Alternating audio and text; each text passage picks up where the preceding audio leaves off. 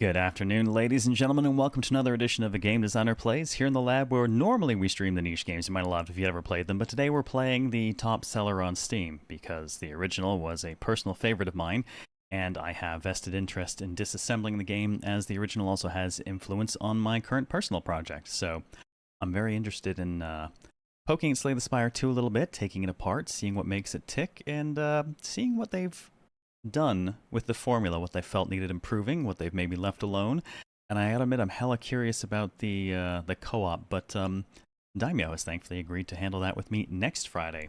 And I'm hoping he'll put his design cap on for that one as well, because we tend to approach things from different angles, so that'll be an interesting one. Yes, playing the mainstream games everyone's heard of. I know I feel weird as shit doing that, but sometimes, also hello Cafe Claire, sometimes I just want to play a game I actually want to play. Not to say I don't want to play the games I stream, but sometimes, like, yes, occasionally my tastes in the mainstream do overlap. It happens once in a blue moon, and this is one of those times. I think it peaked around 300, like high 300,000s, 400,000 or so yesterday. It's impressive.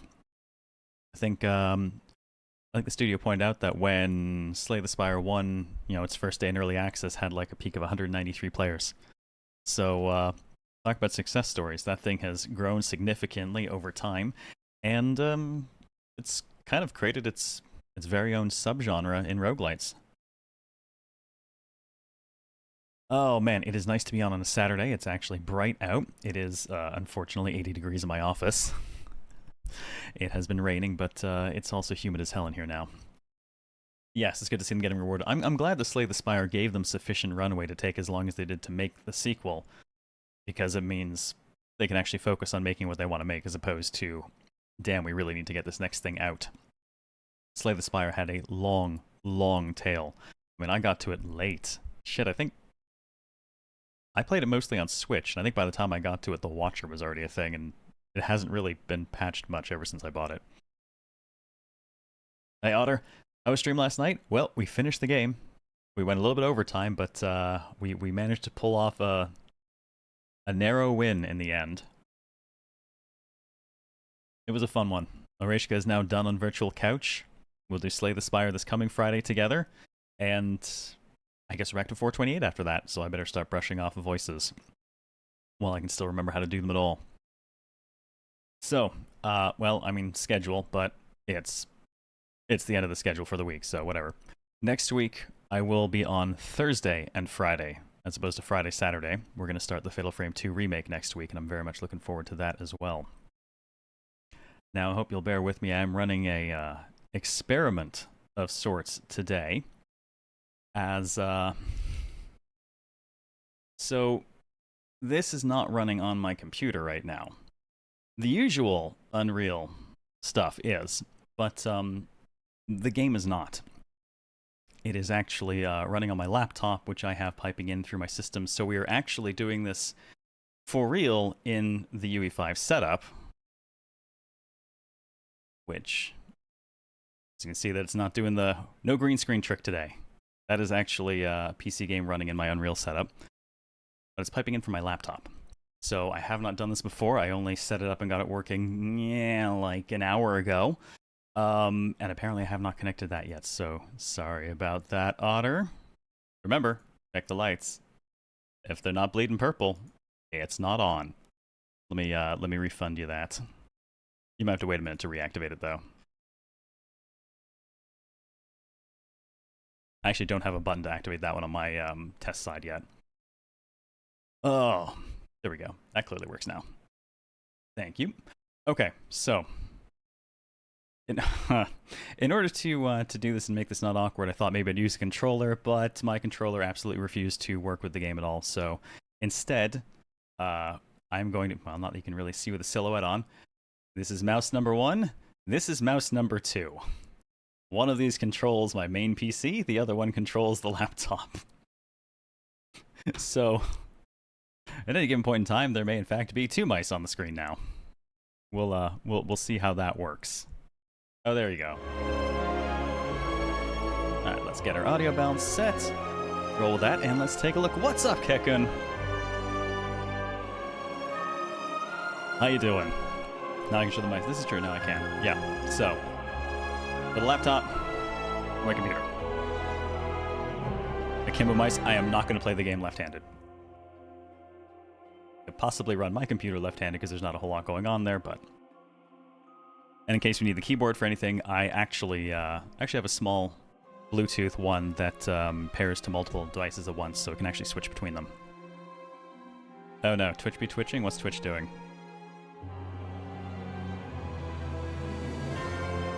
Yes, 2 computers, laptop and PC. So, as is ever the case, let's start by taking a look at what the game has for options. What's up, Seba? It's a subscriber. Bowman, thank you very much for 99 months, almost 100. Welcome back. Tuning in from middle school LAN party. 30th birthday. Aw, is like small baby. Bitch, I built laptop, our LAN parties. Have fun. 8 of us playing Slay the Spire. Nice. Seriously though, have fun. Say happy birthday for me. That is an awesome way to celebrate a 30th.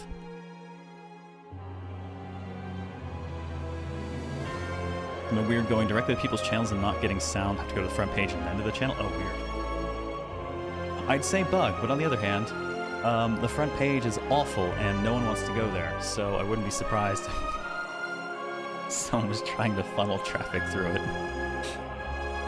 Wouldn't put it past them. Why 2 computers, Kekken? Because... So, all of the stuff we get in the game screen in my Unreal setup comes from a capture card. But, capture card doesn't work exactly for running a PC game on my computer. But if I'm running a PC game on a different computer, over that away, that has an HDMI out port on it. That I can pipe to my capture card, and that can be picked up here. So this way we get the entirety of my UE5 setup working with PC games. Also, if the game crashes, it won't affect any of my other shit, and I don't have to worry about the weight of the game affecting any of the Unreal running. So I do usually like to keep an eye on the heat levels, but it's sitting on an industrial-grade cooling pad, so I think it'll be fine. Let me know if you ever hear it. Alright, what do we got? Obviously, languages. Language, we'll leave it at that. What did they end up shipping? Wow, okay. Gotta say, for ship and early access, that is, that's an impressive list. Not bad at all.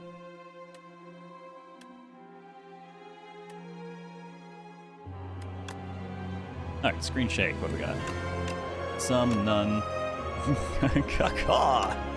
Lots. Normal. We'll leave it on normal. Mostly because it can potentially affect bitrate on something like streaming.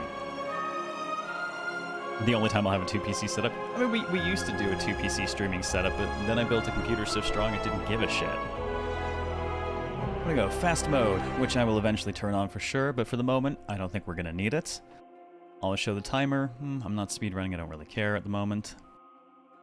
Hand card count. I mean, I can count, don't think we'll need it. Long press confirmations for ending turn. Nice to have. We'll turn it on if it becomes an issue. Skip intro logo. Oh, I love that that is on by default. Thank you. We'll leave that. Limit FPS in background. Sure. Upload gameplay data. Error logs sent to make crypt to fix bugs. Yeah. No, I am... actually, there's a tiny issue here. I believe due to legislation in the EU, this can't actually be on by default. We ran into the same issue with analytics on DB2, that we had to shut that off by default because it's not actually technically legal in the EU to have it on. It has to be purely opt-in, it cannot be opt-out. Text effects. Wavy, shaky text enabled, sure. Feedbacks, credit, and reset, okay, cool.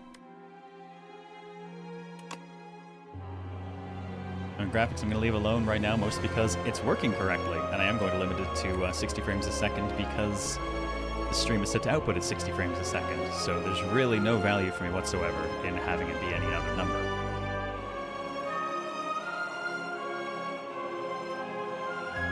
It's curious if it's on for you in Norway, so the EA might be exempt from some of those rules, but still. Interesting. I actually think it's just an error on their part, because, like I said, we had it on by default for DD2, and we had to change it in order to be compliant. So I suspect that's actually just them making the same mistake we made. They'll find out one way or another.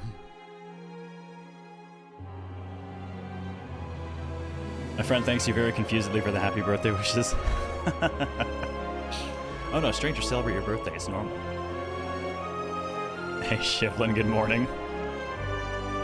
Game is so sick already. I'm excited. I really enjoyed the hell out of the first one. I played a lot of it. Alright. I mean, we can adjust these as needed for audio. I think I'll turn off mute and background. I've never really been a fan of that. Though less of an issue here, because if I have to type anything into chat, it won't actually affect this, because I'm not typing it into chat on the laptop. But do let me know if we have any audio balancing issues. We can adjust them as we go, either at the game's level or at my tool level. And input, so we'll just... My controller refused to work with it, so I'll just leave all that alone. Alright, let's give it a go. I made a point of not watching anything, not touching anything, because part of what I want to examine today is the first-time user experience. It only happens once when you play a game, but it is kind of really important, because it sets a lot in terms of expectation. And as you may have heard, music sounds a bit loud. Yeah, it is definitely kind of cresting and swelling there. Let's go ahead and just... I'm going to taper it a touch on my end first. Thanks for the heads up.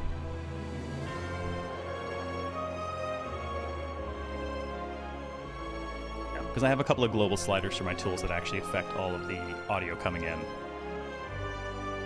We'll tinker with that for now. But yeah, I was going to say, first time user experience. Yes, so, there is a quote, and I wish I could remember who said it, but it basically boils down to, unhappiness exists in the gap between expectation and reality. And I find this is actually also very, very true for games. First-time user experience is very important because it'll set up a lot of those expectations. You know, even outside of your marketing, which can just ruin expectations up front.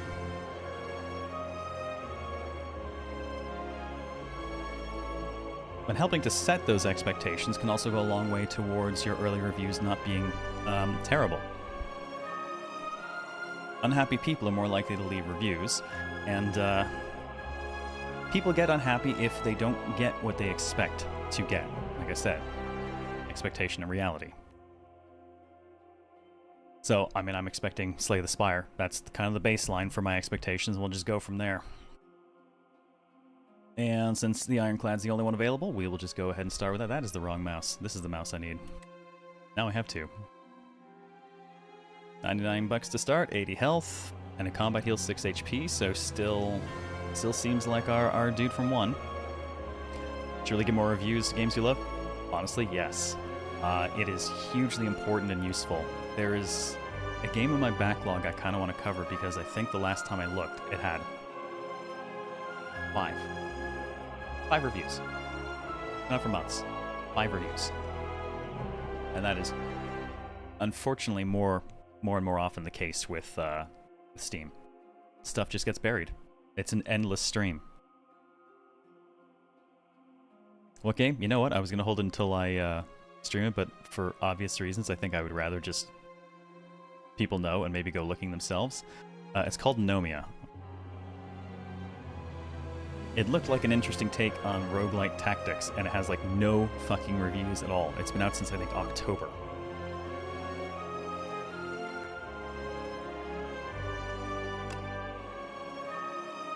Oh, it looks like this is my first time playing Slay. You know what? I would say no, I do not need tutorials. However, I am curious what they decided to tutorialize. So let's say yes, and let's see what they thought was important enough to teach.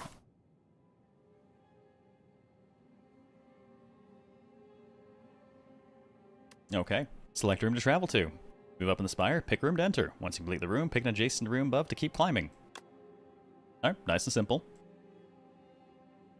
Oh, nice clean glyphs.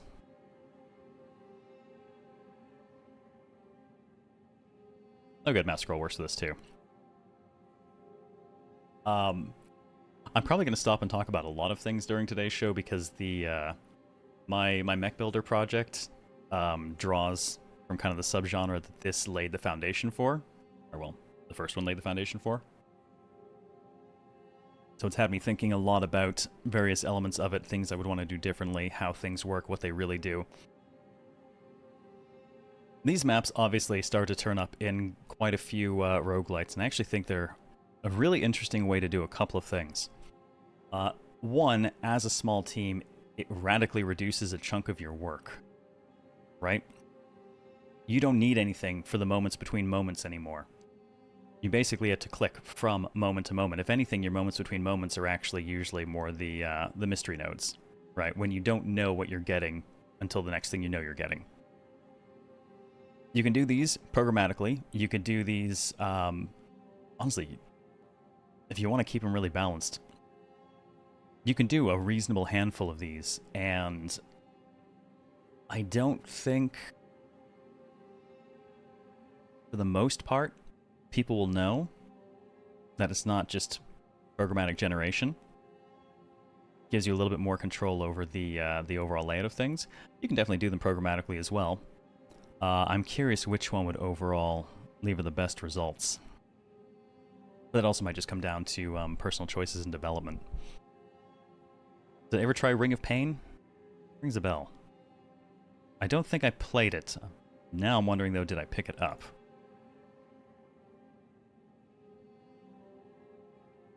I am curious.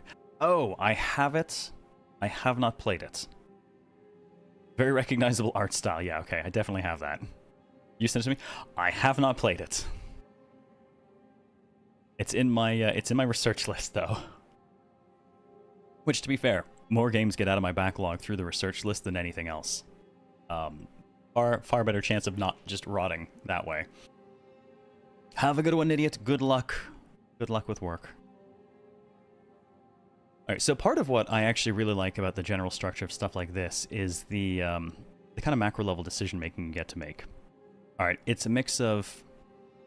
Actually, I want to draw Anomaly Collapse as a comparison for a moment. I streamed this during one of our... I think during the Season of Futures last year. Now, they did their thing where nodes would pop up and you had time to get to them, but typically I found you had enough time to mostly get to anything. If there was a node you didn't really want to do, it wasn't a problem. You could really just not do it. What I actually like about maps like these is I feel like they kind of embody a bit of the soul of the roguelite, which is making the best out of what you get. Which means sometimes you have to make decisions where there'll be a few things that maybe you want and some stuff that maybe you don't want, and you're going to have to deal with all of it. I think letting people just kind of cleanly pick and parcel their way through and only really engage with the things they want, I actually think that's a lot weaker overall. Adversity and friction are important, and I think having to make decisions about what is best in spite of negative elements, I think that adds a lot. My cat has arrived. I'm going to try and grab her.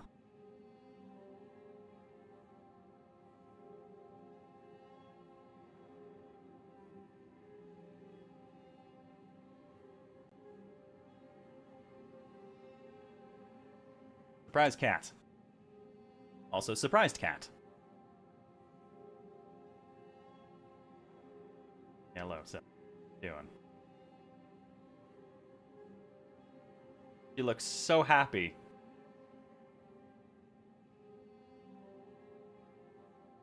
Alright, off you go. Oh no, and just with the flesh tubers the cat escaped, I'm sorry. But also a party. Oh, no party parrot cat. I'm sorry, she got away. I could only keep her for so long. She was not happy. Hey, Astronomal, I see you over on the YouTube side. Which reminds me, we are also live on the YouTube side, which has a higher bitrate, so if you want to do me the courtesy of the dual lurk or slap the like button, that is always appreciated. Oh wow, you can actually see the color of the cup for once. Yeah, Celty do be like that.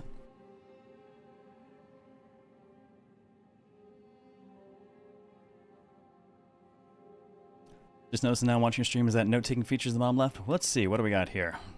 Yes, remove all drawings you've made. Map erasing. Draw on the map. Woo! That's my path. Interesting. I actually hadn't even really noticed those. I wonder if that's less for me playing and more for me streaming and being like, oh yes, I think I'm going to, you know, this is the path we're gonna, you know, aim to take kind of deal.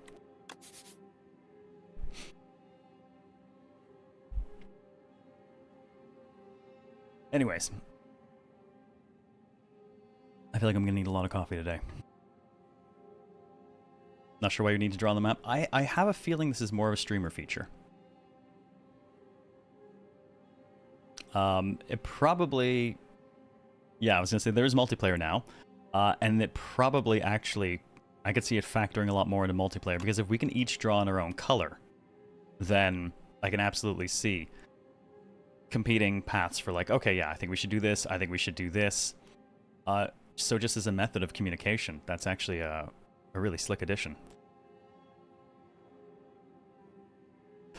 Alright, yeah, I mean, I haven't even got to a fight yet. Like I said, I'm going to talk a lot.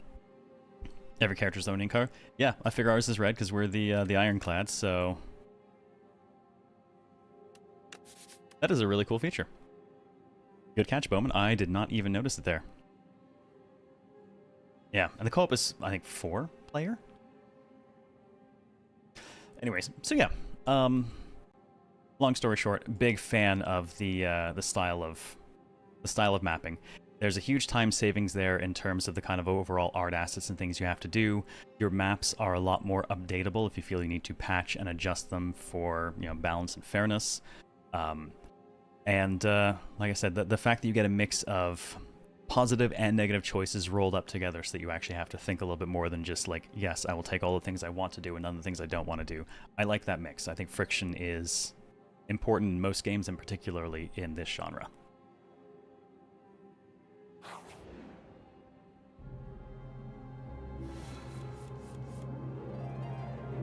That seems super quiet. Let's bump that up a touch. Alright, let's see how they decide to tutorialize combat. D2 did something like that, right? Sorry, something like what?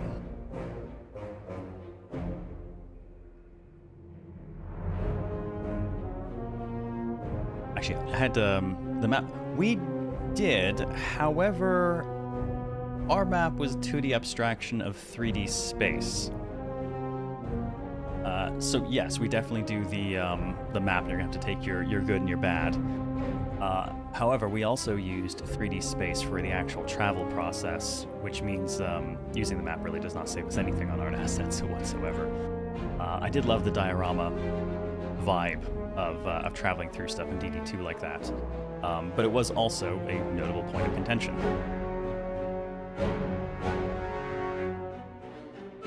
Managed to get a copy of the Resident Evil Generation Pack, 7, 8, and 9 for $10 more than 9. Yeah, $5 each for 7 and 8.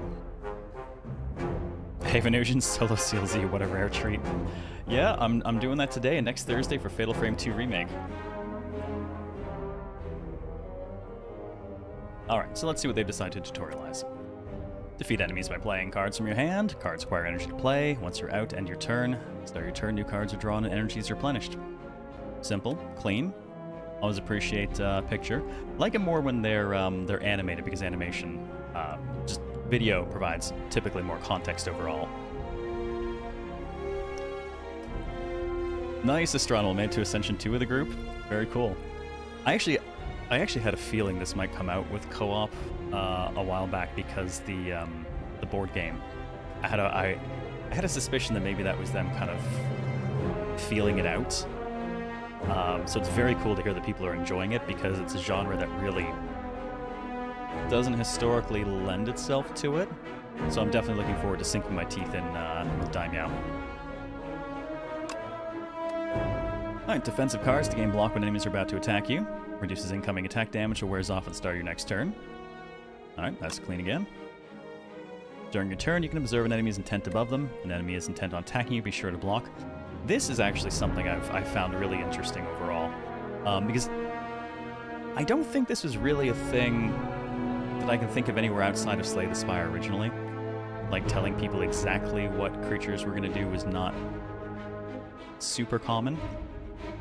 But it creates a really interesting deterministic environment where you're relying really only on the RNG of what you pull, which is a bit of a manipulable RNG by virtue of actually, editing and controlling your deck.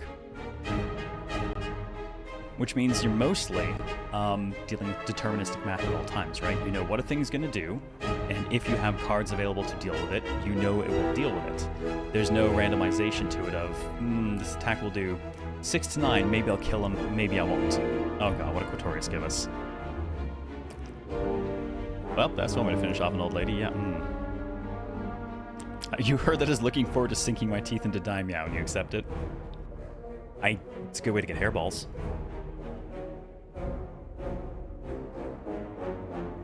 So it does occur to me, I did not actually ask Quatorius what the flavor of the stream was, so I don't know if he can top that, but Quatorius, tell me, what is today's theme? Ding dong, the mod is dead. Thank you very much, Dead TNT. Well, the mods are gone. I guess post emotes. Give me your lootest emotes. There are no mods here now.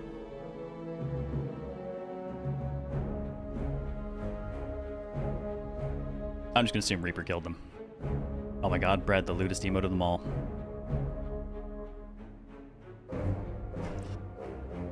Alright, yeah. Observe an enemy's intent. Enemy's intent on attacking you. Be sure to block. Kill it first. Either way, I love the relatively hand-drawn arrow.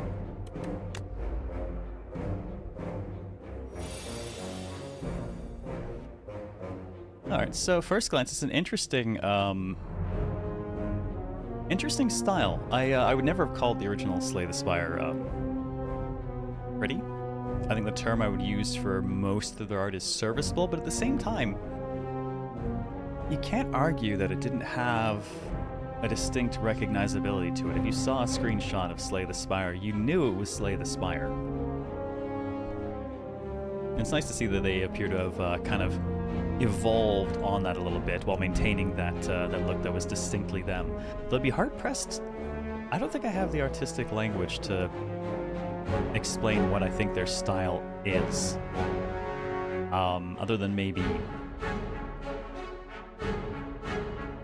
heavy emphasis on flat colors? Yeah, the art's intentional at this point.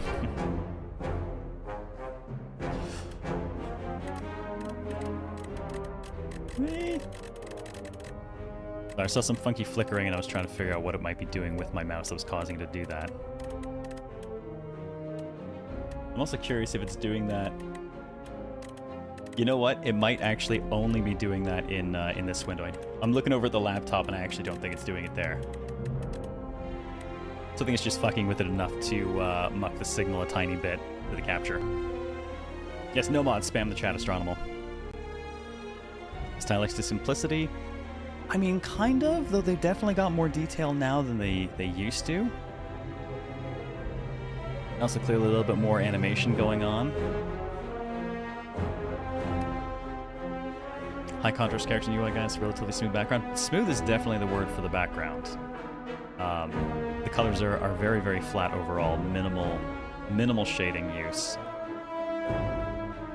No mods equals Cthulhu doesn't get fed. This is true. He probably has a few lewd emotes of his own to throw out.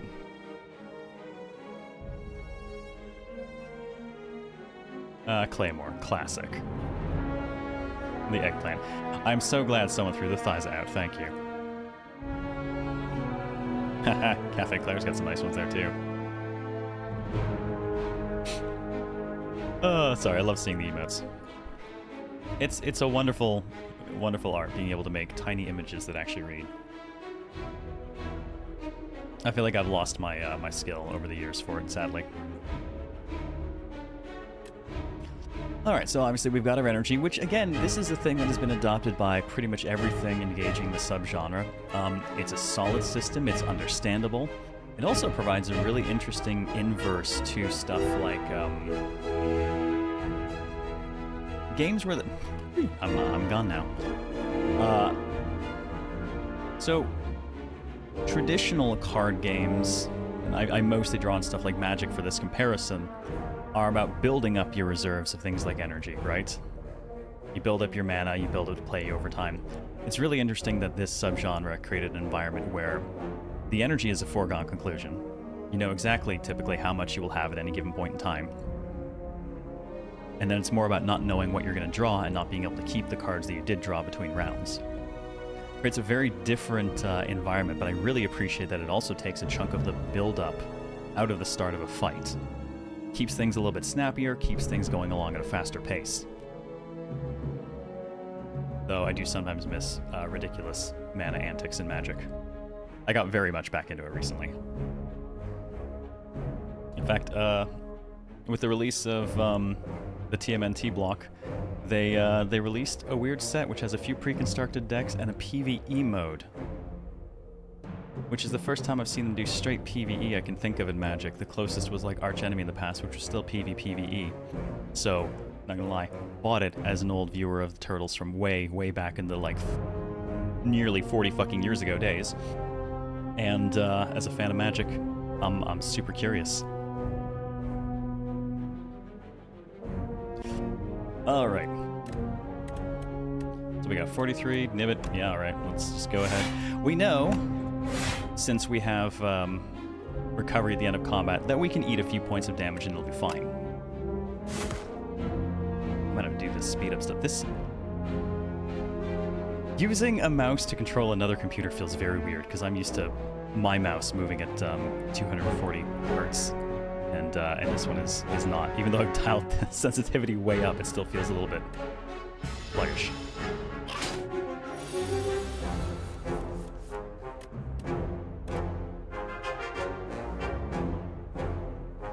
Six in, some block for you, huh? Well. Oh, that feels kind of weird. I'll have to get used to that.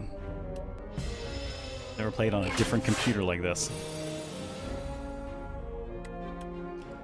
No cards to draw, you discard power right is shuffled into your draw pile left. See, I do love when a tutorial actually pops up purely contextually, and at least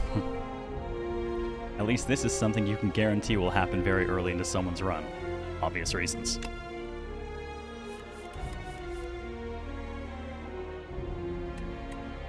Well, you're gonna buff, so let's not do that.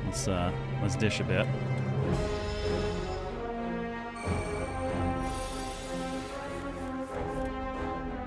I also love the cleanliness of what they did for kind of buffs and debuffs. There is value in simplicity, and typically their buffs and debuffs are very, very simple in Slay the Spire 1. They'll have a handful of newer ones in this one, I'm sure. But at its base, you know, deal more damage, take more damage. Pretty clean stuff. Animations are very pleasing. An option to play cards and numbers on keyboard. That is actually already a thing. I could swap my, yeah. I can go ahead and just hit the keyboard to grab them. It does mean my keyboard is now limited to controlling the laptop over there. Well, since we can do more damage, and I actually get to use both mice for this one. I'm a really, really big fan of UI that updates itself accurately. Oh no, my camera is fucked off. Oh no, we fixed it yesterday.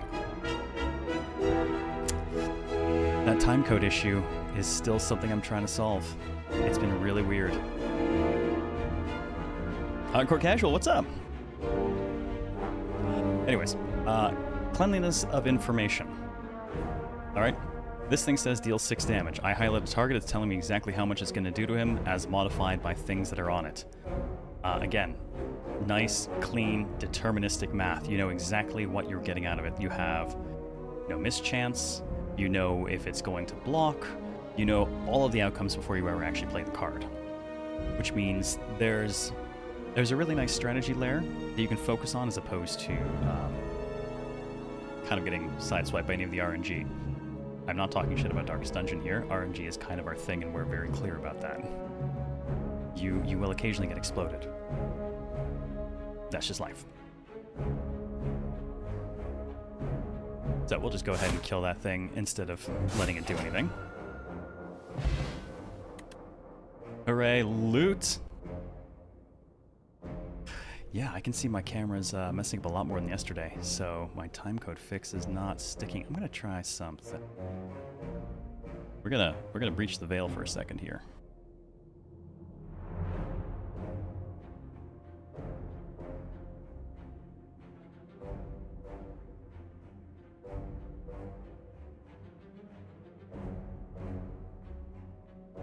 Yeah, that timecode thing has been causing me issues for weeks.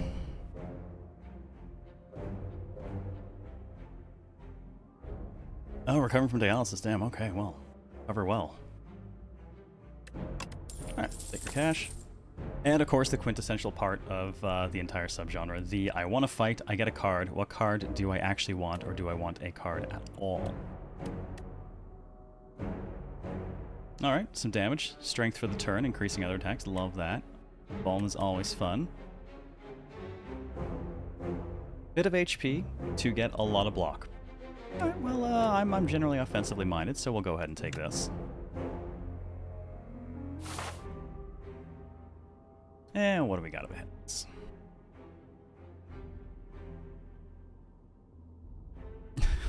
Sorry about the fourth wall kill, Aaron. It doesn't really exist here. No, this timecode issue's been plaguing me for a while, and yesterday we got a perfectly smooth stream. I thought I had it fixed, and then today during testing, it just blew up again.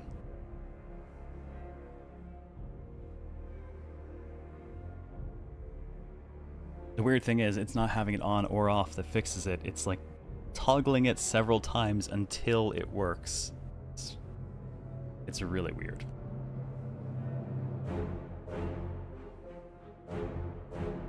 Introducing a friend to Monty Python, the Holy Grail tonight. Oh, good God. Mr. All my friends have been trying to get you into Magic. Seen the decks they use, want to have fun, not get raffle stomped. Yeah, I feel like Commander is better for that. Games are a little bit longer, you have a little more room to move. There are people who build hyper-competitive Commander decks that'll just, out the game in a few turns. But I think a lot of those people have forgotten what fun actually is.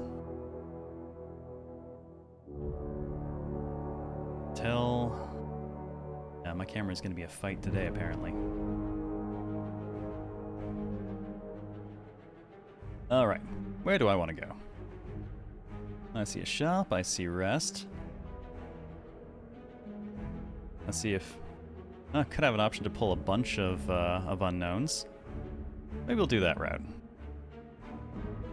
This side we have no choices. Pretty much just locked in. Let's go with choices.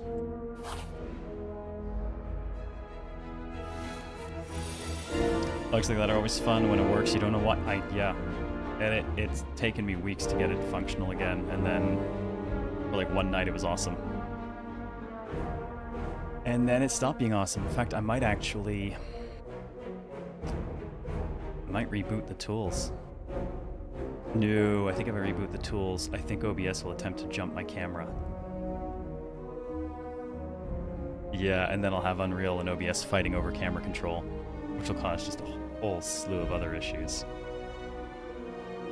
I'm trying to decide if it's worth trying. Oh, let's leave it and we'll see how bad it gets. I love it. Examining one game while also trying to debug my own tools that are running it. We're seeing 3 cards after battle right now. I was worried for a second there's no new stuff at all. Right, I mean, I'm the Ironclad, and here's my starting cards, and they're exactly what you remember, so yeah. Status cards. And you just want to hurt me. Well, I mean, we could kill that one outright. Yeah, let's just, we'll just flatten that one. Kinda literally. And I don't mind eating a bit of damage from the other one.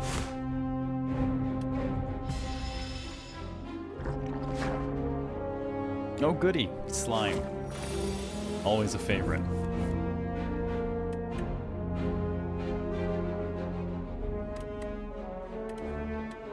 Well, 2 strength will be nice. I do want to block some of that though, so I don't think I'll get a ton of use out of this.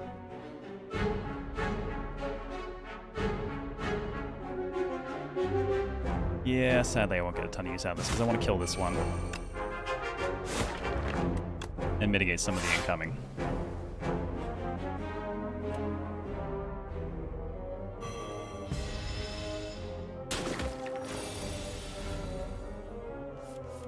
I'm glad I just changed this fighting stance is all.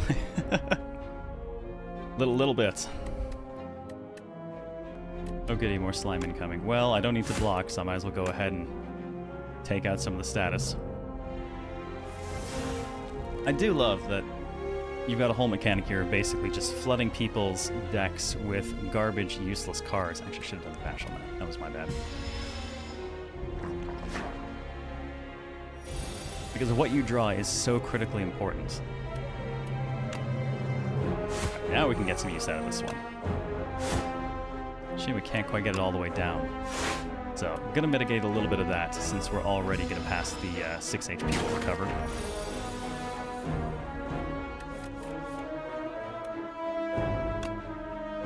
Yeah, we do get some draw out of it, but it does mean I'm not necessarily... I still have to waste energy on using it.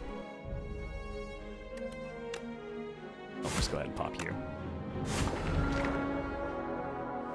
It's interesting to see the various kinds of mechanics that have been used with inserting cards into decks. Cards that interface with how you play, cards that just take up space, cards you have to pay to get rid of. The size of the deck is such an important thing.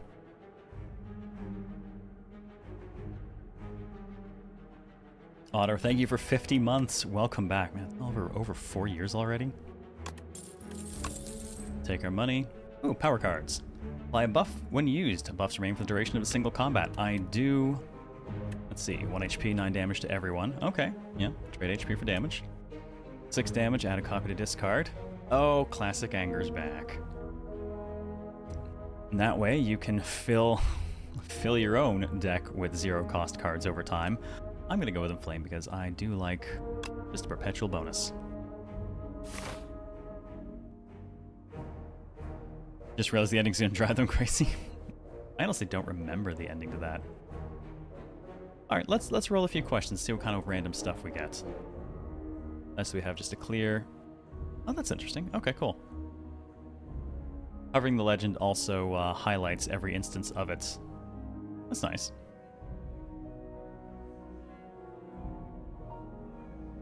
And because we can get the description over here, we don't actually have to clutter any of this with tooltip.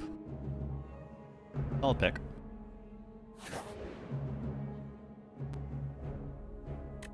Let's see. We spot an enormous shambling beast chase off an injured green bird. The alcove the bird fled from, a single unguarded egg lies abandoned. Your stomach gurgles. Interesting. Okay, so we can eat it and increase our max HP. Solid. Or we can take it and hatch it at a rest site. Well, obviously we'll do that because that's weird. You gently scoop up the egg and stow it, thinking it may hatch into something useful later. Why have just an egg when we can have a whole chicken? Alright, let's keep the weird things going. Sapphire seed. You narrowly avoid stepping on a bright, sharp seed? Its unmistakable color gives away that it's a sapphire seed. Are these incredible seeds supposed to be extinct? Legends say that consuming one can greatly amplify your endurance, but what if you plant and nourish it instead? So we can get 9 HP and upgrade a card in the deck. Solid, because upgrades are so important. Or plant and nourish. Enchant a card with Sown. First time you play this card each combat, gain an energy. Extra energy once is nice. I think I'd want to put it on our setup strike, since that's the one that temporarily gives us 2 strength. So having more strength to spend in the turn to make use of it. Let's try that.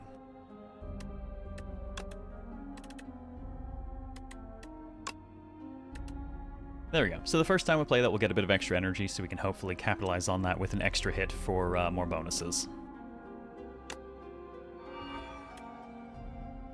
You scour the overgrowth and find a pot with good aeration. Then you trek around, searching for an untouched spot where light peeks through the cracked wall. Carefully, you reinforce the pot with bark and vine to camouflage it, fill it with loamy, nutrient-rich soil, and nestle the seed just beneath the surface. Finally, you gather dew from nearby plants and pour it over the soil. Grow big, little seed. Unknowingly, the sapphire seed attaches to you spiritually, thankful of your hard work. Hey Eric, how's it going? Oh man, you guys talking Yu-Gi-Oh over there? I gotta tell you, that game has the ugliest goddamn cards. Like, everything about their visual design offends me to my very core.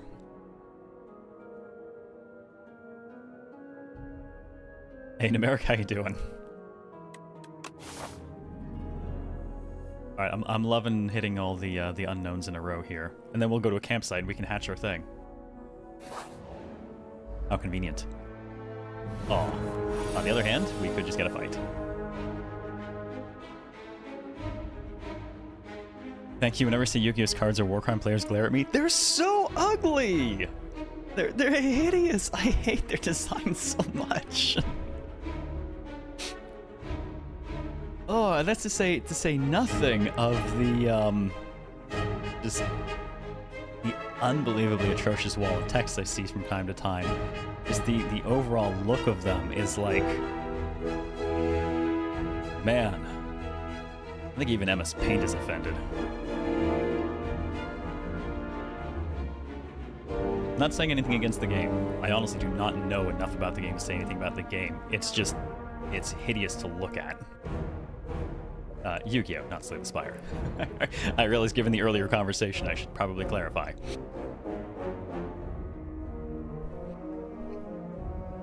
Think I agree the art's not your style at all? Yeah, I just, yeah. But yeah, it's weird to call it UI, but that's fundamentally what like all the card frame is. It's your user interface, right? Oh, close to finishing Spider-Man 2, awaiting Monster Hunter Stories 3 soon. Nice. Man, I never got around to playing Stories 2. I think I've just... God forbid. I think they killed Monster Hunter for me. Just over the last couple of actual like mainline Monster Hunter games, I think it's just dead to me.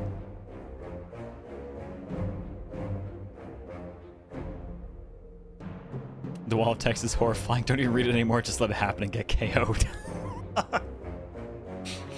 Oh, hey, we get... Alright, so this is wasting a spot in our cards until we get to the rest site. So I appreciate that because it means there is not risk inherently with carrying it around, but there is a cost with carrying it around. Let's hope it pays itself off. Sadly, we do get our... Well, that's unfortunate. We'll get our energy, but we don't really have a use for it because the only other card we can pull is the defends, and it's not going to attack, so no real value. But I don't want to give up the opportunity to deal some fairly significant round 1 damage. So we'll just go ahead and take it. Sure, because I'm weird like that. I have no reason, I'll do it anyways.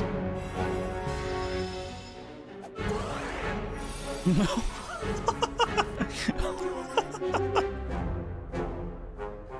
Okay, so I'm glad I did the damage up front because while this thing's alive, my attacks do 30% less damage. Look how cute I am!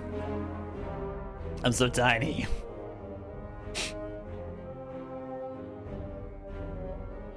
Never cared for Monster Hunter games, but the stories actually made me want to play.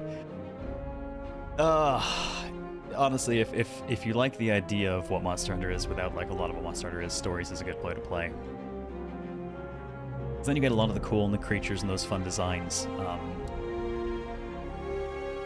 Then you'll probably get a lot of better narrative than what we've gotten for the last while.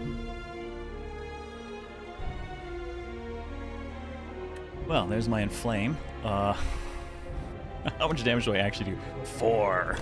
Oh no, I'm so small! Oh, well, I can't block any of that, so I guess I'll just go ahead and...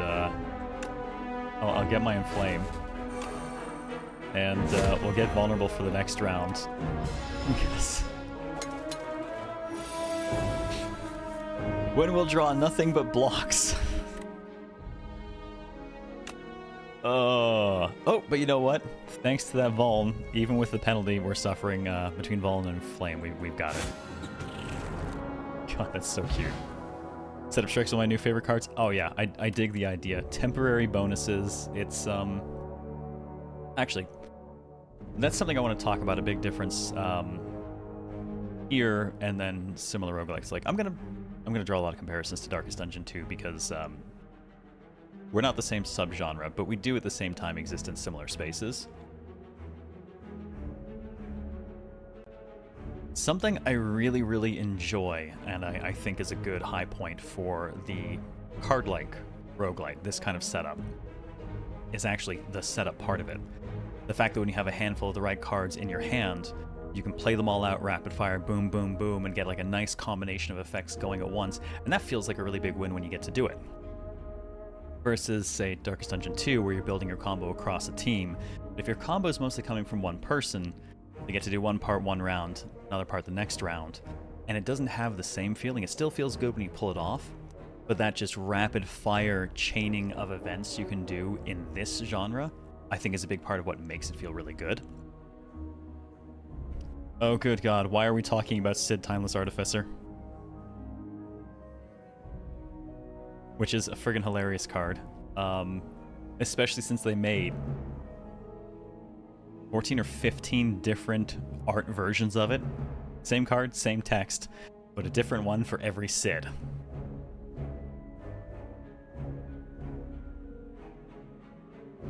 Monhunt Stories 3 seems to be really fun, but really enjoyed the demo. I should probably check it out at some point, but man, I just don't have the time. My personal time right now is grudge matching Nier Replicant. Finally finishing it with all its endings and laying it to bed forever because, God, I hate it.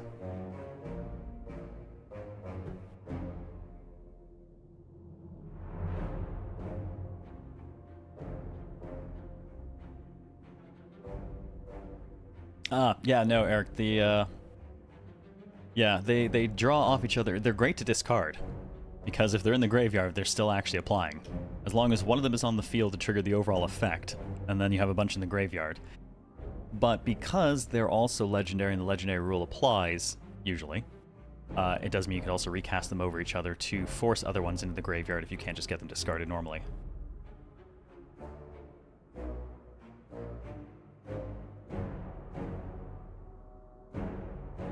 Hey, Metazoxen. Might be too early to ask. What do you think of the game compared to the first one? Definitely too early. We've talked a little bit about the visual differences so far, but I'm kind of actually talking mostly about just the overall genre because it's the first emergent genre in a really long time that has grabbed me fairly continuously. I play a lot of games in it. It's my go-to kind of unwinder is to play Slay the Spire or similar card-based roguelites. Or even dissimilar card-based roguelites. I just play a lot of card-based roguelites. Which is why I'm also building the mech builder in my spare time.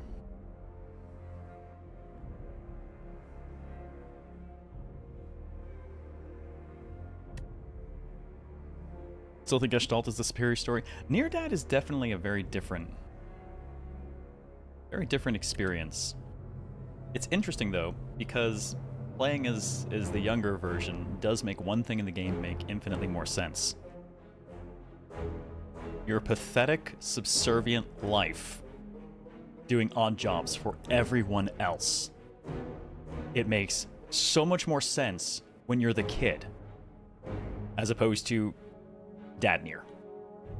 Everything else makes more sense as Dad Nier, but like the crux of what you do for a living makes far more sense as the kid.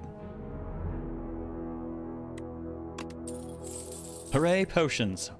3 of those, temporary bonuses we can use, and 20 damage is one I'll definitely not say no to. There we go. Drink or throw potions during combat. Potions stay with you throughout the run. What do we got for our next card? Gain block, deal damage. I do love that. Deal a bunch of damage and exhaust the next card in the draw pile. Interesting. Okay, so I won't necessarily know what I'm torching, but it won't torch itself. Deal 8 damage if the enemy's vulnerable, hit twice. Ooh. Oh, that's a toughie. Okay, I really like that. Really capitalize on that vuln. Reminds me of the Abomination's Rage that does just like maxed out extra damage if the enemy's already vulnerable.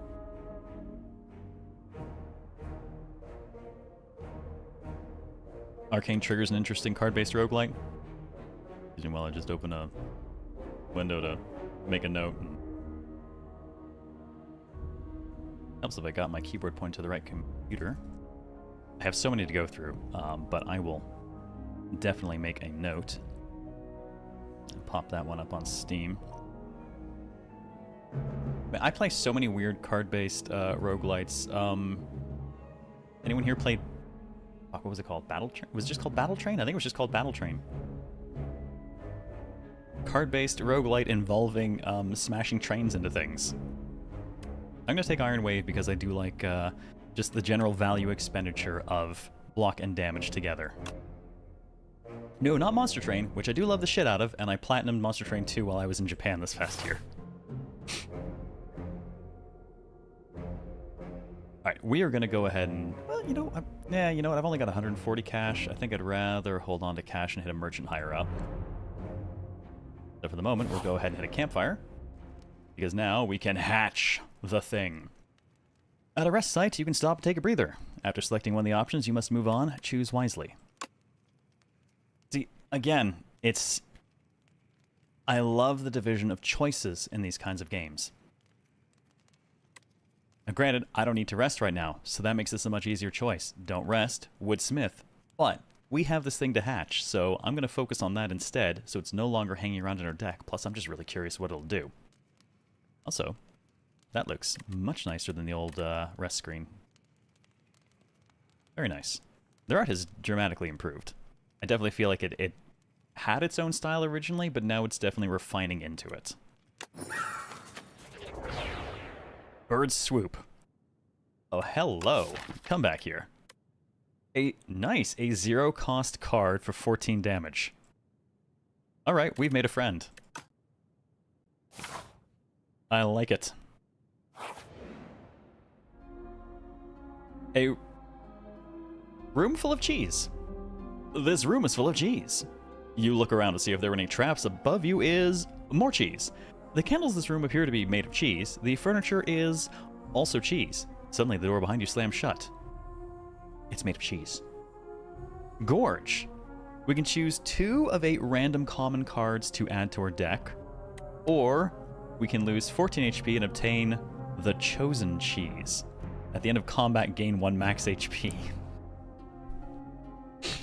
Okay, we have to. Right? Like...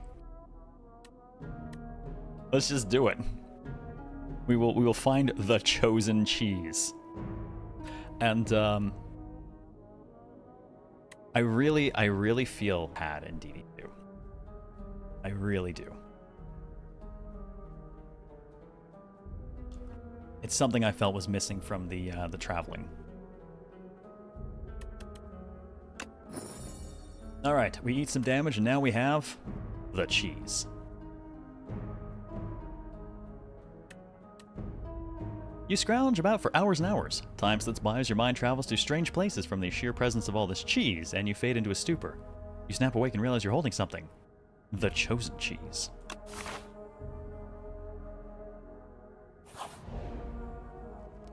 Well, we could recoup everything we lost. Though, we got more fights coming up. We've got even more rest coming up, depending, so...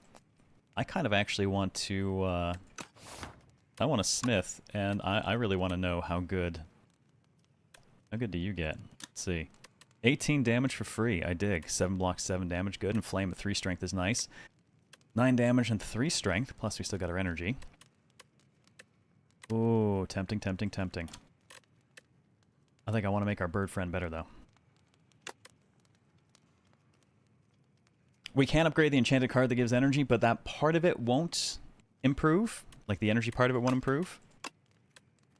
The core parts of the card will. That bit is special and remains as is. That said, though, that is really nice.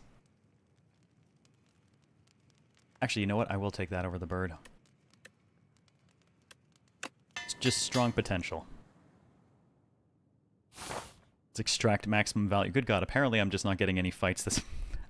We're gonna get all mystery rooms on this path. Which is great. We'll be so low on cards. The legends were true. Entering into a pitch-dark chamber, as you can see, I have disappeared as well. A sudden light pierces the darkness from above just as the door slams behind you. It is not made of cheese. Illuminated before you appears to be a podium with a map on it. You feel compelled to take it. Suspicious. Alright, the Spoils map marks a site of 600 extra gold in the next act, but becomes an unplayable card in your deck until then. Or, lose 8 HP and find a random potion. Well, I mean, come on, I'm not going to say no to dragging this thing around and getting a bunch of cash for it. Take a nibble, it might be hidden cheese? Ah, joke's on you. It was cake. What's the worst that could happen? As you grab the map, an opening appears before you on the other side of the room. Alright, now. Really ought to get some fighting in. At least get an elite fight in for sure. Could do a fight in another mystery room and then an elite. There are no elites down that side, sadly. So if we wanted to play it safe, which we don't, either of these paths, this path in particular, gives us a lot of card upgrading options or recovery. But I want to mix it up a little bit, so...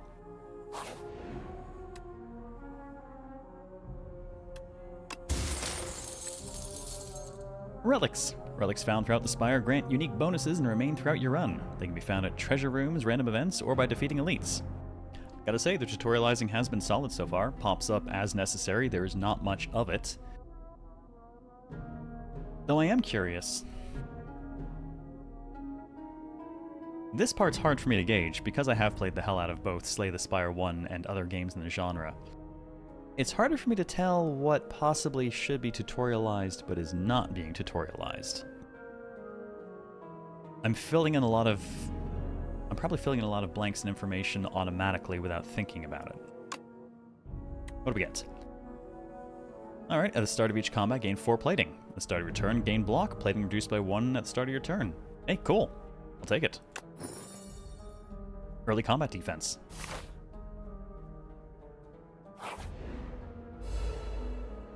Oh, we have our bird.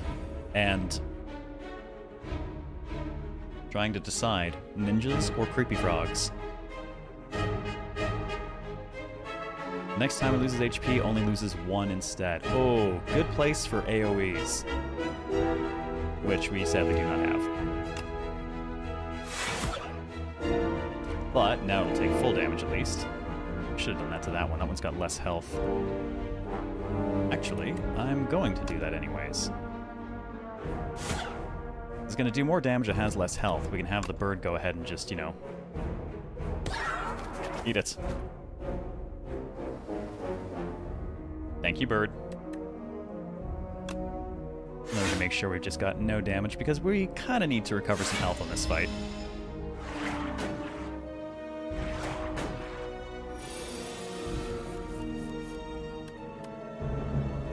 Alright, can we put you in the ground?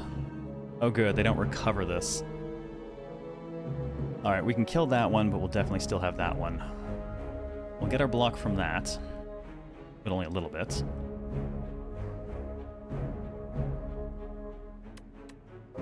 Sadly, I don't think it'll be quite enough, but alright, we're gonna have to settle for killing this one then.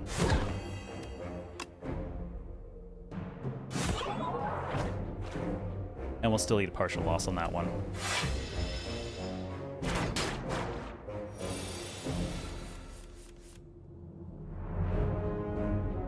Like the addition of quest cards feels really good. Yeah, I like the idea of having to carry something around at a cost. You know, it's the nature of the game, right? Some added risk and cost now for benefit later. But it's also a choice, right? Do I do it or not?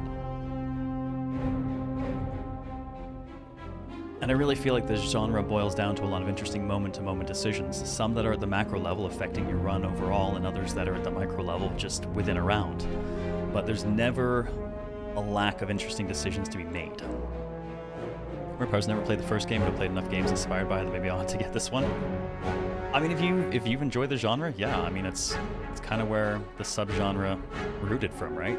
I'm not wrong about that, am I? I can't think of anything that preceded Slay the Spire that didn't quite like Slay the Spire. But to be fair, it could be that whatever preceded it was just buried. Kind of like the case of Minecraft, there was something else before it that was very, very similar that just nobody noticed. And I can't remember its name for the life of me now. Oh man, my setup strike is gonna get, it's a shame, but I wonder, well, you know what, actually kind of, it'll actually even out anyways.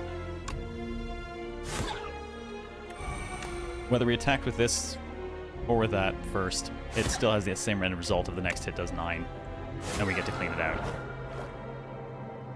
Infiniminer? Thank you, yes, that's the one.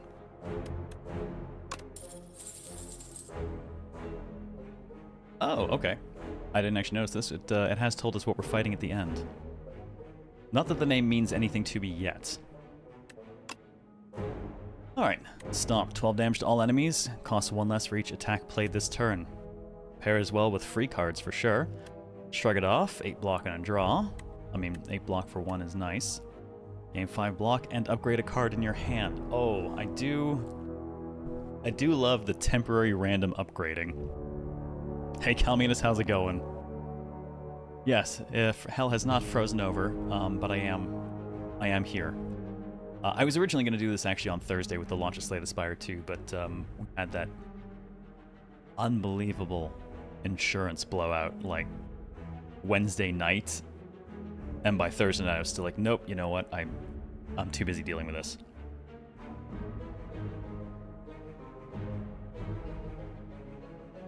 Now, speaking of interesting decisions, there is also the option to skip just to not, you know, have more things turning up in our deck, because of course the more cards we have, the less likely we're drawing any given card at any given point in time. But, being that's also the first run, I want to play with neat things, so I'm gonna go with... Sadly, I only have 2 cards this would really work with.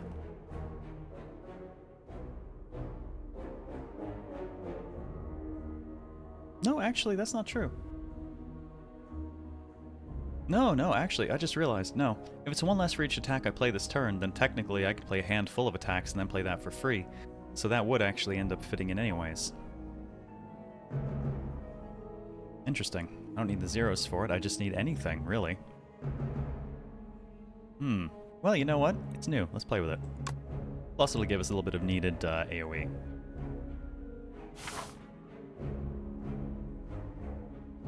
Yeah, precursor to Minecraft was Infiniminer, and like, not like it ever really took off or anything, but technically it's not. Every Minecraft-like is kind of an Infiniminer-like in the end, really. I'm trying to think if there's anything like that for Slay the Spire, but nothing comes to mind. Oh well, guess I'm merchanting anyways.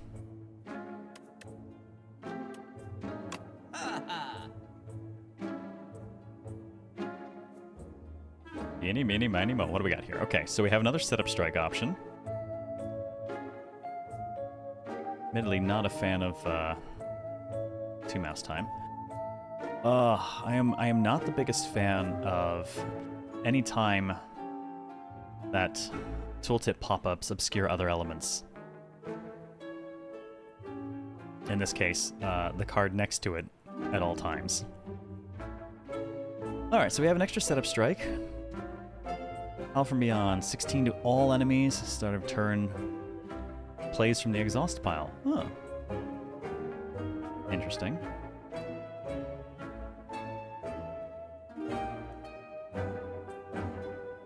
Oh, there's Armaments, which we just didn't take. Bloodletting, lose 3 HP to get some energy. Always a fun exchange. 1 resource for another. And whenever you apply Vulnerable, draw a card as a power. Not bad. Random card in your draw pile gains replay 2. Okay, replay. Play the card an additional time. Random card in the draw pile gains replay 2. That's pricey but neat and random can be fun. Every game is a Pong-like. You're allowed to kill him, Cubby. I give you permission.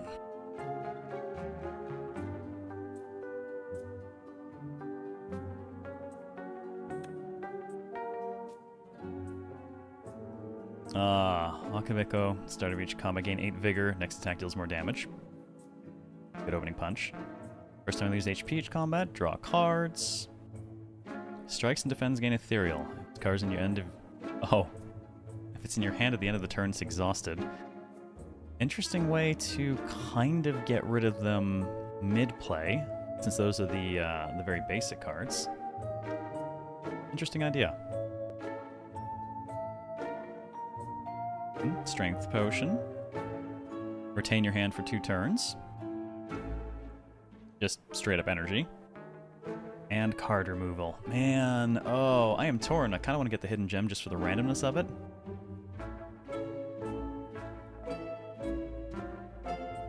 Oh, on the other hand, innate, so we'll start with it. Deal 11 damage to all enemies and then exhaust it. Who doesn't like a dramatic entrance? Gaming as a whole is just tennis for 2 clones. You're not wrong. It's also just not right.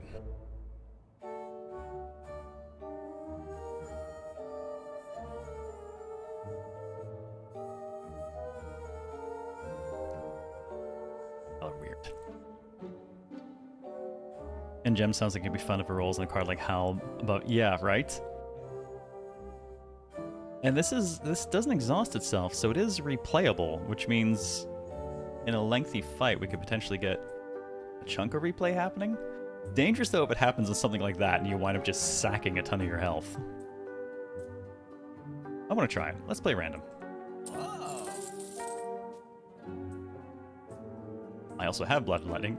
We could get Blooded Lightning because it's on sale.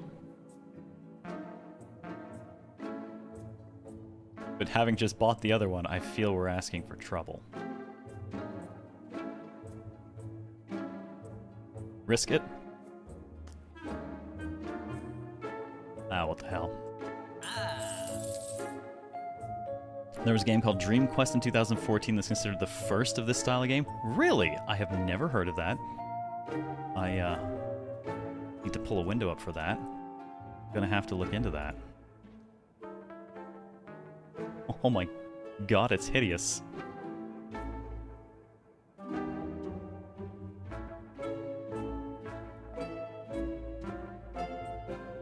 Actually, I think I need to...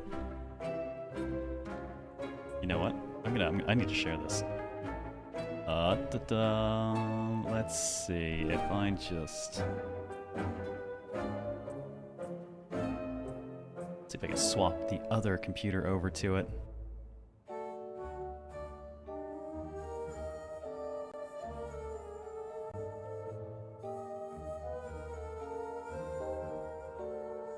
So this.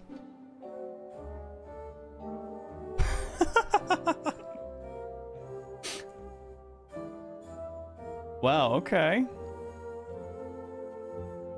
2015, 2014. Wow. All right.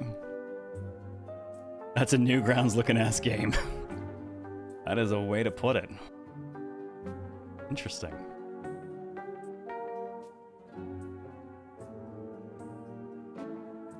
That is wild.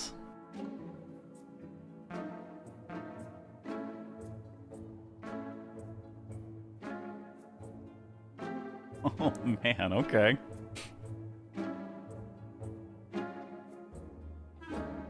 Well, that is a thing. When did Slay the Spire come out? It's just... Oh, it's neat to know if there's something that kind of actually did it first.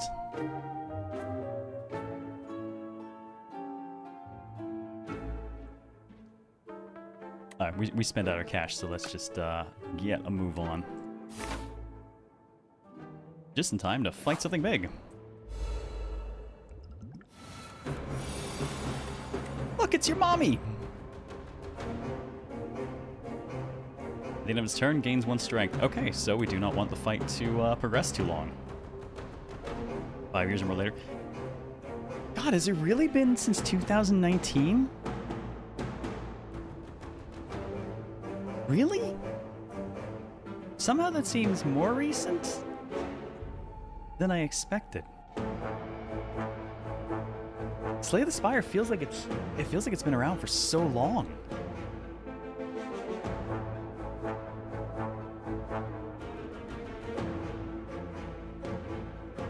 Yes, time to murder mommy, because obviously we want the bird to stay with us, right? Last few years lasted decades. That is a fair point. Yeah, 2020 was the longest decade of my life. And now we're in what, 2020 part 7?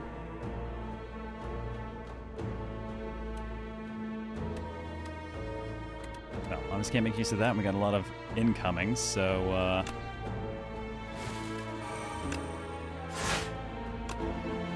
I'm gonna mostly mitigate that round 1 and get our flame going.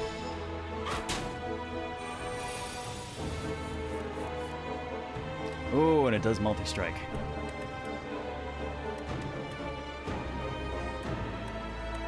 Alright, so 14 to all, 1 less for each attack plate, so yep, its price comes down. Now fortunately, I can actually still do this and this because the bird swoop will bring Stomp down to free.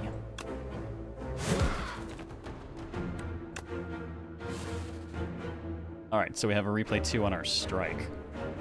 Fortunately, we're just gonna kinda eat a chunk of the rest of that.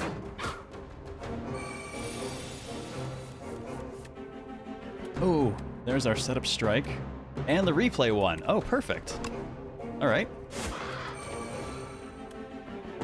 11 damage and replay.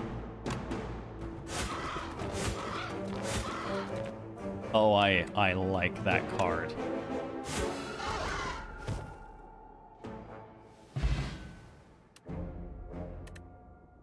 Start each combo with 1 strike? Yeah, I'm always down for that. That went perfectly. I mean, we took damage. But yeah. Oh man. Yeah, I have... Can't believe I fixed my camera for last night and now it's broken again. I can tell that's... Hang on, I need to actually let it keep some diagnostic up. Oh, why do you not like... Oh, that's... That's their window, not mine. I need my window. There we go. I still have the keyboard pointed to the laptop. Alright. This doesn't look quite like I remember, but I normally do this one. Oh wait, no, there we go. I had to look it up because I definitely remember playing a ton of STS1 in college. 2019 was senior year, so... Oh my god, thanks. I just fucking aged a million years. In 2019, I was in the 15th year of my career in the game industry. Hoof! Dust! On the wind! Thanks. Thank you very much for that. Unneeded. Oh my god. It's been a long life. Always good to have a block potion. We'll take our bonus. I do love the calculated risk of elites. You know, the risk of resource cost in the name of potentially getting, you know, a good relic for your build. Usually feels like you really do need to hit a few of them. And once you know them, not as bad to deal with, but I just, again, risk-reward. It's always about risk-reward decisions. We're all old, you're not alone. Apparently some of us are older than others. Oh. Hello. Okay, so bludgeon for 32 damage is neat, and 8 block and another 8 block you've exhausted card this turn is neat, but I will definitely say hello to the extra power. Now I wonder, you think we can score the replay on that as well?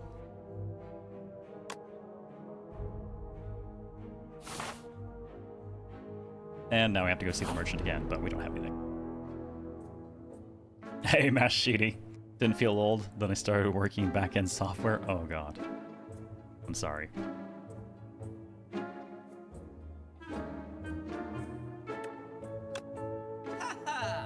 Well, we can't really afford much, but whenever you lose HP on your turn, gain 1 strength. I mean, that is a nice counter to little multi-hits. They already don't know what CD burning is. Yeah. Oh, God.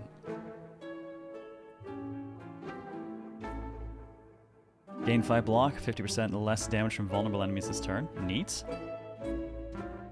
Gain 12 block whenever you attack, deal 4 back. Cool. There's another stomp. And a breakthrough. Panic button. 30 block. Cannot gain block from cards for 2 turns. I love the art for that. Gold axe. Not golden axe, though. Gold axe. Damage equal to the number of cards played this combat. Cool. Well, unfortunately, we can't really afford much of anything.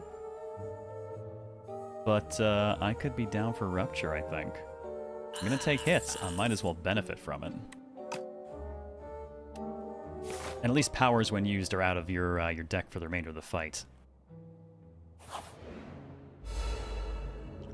Well, aren't you pretty? Oh, we get to start with that? Though sadly, I do not have anything defensive available. We'll mitigate some of it with that. Debating popping the block potion just to really do it, but we got a rest point coming up soon enough, so... In fact, let's go ahead and do bloodletting as well.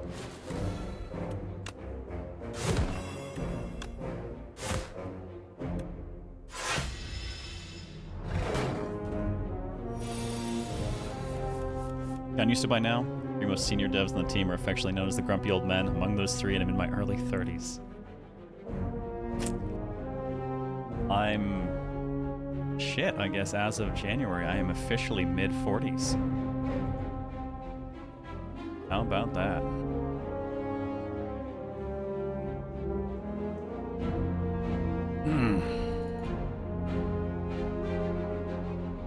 Yep, HP is another resource to spend. Yeah. Especially given that we actually can recover a little bit per fight. Ancient game dev? Oh god, in game dev terms, I am so ancient. It's ridiculous. Like, the average career still flames out in 5 years. I'm working on year 22. And finally, after all this time, it's literally been half my life. And finally, after all this time, I'm seriously pursuing one of my own projects. Which is part of why I actually decided to do this on stream instead of just playing it on my own, because I have a bunch of roguelites to work through and take some bits and pieces from and study, because, know your enemy? It is always valuable to find the mistakes and the successes other people make, analyze them, and determine what actually might be of value to you. Okay, we're gonna get debuffed, so let's at least get a power going. And another power.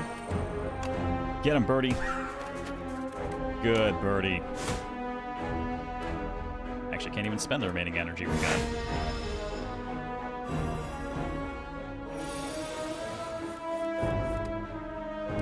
Oh, yeah, I don't think this is gonna work out well for him.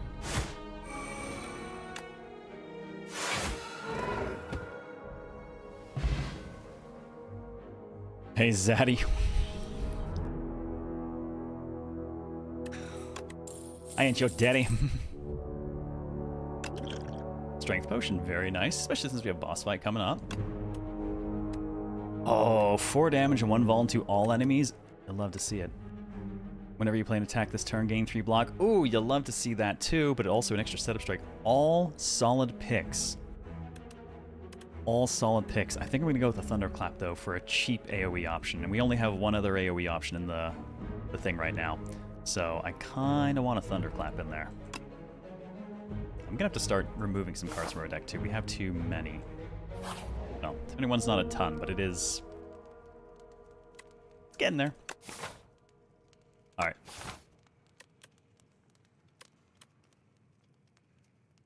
Not knowing the boss, I'm going to err on the side of actually getting topped up. Yes, learn from the mistakes of others or you're bound to repeat them. Also, do not take the mistakes of others as a blueprint for what to do with your life and your politics. As we see daily now.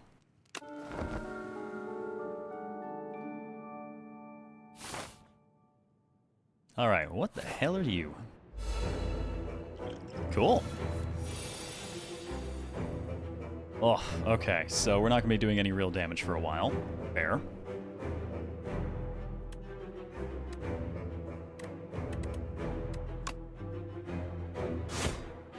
We'll have to score a few hits to bring that down. I'm going to go ahead and bloodlet. That way I've got energy for Inflame. I can do Stomp and at least get one more of those off, and we can get a block. That, when paired with our plating, will at least absorb his hit.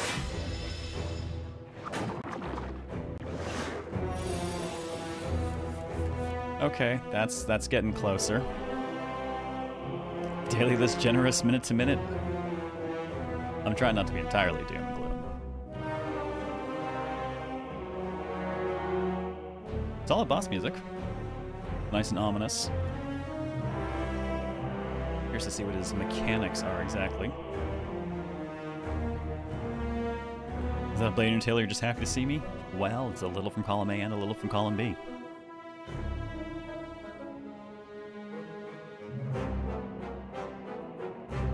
So, fun thing, when we were initially doing some of the early stuff in DD2, we didn't actually have the like guaranteed harder cultist fight at the end of biomes, and it really feels like something's missing if you don't have the boss fight at the end, you know? It's just, I mean, yeah, it's a roadblock, it can shut you down, it's kind of the point of it, but it's also a thing to overcome, and I think that final crescendo before the rest between an act, I think is a really important thing to have. We ended up putting in we put in those stronger cultist guardian nodes, and then kind of tune them over time to have specific better cultists be the element you fought, until eventually, you know, we ended up with the exemplar for the final one. That fucker is still one of my favorite creations. Gonna make sweet, sweet love to your chest at the business end of that broadsword? That's about what I expect, yeah. Maybe I'll feed him my bird as a distraction.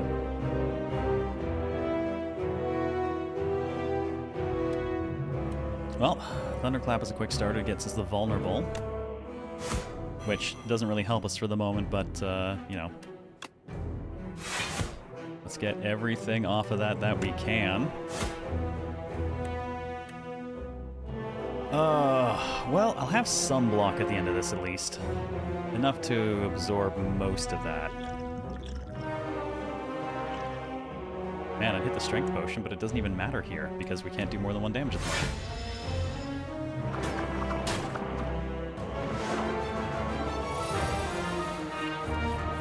Okay. So we're doing that, are we? They got a lot bigger faster than I expected.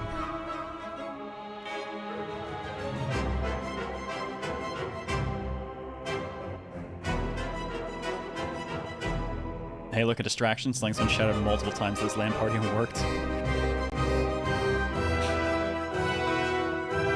Yep, so there we go. We know there's a big hit coming in. Now, this is probably going to put me in a position of having to actually use that. Mostly because with only 3 energy and only 1 thing available to use for block, and me... Well, Setup Strike at least will get us a hit and buy us the energy back. So that's 1 more point off of that. I definitely want Pyre active.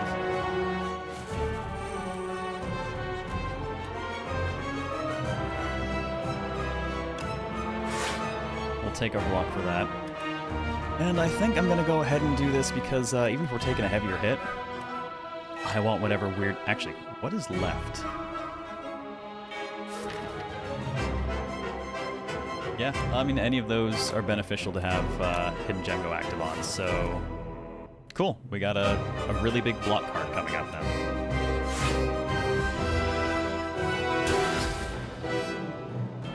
Ow.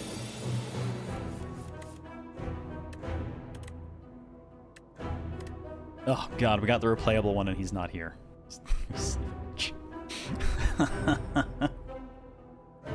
Oh well. Oh, feels like such a waste. We can get the Vuln. We'll finally get through Now at least we can actually start doing damage.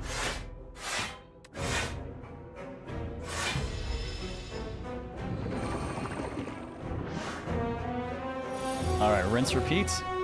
Yeah, looks like rinse, repeat.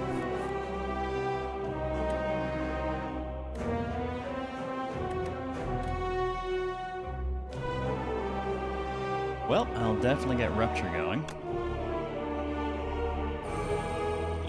Now that we can actually hurt him, I will go ahead and drink the Strength Potion.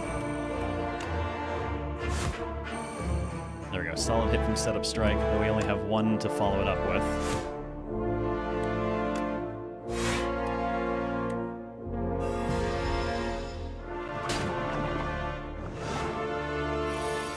It's getting bigger.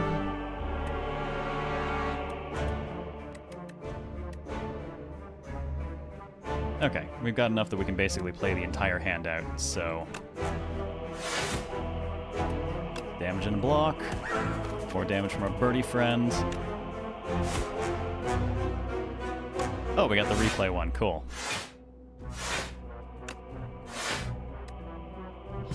Well, at least he's not going to hurt us this round.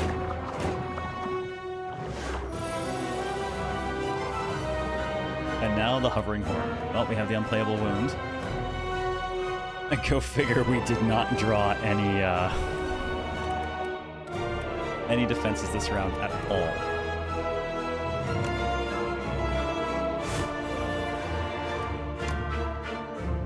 We'll just have to do all the damage we can.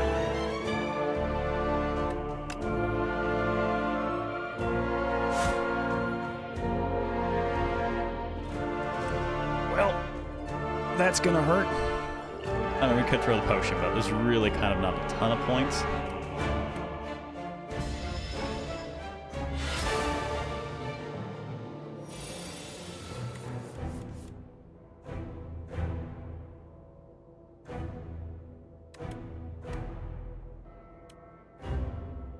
Alright, well, we have at least a window to do a little bit of work here. Oh, replaying Stomp could be good. Though I'm hoping we won't really get to that point.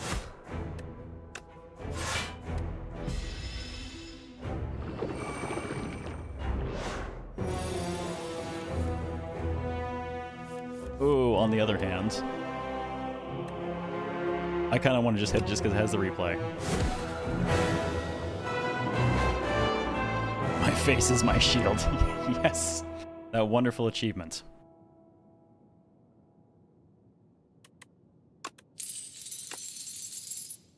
Oh, I always liked Demon Form. So expensive to play, but... Transform all attacks in your hand into giant rock. Okay, I kind of dig it. 1 energy, 16 damage. I mean, Demon Form is just classic strength per turn. Expensive as hell to get out, but super good.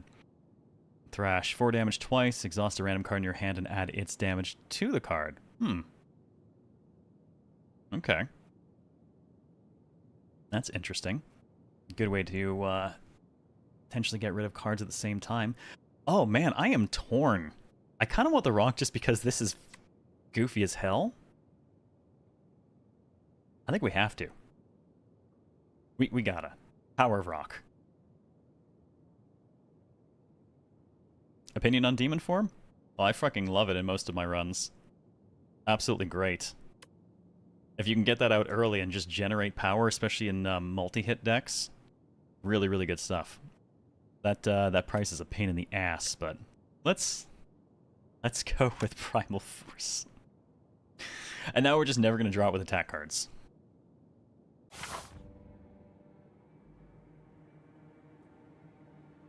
the end of this act, we will fight the Insatiable. Delicious. Alright, I need to figure out where... There's our nearest rest, but it's right before... Well, both these are right before elites. Oh, man, not a lot of great options there. Oh, but that's where our money is. Alright, we are going to... I guess we're going to head up this... Man. That's going to be a little rough.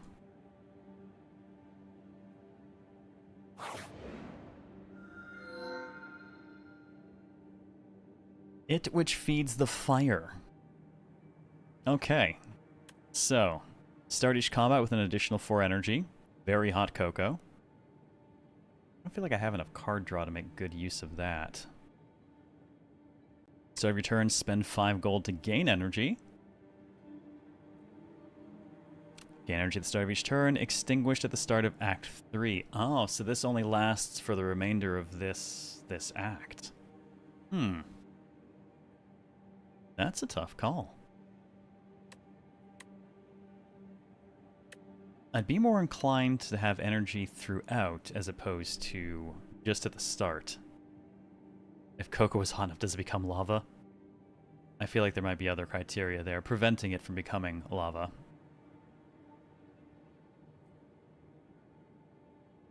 Probably. I think, man, losing money does suck. But this would last us into the next act. I'm gonna go with it. Really like how they do boss rewards in this game. Yeah, this is an interesting change because, you know, previously there was kind of the guarantee of you get 1 more energy, but there's usually some sort of payoff. You know, some sort of cost to it. This is different because I can get it with no additional penalty, but only for this act. This one costs me money all the time, and this one's just for the start of combat, which is very different. Also, this looks cool as hell. I'm gonna go with the expenditure, though.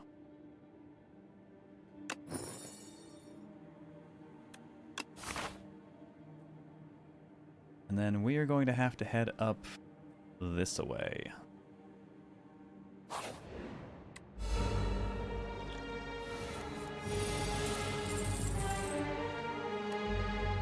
What the hell are you? Reduce all damage taken and HP lost by exoskeleton to 9. Okay, so if I'm not hitting for more than 9, that shouldn't matter a ton.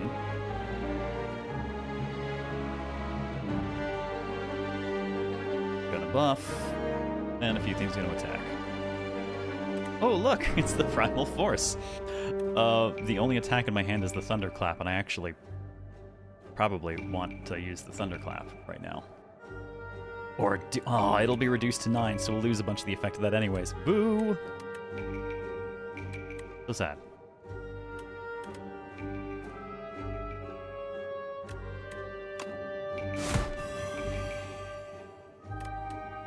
I don't even have anything to follow up on the Vuln with, but I'll take the damage across the whole thing.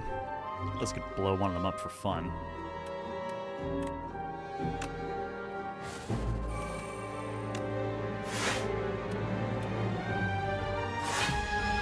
That'll cover us from most of the damage.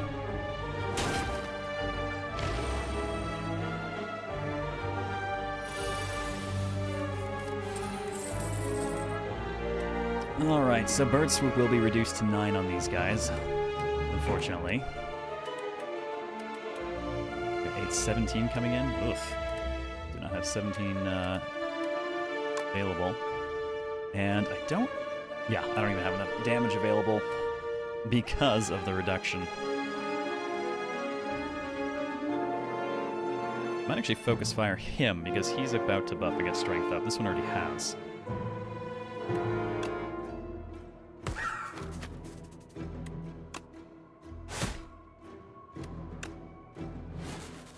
Oh good. Well, we'll have a very good block coming up at some point.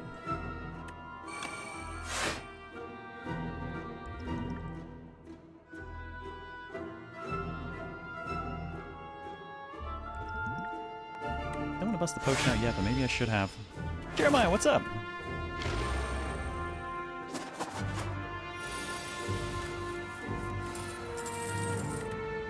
Ah, there we go. Stomp is solid. Do we have no defenses in this one either? Oh, why must you all be such a pain in my ass? Okay, that's fine. That's fine. We'll do a nice solid hit there. Hit me, baby, one more time.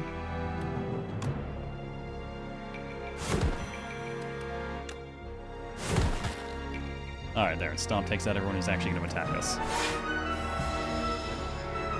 About to try it for yourself, Jeremiah? Nice, have fun. There's some interesting changes. Plenty of new things to find so far. Yay, 15 gold, or 3 turns of our increased energy. Alright, Battle Trance, 3 cards, cannot draw additional cards this turn. We don't have any other, so... 13 damage, 1 weak, 1 vuln. Solid.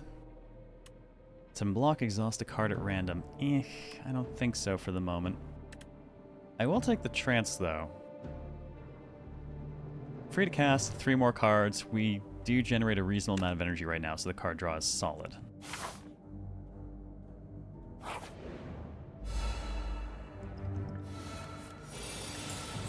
Now, what the hell are you? Alright, afflictions. We'll run away in 5 turns. Are you gonna steal my money? Are you one of those assholes? You seem like you'd be one of those assholes. And once again, I have no defenses to start the fight.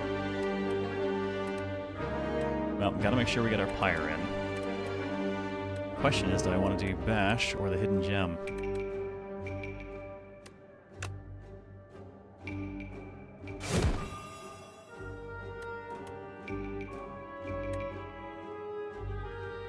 You know what, actually, this fight's gonna go a bit faster. I'm just gonna focus on the damage.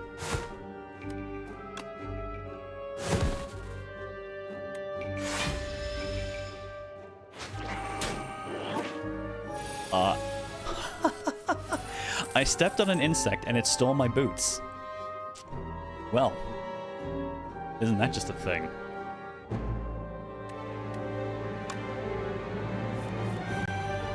Alright, let's get my extras. Ooh! Oh, that's tempting. Okay, I'm gonna do a setup strike first because I want the bonus, strength. And now we're going to throw rocks. We're going to throw rock, singular. I will take my stolen card back, thank you. I guess I technically don't have to. Oh man, if it steals the right kind of thing, you could just not grab it back now. We could just kill it and then hit skip and just not grab it. I will take an energy potion. Another bloodletting. X damage, 5 damage X times, and 2 vulnerable. Solid, but I think for the moment I don't want our card... I don't want our deck getting any bigger at the moment. I'm going to actually just leave it. What if it stole a curse? Exactly! Just... I mean, you can still kill it, just don't actually take all the loot at the end.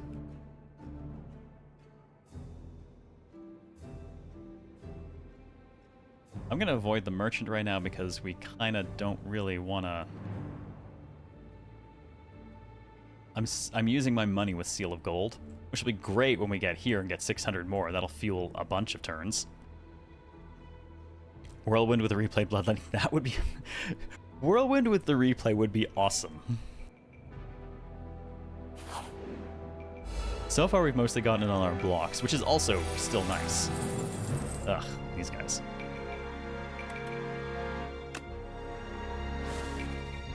Replayed bash. Okay. I'm good for that.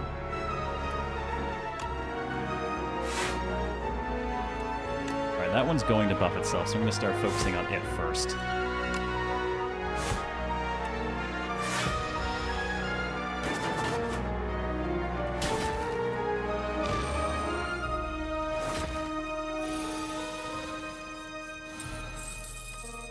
Alright, let's get our trance.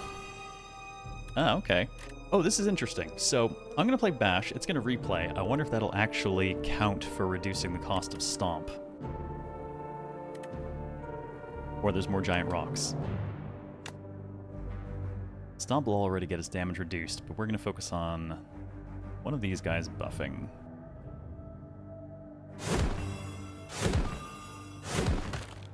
It absolutely counts for reducing the cost of Stomp, so Stomp is now free. Good shit.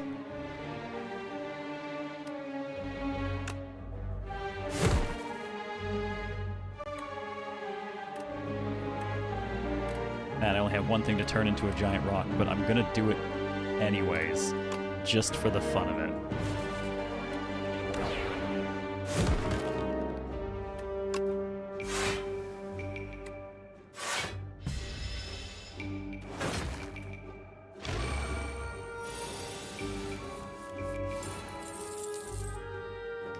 Reaper, I think what it'll do is, so I imagine what it'll do is it'll calculate what the damage is at time and then it just repeats it. Stomp the Spire. Yes. Why stomp the yard when you can stomp the Spire instead?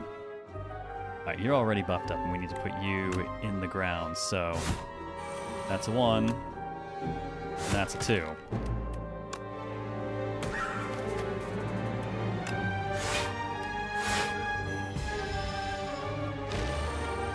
Now he's got his buff. But that's okay, we've got enough to finish the job.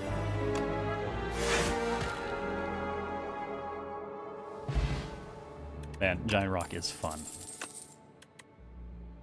Alright, Uppercut's back. Feel no pain plus. Whenever a card is exhausted, gain 4 block. I don't really have an exhaust running. Ooh, lose 3 HP and get 3 energy. Could just take the bloodletting plus and then try to get rid of our other bloodletting.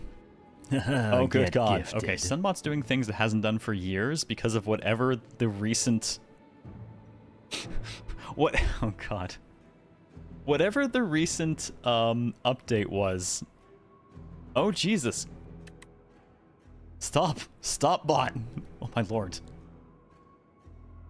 Okay. That's going to make me cry on a 100, I think. Okay. Bill, thank you for the 20 gift sub bomb, man. Much appreciated.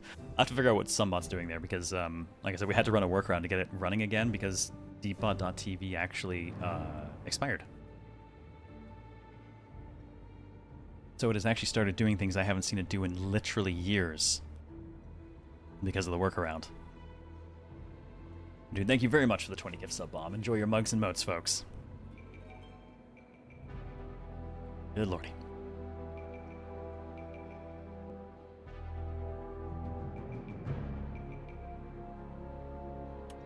Man, I am torn, but I'm thinking I'm going to take that bloodletting.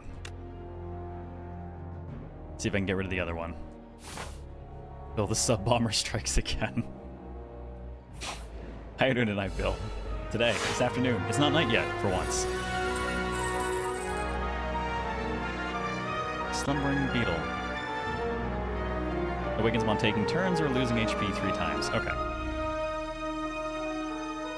Has a lot of plating.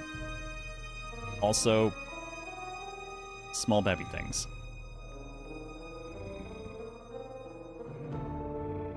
Attacks are fully blocked to become stunned. Okay.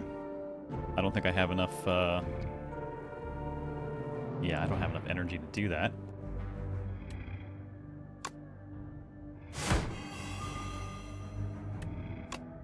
I am going to Primal Force, though, for the one giant rock we can throw at you.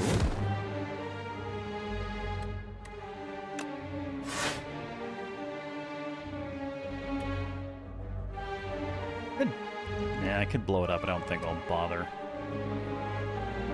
Actually, you know what? Screw it. You go to hell. You go to hell and you die.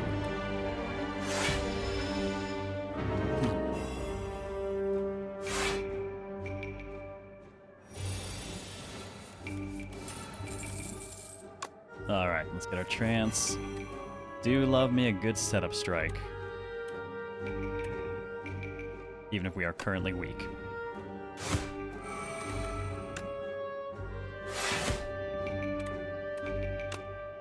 I should have done that one earlier.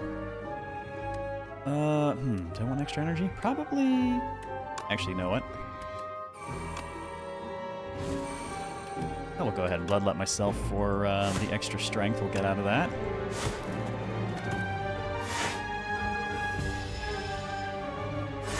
Now it's just us and the big one with all that armor plating. Ooh, hidden gem. What are you gonna give me? Okay, replay on Inflame I'll take.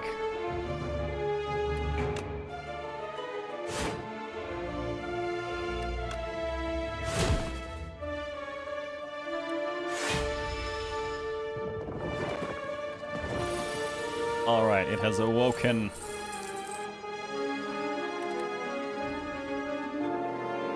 Steam damage coming in, not a lot of block on our hand. I'm gonna have to get some better block options. Replay on Demon Form, right? Just getting 6 per turn? Yes, please. Go get it, Tiny Birdo, we love you.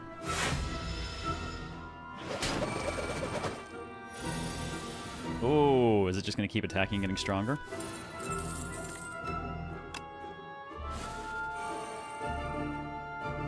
Yes, yes! All the strength.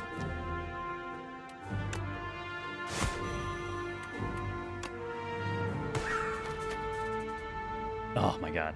Don't have enough to finish the job, but it's so close.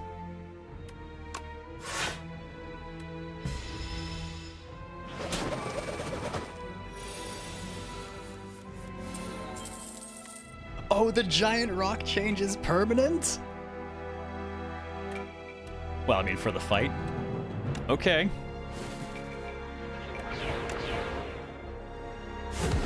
Giant rock. Oh, I love it. Take my money. Take a bomb.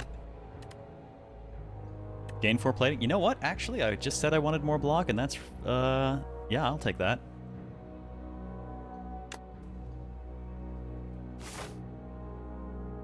Oh, they wish the rock had its own animation. Alright, I'm gonna go ahead and actually rest up. We're slowly getting chipped away at lack of decent block options. Okay, you are...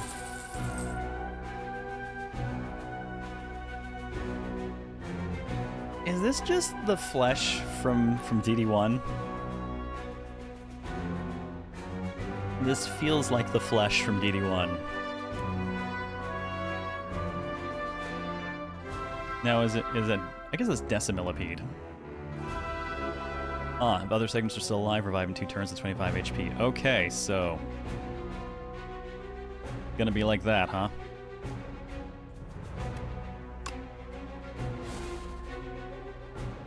Alright, it's gonna be a nice big strike at least. Horrors beyond our comprehension, but in bug form. Yep. It's like the centipede that looked outside. 200% less pig butt. It does, at least, have less pig butt.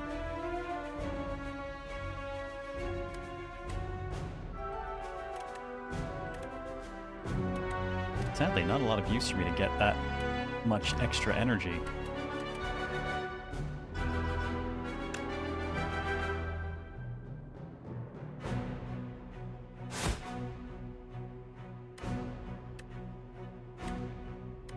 I mean, I would at least have enough energy to do Stomp in that case, but I'd also just use a potion for that.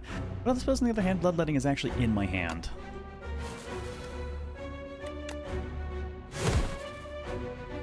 So I'll take the opportunity to get damage kind of spread across the whole thing.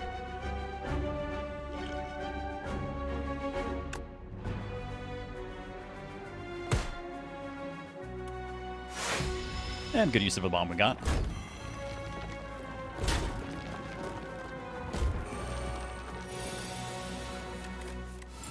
Oh, I do not like you already.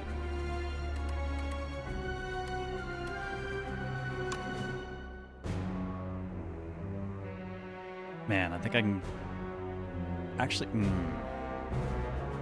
no, I probably couldn't. The rock is going to have weak on it. The volume kind of offset mostly.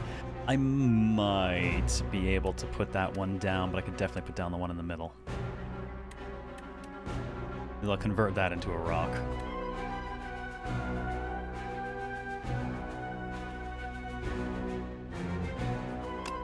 I'm gonna risk it. Do I get 19 out of the rock? No. No, I don't think I'll get enough out of the rock. I'll take the one in the middle. Hey Ben, how's it going? Stomp bugs, familiar bug dev process? Yes, it is.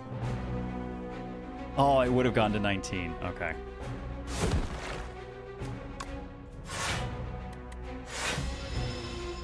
How you doing today, Ben?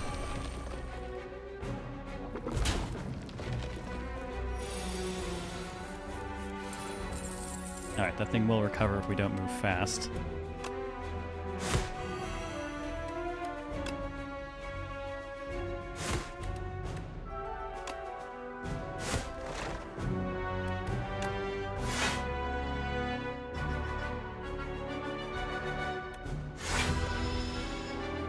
Nah, only enough to stop one of the hits. Oh man, that actually came back a little faster than I expected.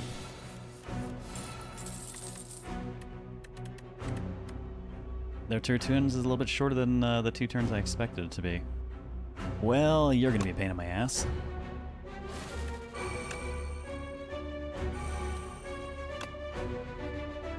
This one's on replay, so I'll actually kill that one.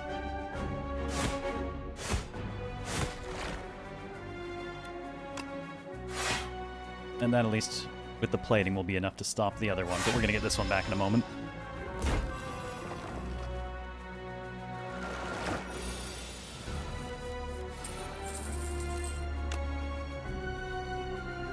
Alright, let's get the extra 3. Oh god, it's mostly bloodletting.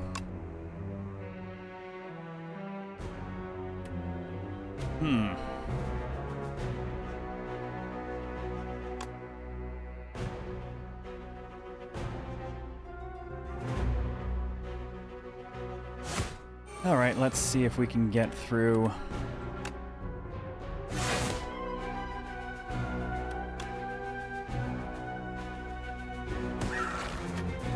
Thank you, bird. Fire for the next round because we're going to need the energy, and that'll give us enough block to cover this round. These things are a pain in the ass. I need bigger AoE. I need my stomp to come back up. Well, isn't that convenient? My stomp came back up. So, 1 to make you vulnerable.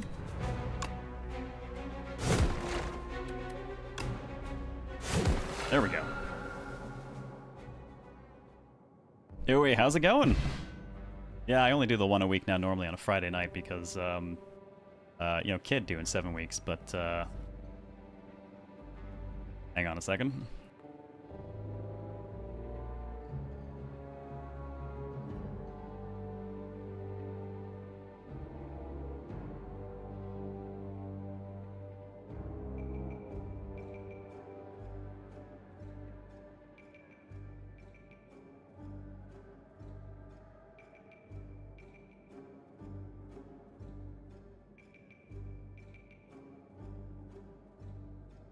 Hooray, more tea on the way. Welded meat. Yeah, welded meat indeed. Hey, Vamp, how are you doing? Yeah, the flesh tutu was certainly something. Need to shop and don't wanna? Yeah. Well, here's to doing all the shit we don't want to do because we have to do it. Yeah, I'm actually off of the once a week for a little bit because, frankly, I've got shit to do, and I originally took the time off because I was going to be moving, and immigration has dragged its feet by an extra 3 months at this point, so I'm not going to be moving before the kid comes, so I'm going to just run shows until the kid arrives. Fuck it. I'm back for a little bit. Ish. Next Thursday we'll start Fatal Frame 2 Remake, and that's what I'm really planning on sticking around for. Alright, extra attacks get us block. I'm good with this because, thanks to Stomp and the bird, we actually occasionally get 3 in a round. Deal 6, draw cards until you draw a non-attack card. Okay, that's cool. Deal 9, increases damage with 5 close to combat, and the Flame Barrier. I did say I needed some better blocks, so I might actually tag that. We usually have the energy to spare for a 2 cost.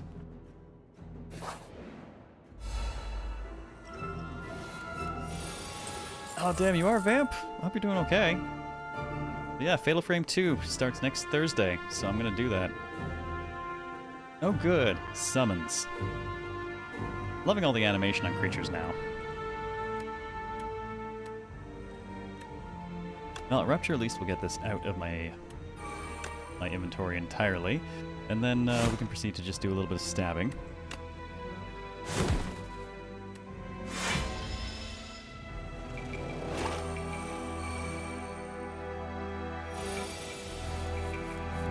One thing you notice is how rare energy per turn relics are in STS2. Yeah, now I've got a power that's doing it for me, and we did luck into a relic that gives us energy per turn at the cost of 5 gold, which I will make that exchange. But yeah, the fact that it's not just a guarantee at the end of the act is interesting, and I'm not sure how I feel about it yet. It's kind of a tough one because the guaranteed energy was sort of a hallmark for increasing power in your deck, because all of a sudden, you know, 2-cost cards aren't most of your energy in a single turn. 3-cost cards aren't all of it. Because you're playing an FF game, you need to play an Atelier game, since it's tradition at this point to play them back-to-back. Well, you know, I never did get back to Rise of 3. So, maybe. Oh, look at the cute little hatchlings.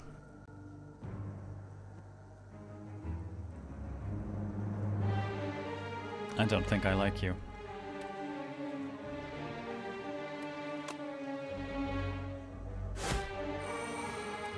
So I'm going to at least get rid of one of you. Let's gem up. Alright, looks like it's going to be another fat defense whenever that comes up.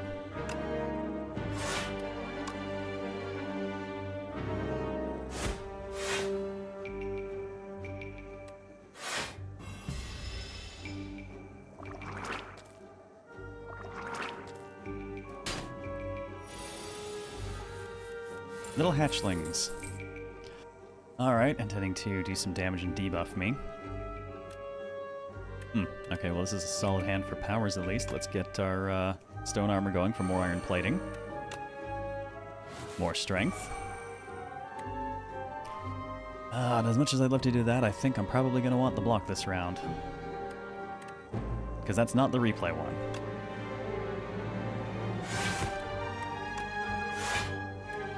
Next round I think we'll draw the replay block.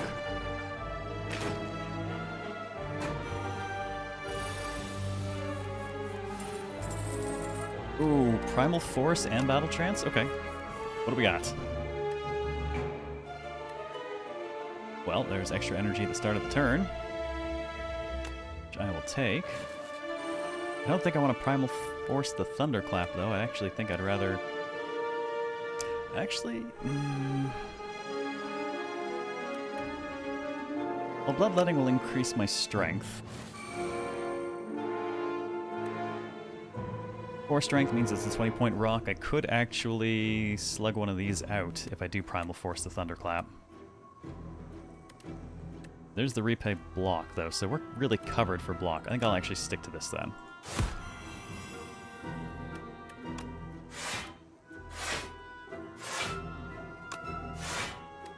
Hello, defenses. Thunderclap them cheeks. Oh my god.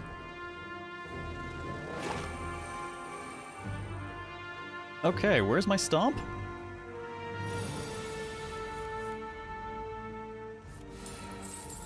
That's that is a lot of stuff. And I have no defenses. So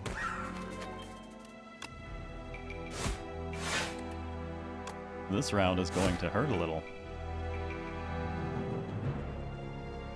And by a little, I mean a lot.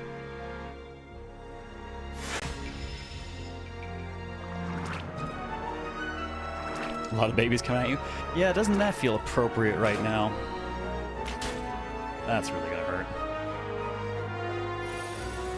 Oof, that vault sucks. Oh, and now my stomp turns up. Where were you when I needed you?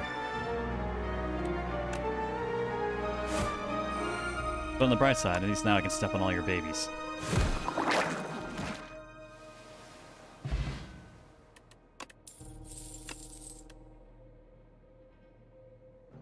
I think I'm going to skip on anything else to the deck right now.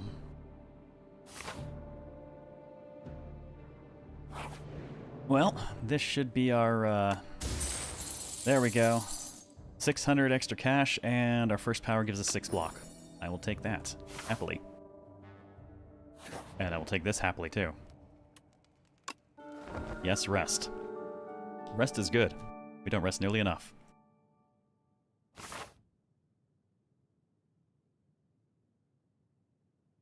Well, getting a feel for what's ahead of us. The best thing is, we're spending 5 gold a turn for extra energy, so now we're fueled for a good while.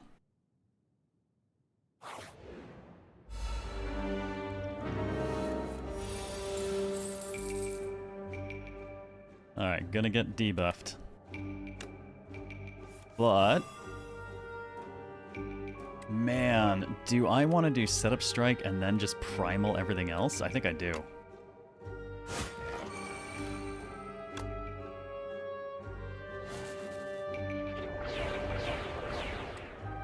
And then we'll just take 1 for the Hidden Gem, which get... oh, replay 2 on the Stone Armor? Fuck yeah. Alright. And now we just throw rocks. Throw rocks. Throw rocks.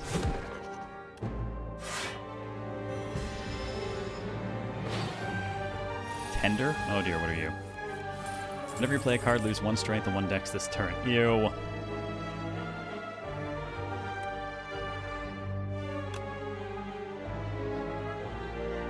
No sir, I don't like it.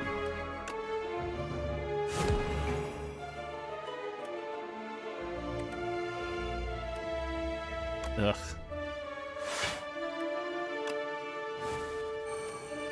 That's awful.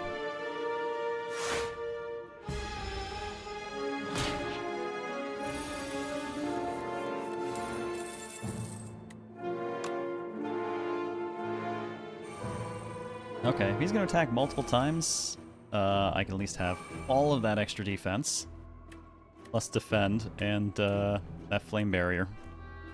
My tea has arrived.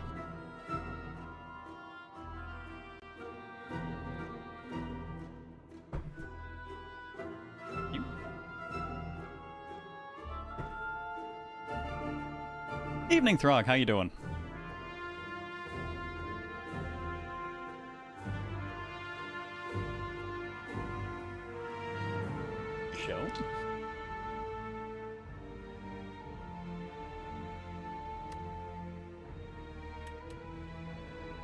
Alright, 21 incoming.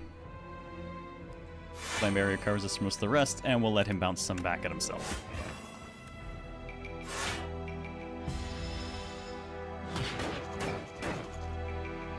That's right, stop hitting yourself. Damn it. Real. Oh my god, I drew like nothing useful. Maybe we should go back to hitting himself. I think I preferred that.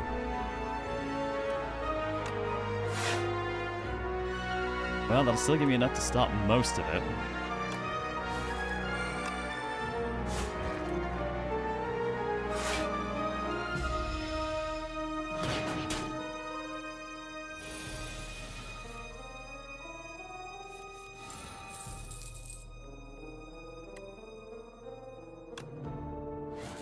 Rocks.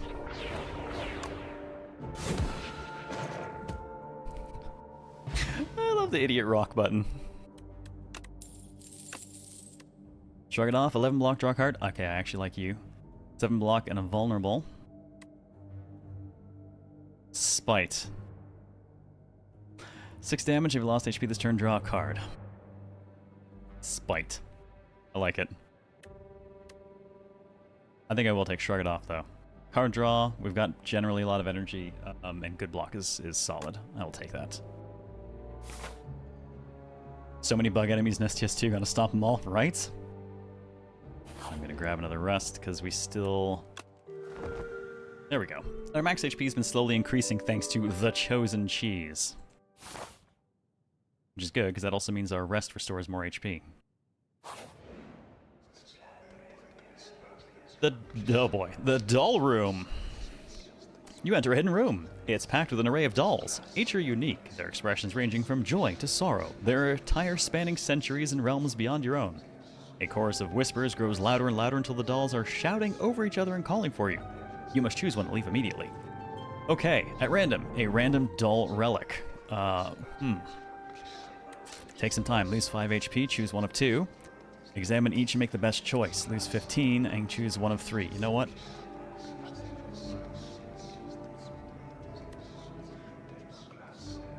Let's lose 5 HP for one of 2.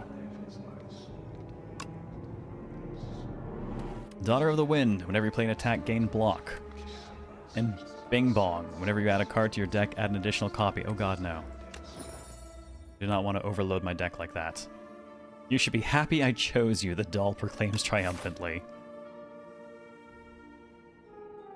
Alright, let's tackle technically right for the end of that.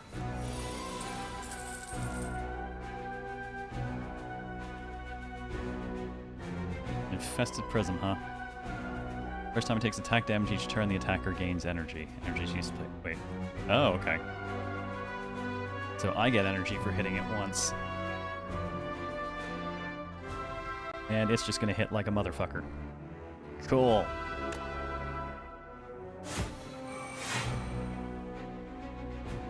And thankfully the doll is giving us block. Nope, you know what? Should have been flamed first. Okay. Seeing the creepy doll appearing above our head every time we do anything is going to be awesome.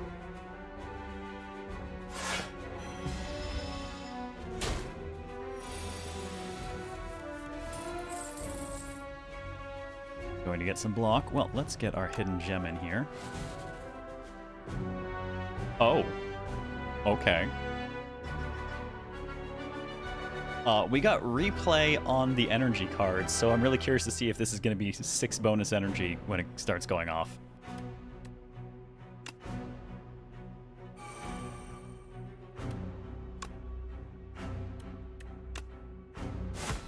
There we go, I hit it, I get energy, I can go ahead and play that as well.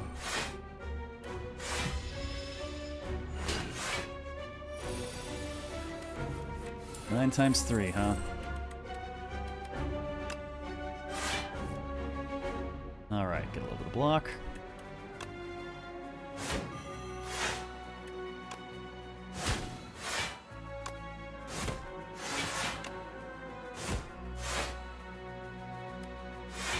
We keep coming in just a little bit under the relevant block amount to take no damage. Oh good god, okay. That's gonna be...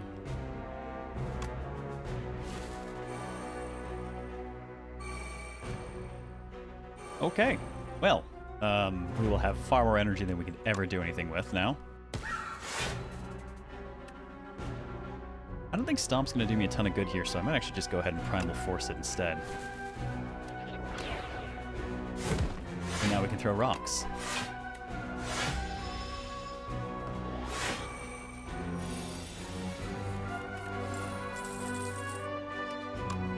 Alright, let's get Trance.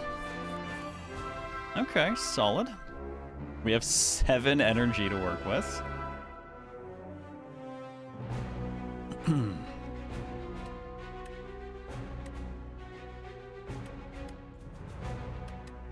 I think I want my Vuln and then my setup.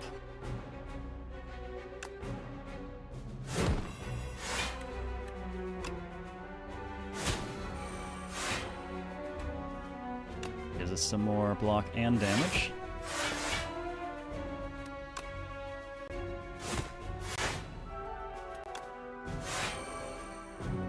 And we definitely have plenty to absorb the hit now.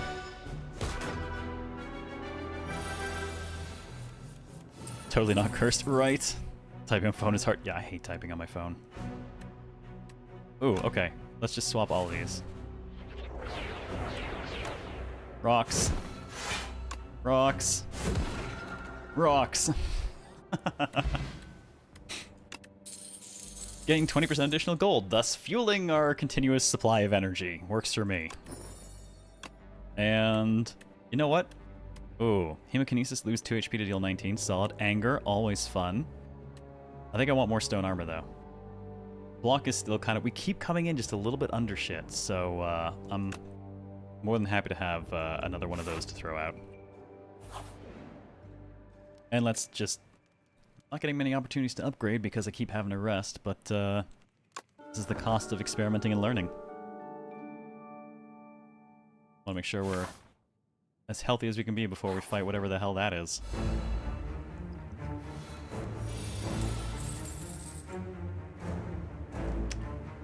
No, sir. I don't like it. That's going to status me a bunch.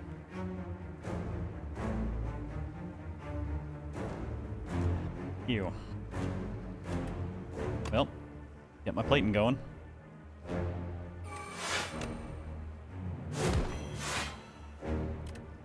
The Insatiable. Oh god, torn between doing damage and just... You know what, let's do Rupture so it gets it out of our, Oh, what the hell. We'll do all of it.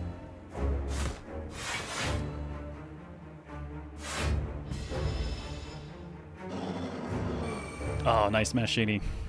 Shut it. I don't want anything to do with this Sandworm. Oh wow, in 4 turns you'll be eaten and die. Okay.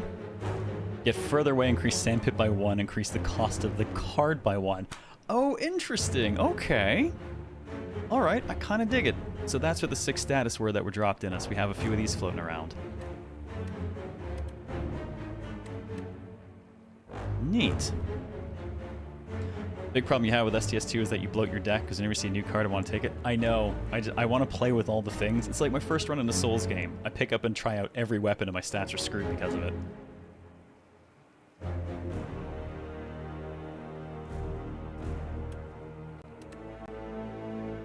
Mistakenly transformed a bunch of Frantic Escape in one run. Yeah, I was checking this as status and therefore not something I can affect with this. But I am going to use this to transform the ones we do have, except for you. I do actually want my block.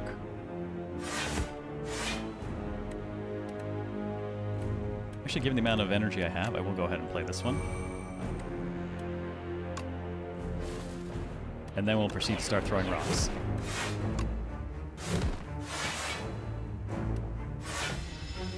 Protect me, creepy doll.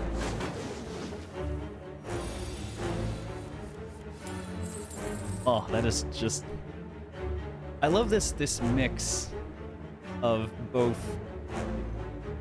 furry looking but clearly insectile arms and then like slug-like mouth that's...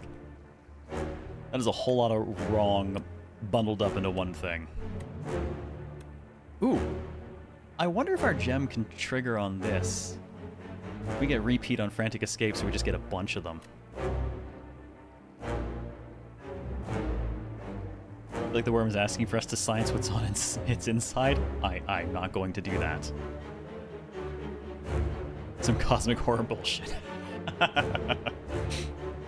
Rock throwing build, aka the Flintstoner. Yabba dabba doom.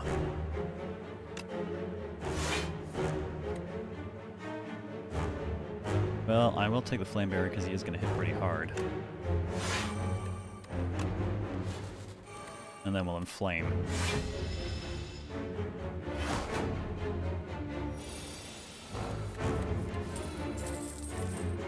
Alright, time to find out. Can the hidden gem... It hit the pyre. Fuck yes. Oh, I have nothing to pair with this turn, though. Did I rupture already? I did. You know what? I don't have any use for the energy, but I'm going to do that just to boost our strength.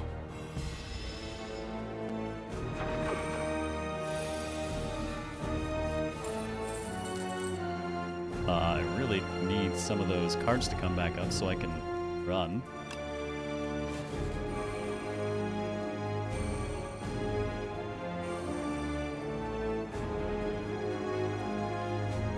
Alright, we are nicely pyred.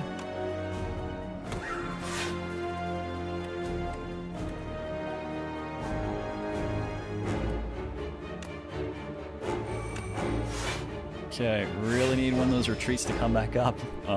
We got the ones a while ago and then they just haven't turned up in our deck again. Oh shit, I think we're screwed. They're just not coming up. I think we're fucked.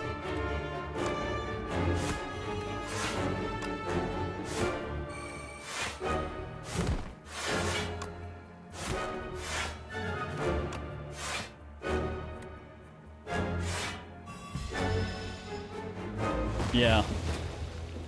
We got them like the one time early on, and then they just never turned up again.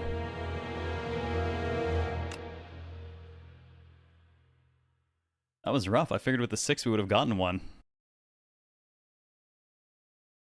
Oh, Baguette. Discovered loads of cards.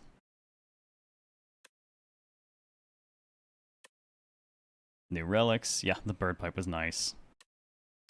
Enemies. Don't know what the epochs are yet. That was unfortunate. An adequately prepared heck off game, this is your fault. Yeah. Yeah, I really thought we were going to get another one, and then they just didn't pull a single one more.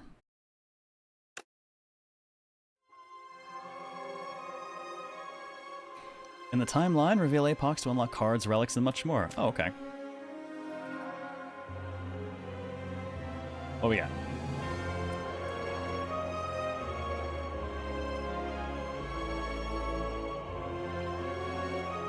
Okay.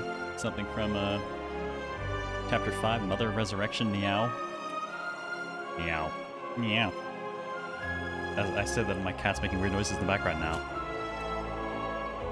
Meow will now greet you at the start of each run. Oh, okay.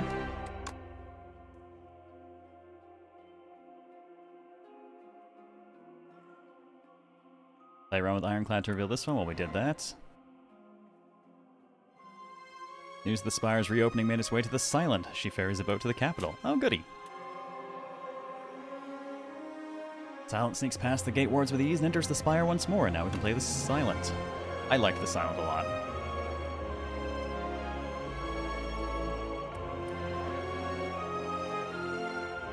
And Chapter 3 for the Ironclad. A warrior from a faraway land entered the Spire. Driven by pure instinct and accursed blood, he has lost all reason and identity.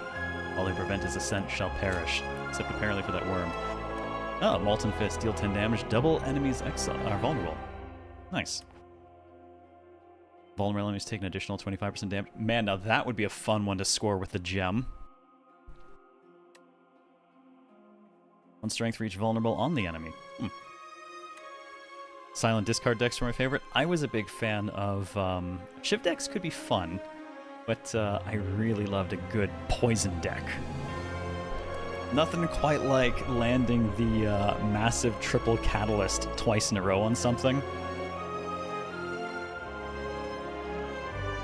And just be like, yes, the next tick will destroy your entire existence. And then pairing that so they explode and kill everyone else. Chapter 1, Prion. Placeholder. A void of nothingness. But then the world came into existence. It churned about and molded itself to that which tells stories. Along this journey lay a planet named Prion, a mere speck in this universe. They say that a great story about a spire took place there. Oh, wait, we got automation. Hey! Every 10 cards you draw gain energy. Entropy. Start of your turn, transform 1 card in your hand. And Catastrophe. Play 2 random cards in your draw pile. Liked getting a bird? Oh, the bird is great. That made me happy. Okay, so now we have access to the timeline.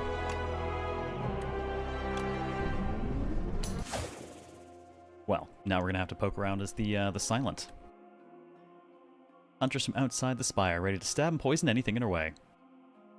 Start combat, draw 2 additional cards. Not as good as the HP recovery, but different playstyles, right? Like the storyline unlocking things. Yeah, it's an interesting way to get your narrative and your unlocks and kind of make sure people look at the narrative. Love Shivan and Venom. They're such fun. Now I want to get, like, Catalyst with the repeater.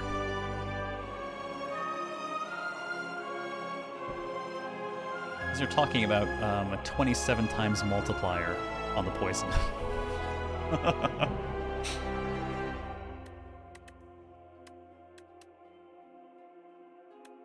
So 1 round with the Silent unlocks that. I wonder if we should... For the purposes of unlocking, should we just, like, run in and kind of quickly fail and bail out? Just to get the next one up.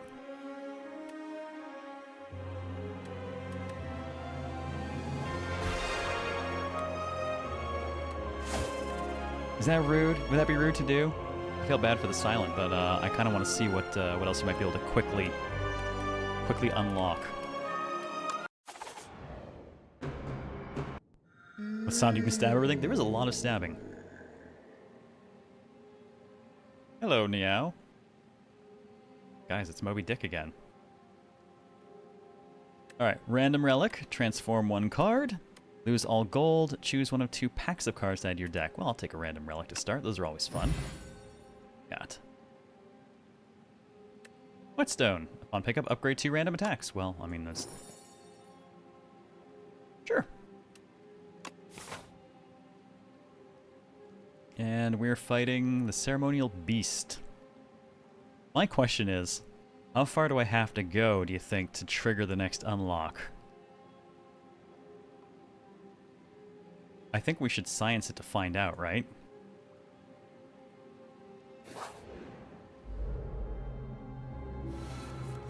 So you notice that anything resembling tutorials stopped a while ago because there's not really all that much to tutorialize, except I definitely feel I'm filling in gaps in information with existing knowledge. But if you have any familiarity with the genre, there's definitely sufficient there. Even if you didn't play Slay the Spire 1, I think it's more than enough to be able to pick up and go. Is it possible to just abandon the run for it to trigger? That's what I'm curious about, and I kind of want to find out.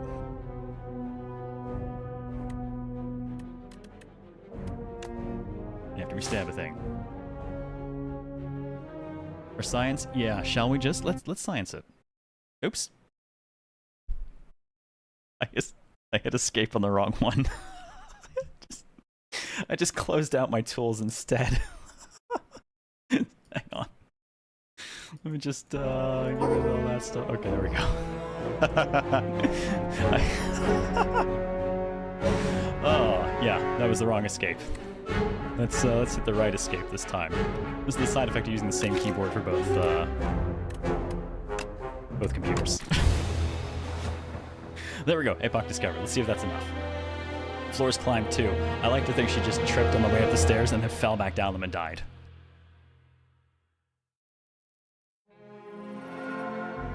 Oh yeah, I gotta reset the volume because it defaults. There we go.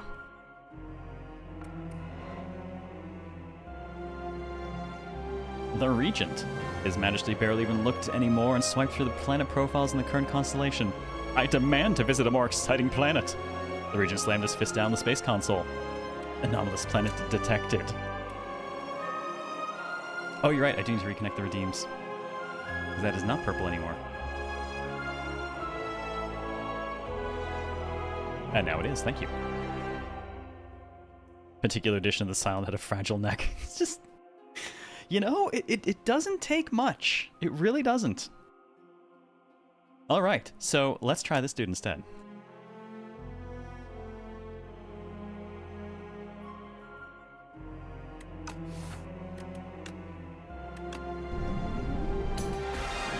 So one run as the region will unlock this one. Should I just like drop in, drop out, just so you can see what the other ones are to unlock?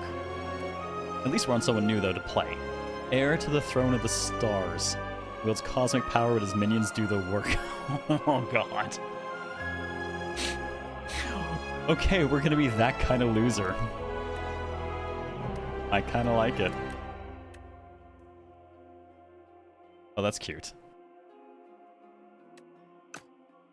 Constellation of the Snecko.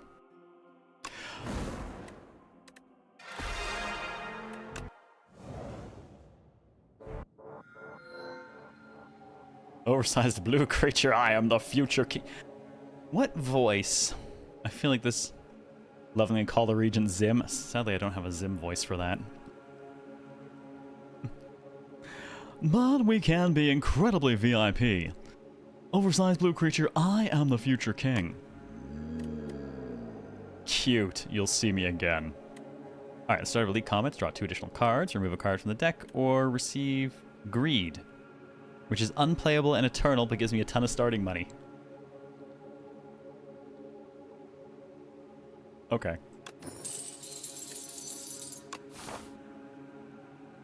I'm a trust fund baby from space, so, you know. Alright, what gives us fun options? A couple of question marks up that way, and then into an elite. Yeah, okay. Actually, I like the look of that one. Oh my god, Zap would work so well for him too. Alright, so now we gotta learn a whole new set of skills because... different dude. I mean, defend, basic block, sure. Strike for 6 damage. Just gain energy. No, that's not energy, that's different. This is our energy. This is our star count. Some things require stars to play. Okay. I will venerate myself.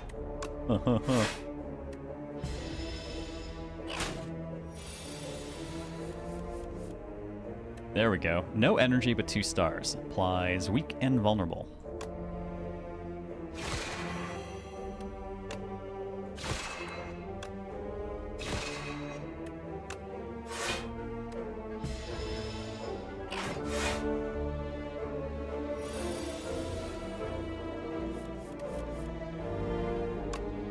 Do it again! Do it again!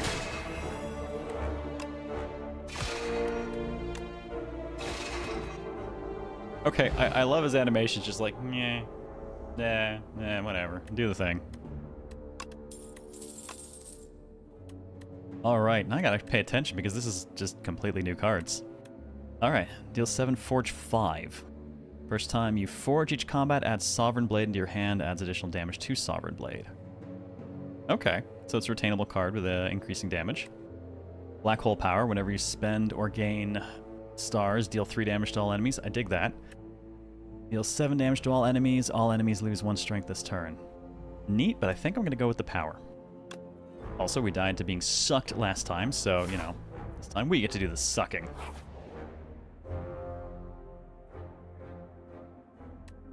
Oh!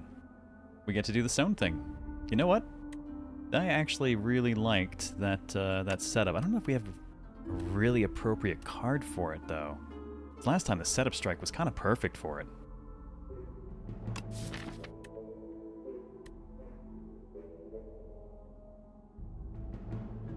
I mean, I suppose if I throw it in the black hole, I can basically activate the power, and then it kind of becomes free to activate.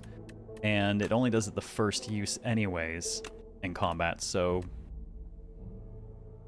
yeah, I'll do that. It basically makes it free.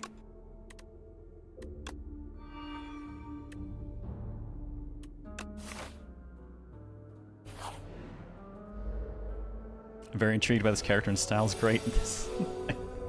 I feel like such a pompous prick. It's great.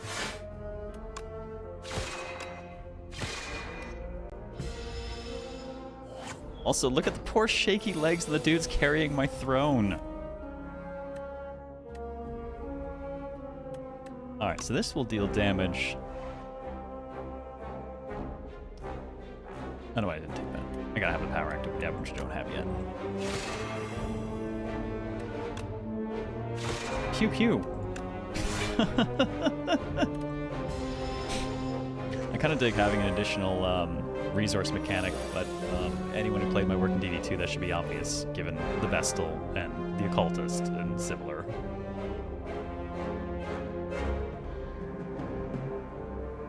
They look like fried chicken.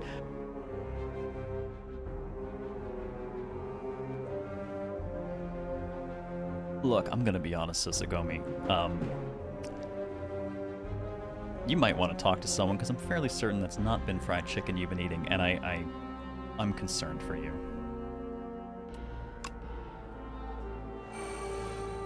There we go. Black hole. Give me stars. And then spend some stars. And give me defenses.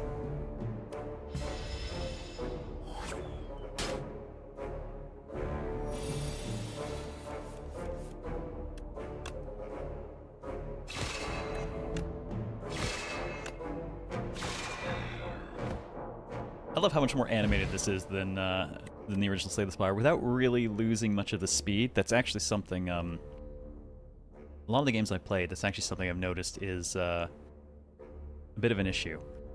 So, Slay the Spire 1's presentation was incredibly simplistic. It got the job done, but there wasn't a lot to it. And most of the similar ones I've played afterwards have emphasized a bit more about their presentation. An easy place to one-up it, right? And it's nice to make things look good.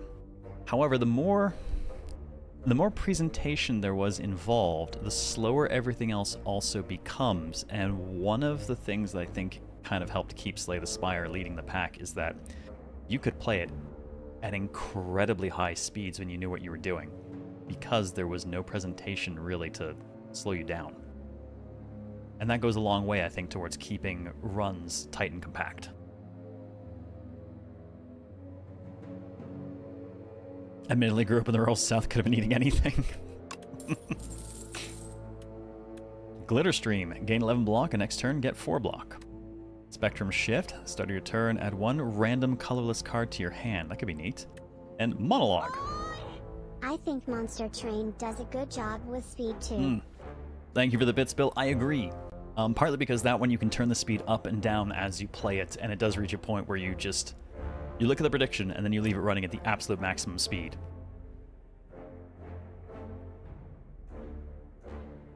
Whenever you play a card this turn, gain 1 strength this turn. Okay, that's interesting. It's free to cast. It has a bit of a mounting effect on it.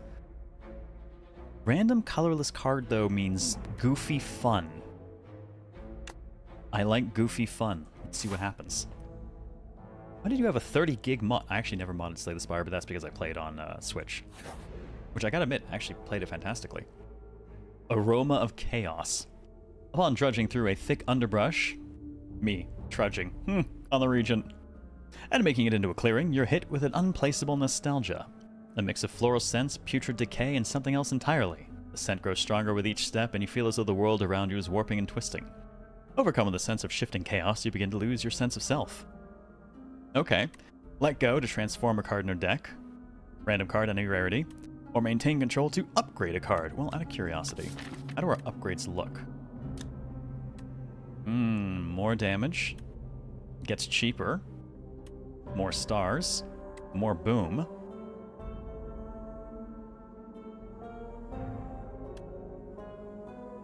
How about we random? I just said I like the randomness of chaos, right? Let's do random. Let's do random to a strike. Ah. Now, do I actually have to click in you? I'm not even gonna look. Click the button and we get what we get. Okay, we have an extra black hole now. You give in and your mind drifts. You see yourself communing with friends, fighting as a team. On the Regent? And dueling great foes. Is this a dream, reality, somehow both? Many sets of eyes perceive you in your dreams. Who are they? You awaken after an unknown amount of time. The aroma weakens and its effects fade as you regain clarity. Upon restabilizing, you're more clear-headed than ever. What were those eyes? I know, suck times 2. Double the suck. And since we're fine on health, we can go ahead and do some smithing. Hang on, is our...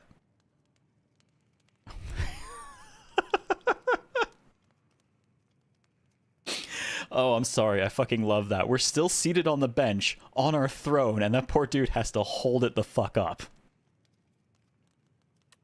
That's great. Alright, so, Spectrum Shift being cheaper would be great. We have 2 black holes, so I'm not in as big a hurry to upgrade it. Let's go with the cheap Spectrum Shift. Having a power not really cost us much to do is great. One does not simply vacate the seat of power. Damn right.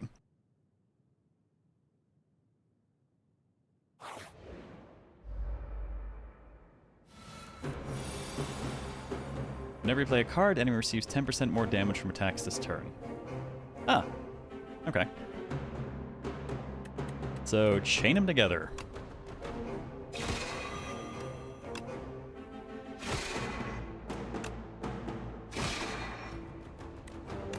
Don't hit me.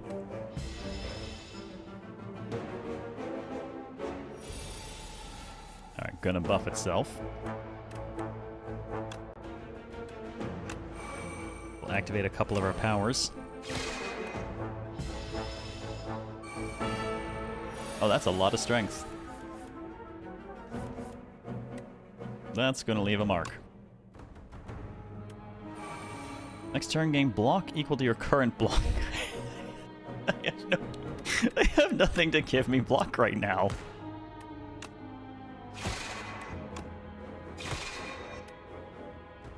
Aww.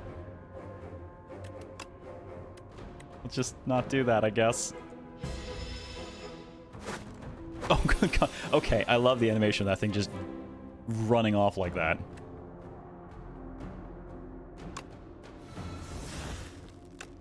Oh my God, we're just getting like nothing good.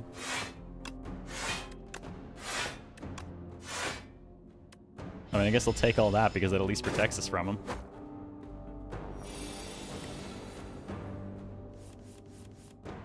Did you expect something slow? Right? I know. We blinked, and we got Weeping Angeled. Ah. I will totally take the 9 strength reduction on you.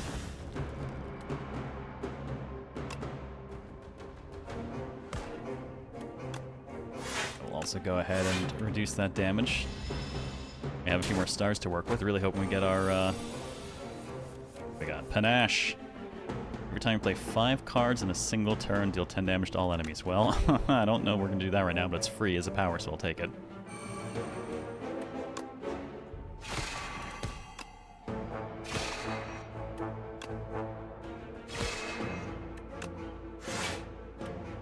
This dude is very unkind to us.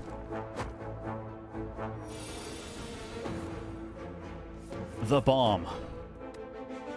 You have 3 turns, deal 40 damage to all enemies. I don't think I'm going to be here in 3 turns.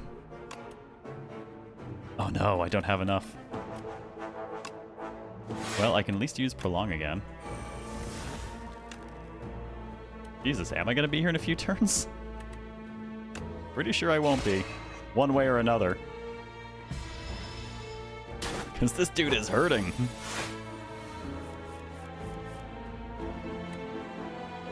Oh my god, we're just... I think we're screwed by virtue of just absolutely garbage pulls.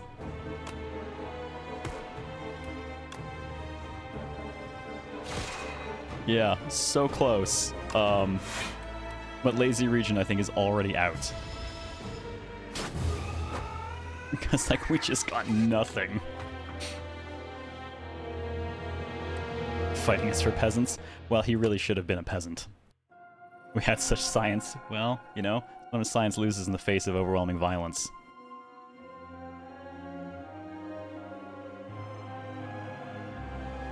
Oh, hey, Rada Fraser. Oh, is that what was going on? I didn't even notice. Man, I guess that makes sense then, reading back. Oh, did you drop in and it just auto-started playing the last VOD? Instead of me actually being alive? The Necrobinder. Alright, well. Oh, that's a freaking cool piece of art. A young explorer unlatched the forbidden grimoire. Magics from another time and place explode outward as a weightless dark smoke overwhelms this curious one. She gains the understandings of life and death, but at a cost. Her skin, hair, and organs rapidly rot away as her soul is forcefully bound into the locket in her pocket. The grimoire whispers, "If I die, you die." Cool.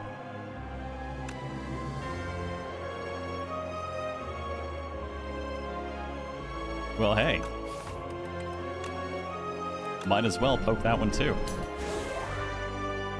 Spireborn Lich who seeks revenge. Falls upon her trusty left hand Osti in combat. And the target returns, summon 1. Yeah, let's check it out. Do we share the same goal? He killed all that I love. Okay, well, revenge. Transform a card. 150 bonus goal, or remove 2 cards from our deck to start and take 13 damage. Ooh, you know what? I'm tempted to do that and just, you know, 1 strike, 1 defend, kind of right off the bat.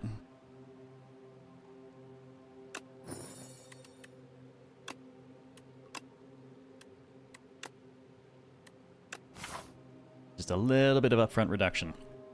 Love how beautiful everything looks in this game. Things I never expected anyone to say about Slay the Spire in general. Yeah, it actually looks quite nice now. They really leaned into their kind of pseudo-style from last time, and to good effect, I think.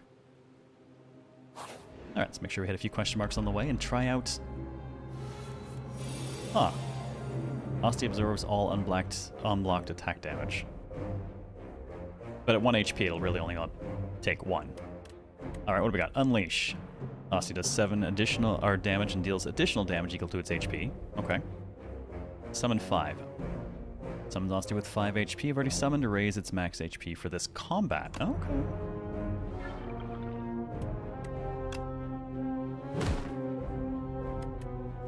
Smackety smack. Digging the very different style of characters we got. Obviously, Ironclad, you know, as expected from before, and it looks like the style was going to be similar, but region very different, and Necrobinder. Necrobinder? Necrobinder. Very different as well. The summon one, we're basically popping 1 HP each time. Keep bodyguarding it.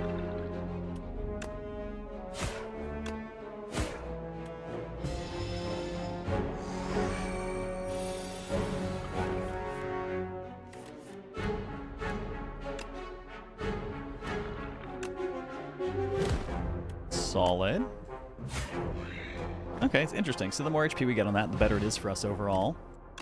What do we got for cards? Lethality. First attack each turn does 50% more damage. Ethereal though, so have to play it if it turns up. Or lose it. Pull aggro. Summon 4 and gain block.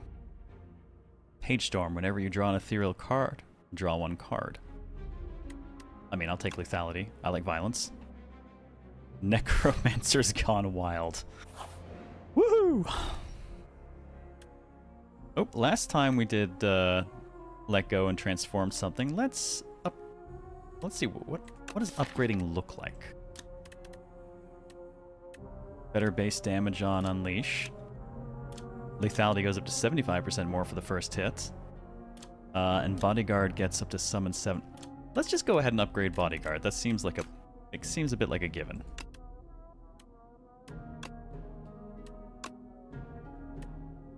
Resisting the temptation to give in, you climb atop a tree where the aroma doesn't reach, but its effects claw at your mind. Maintaining control is difficult. You tether your thoughts to your core principles.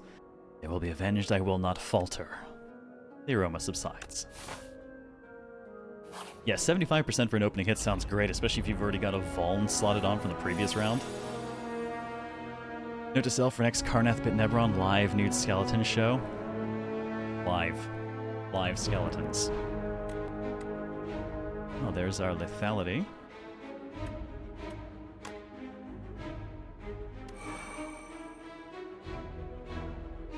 Now, we can't get enough defense for Osti to completely survive that, so I'm curious what happens if we just have a partial.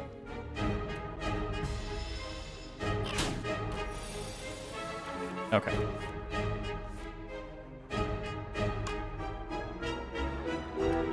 We'll bodyguard it.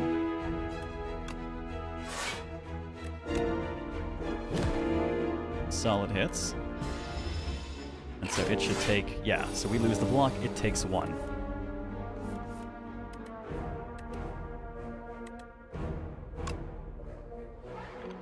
And we just continue to make it larger.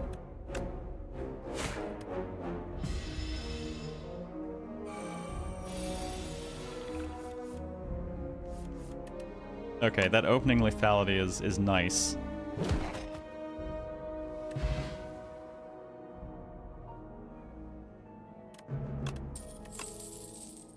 Pull from below. 5 damage for each ethereal card played this combat, which is only 1 right now, but clearly since we've seen a couple of cards related to ethereal, there's probably more floating around.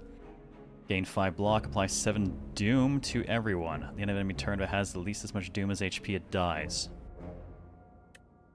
And poke. Osti does 6 damage. Shit, okay. For the joke, I kind of want poke. But as an actual card, I kind of want negative pulse. Because you can build that up. I gotta do it. I gotta do it. Sorry, I can't take the poke on this one. Stop poking me! Man, I miss Warcraft for that. Dense vegetation. Having taken the wrong path for a good while, you find yourself in a thick jungle of ferns, shrubs, and vines. Especially vines. Exhaustion sets in and a dark thought comes to mind. You are lost, unprepared, and the inevitability of death is approaching. What do? Trudge on. Remove a card from the deck, lose 11 HP, or heal 19 and fight some enemies. Pick a fight. I was missing exactly 19 HP anyways. You're dead tired and take a nap, only to be woken by something wriggling around on top of you. Don't.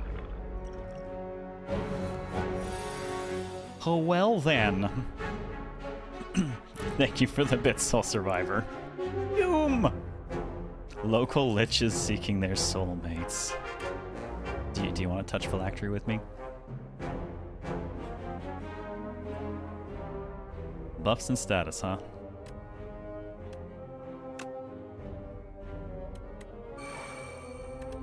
Alright, well, we'll get a good first hit. You know what? Actually, let's just reduce the damage we're going to take here, and let's explode one of them immediately. that way.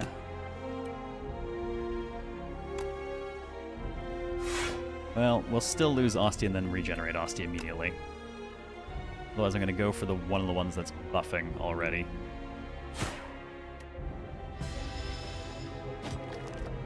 Infection.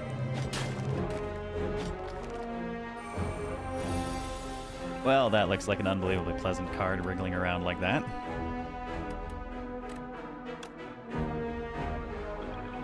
Okay, bigger Osti will hit nice and hard, so that's an easy kill on you.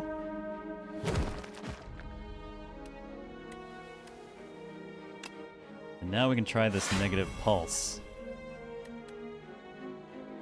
Hot young elven paladin monsters in leather. What the fuck?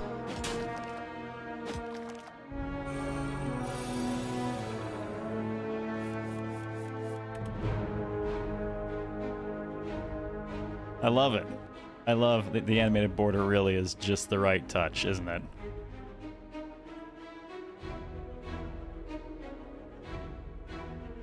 The mystery member. Oh my god, you're right, I did. That didn't say mains at all.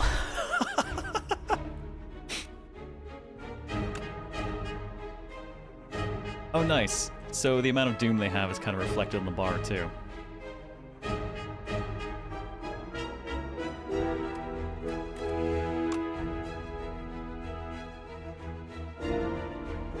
Make you bigger. Unplayable. Oh, okay, so I'm gonna...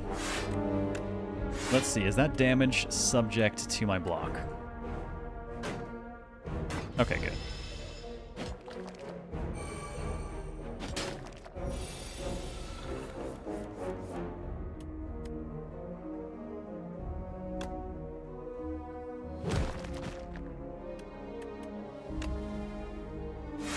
Okay, it's got more doom than health. I just want to see how this plays out.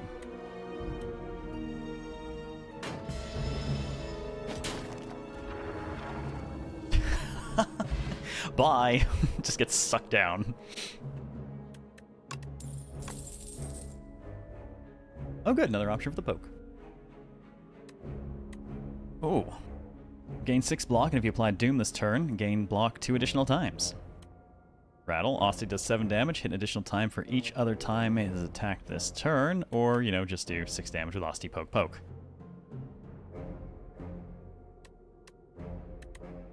Interesting.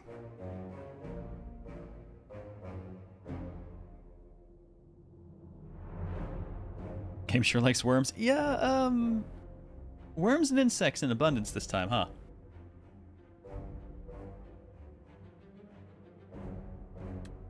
Man, that is a tough call. I mean, that's potentially quite a lot of block. That works if I get more kind of Osti-specific cards. So for the moment, we're going to take the poke. Because poke. And, ooh, do I want to go upgrade a card?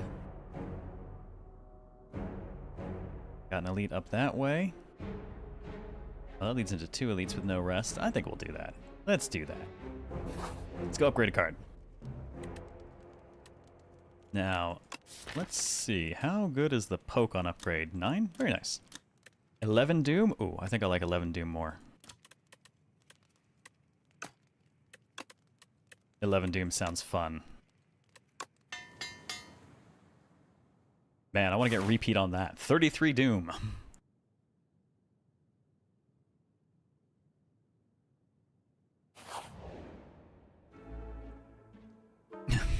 Very hands on hips. What's up here?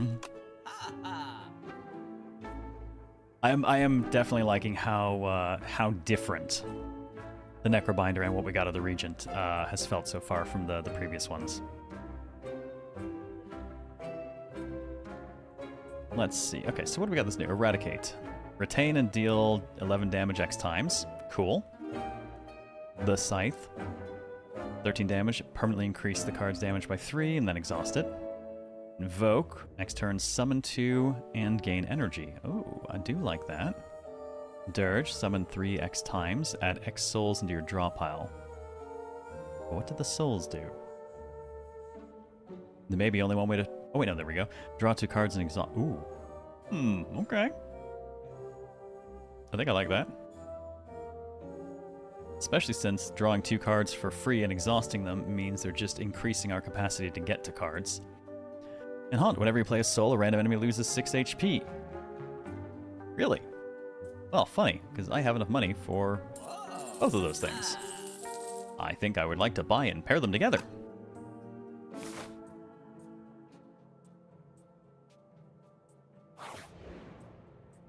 Necro feels like they have permanent bulwark from the Ironclad. Always got permanent +1 armor. Yeah. Yeah, we always have the 1 bonus for sure.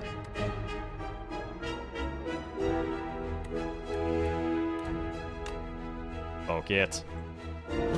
Poke it.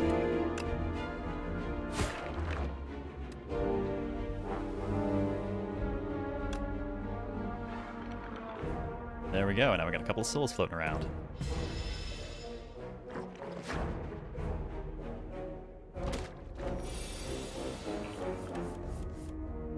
Oh, and there's our new negative pulse, and the haunt, and a soul.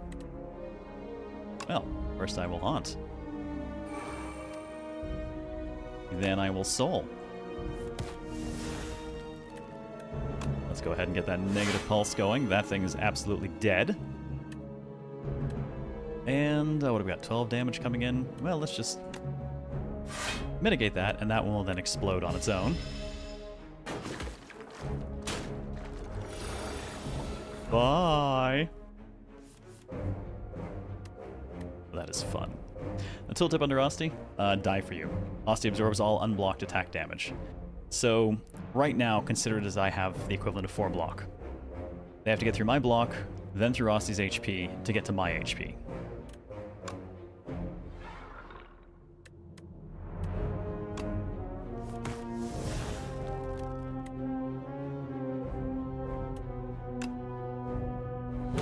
And a poke. Oh, you know what? I should have lethality that first, just for fun.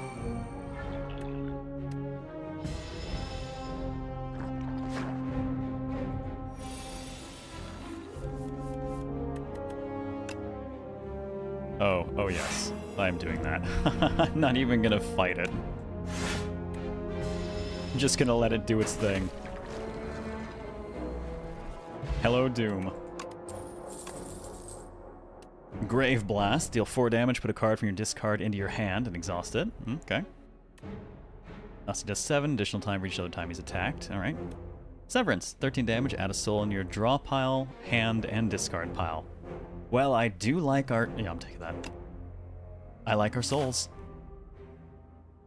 Yep, her starter relic summons 1 per turn, so at the start of every turn, I at the very least will have a very, very basic Osti available. I'd say why so negative, but negative pulse has kind of become the root of this deck now. Oh, fuck me, it's you again. But to be fair, I feel much more confident in that with this setup. I'm just going to immediately get them summons and souls going.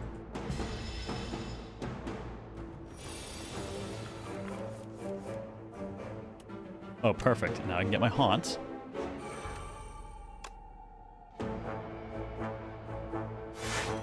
Get some doom and get that lethality.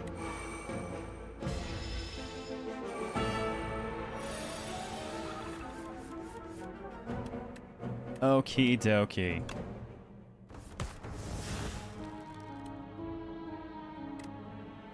So every soul is going to do damage.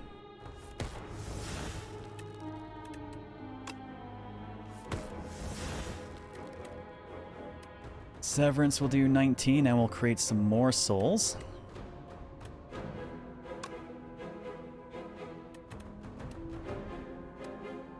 I suddenly have a whole lot of choices. Let's see here. We could up the doom further, get ourselves some block, which, I mean, there is a lot coming in.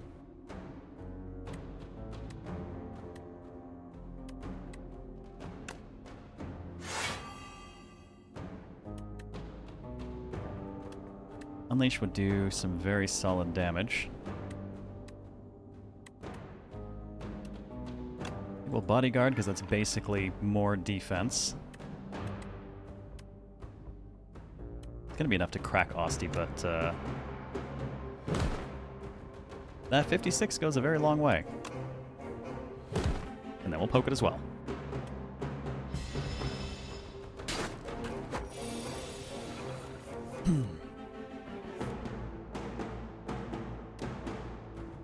All we gotta do is get it under 22.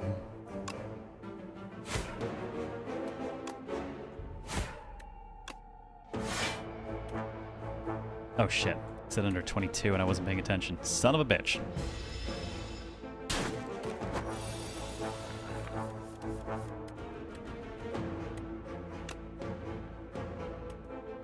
Well, then I'm just gonna have to kill it instead.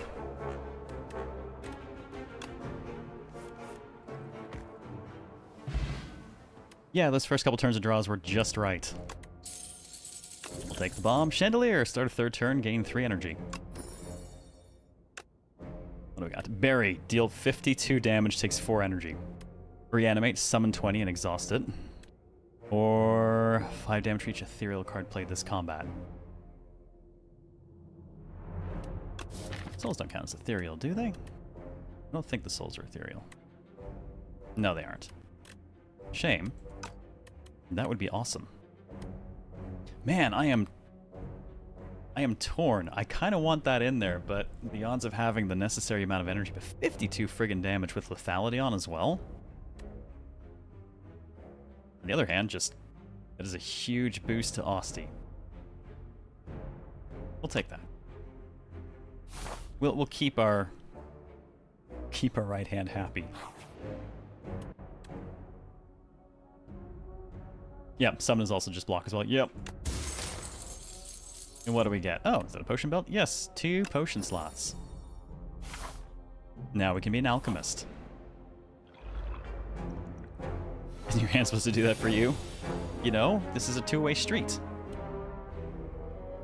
Axe Raider, Assassin Raider, and Crossbow Raider. I like the design on these. It is, of course, a lot of pain coming in. Let's see. Well, lethality at least will make for a really good opening poke.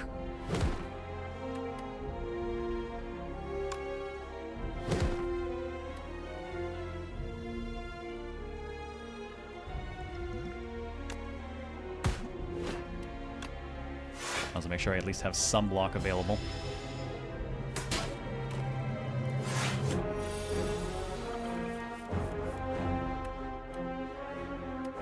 Oh, negative pulse so close to already killing that one and would kill that one.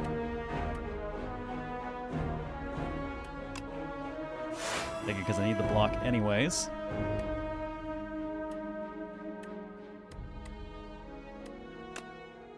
And that at least will help Asti eat some of the damage.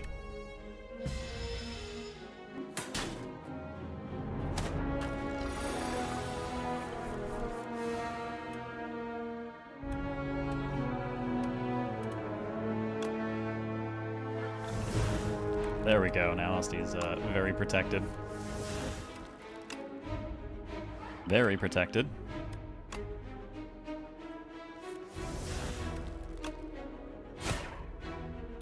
Oh, or we can just finish that. Honestly, I hadn't checked which hand it really was. Use one of 3 random power cards to end your hand, free to play this turn. Nice potion. Drain power, deal 10 damage, upgrade 2 random cards in your discard pile. Love it. Defy Ethereal, 6 block, 1 weak.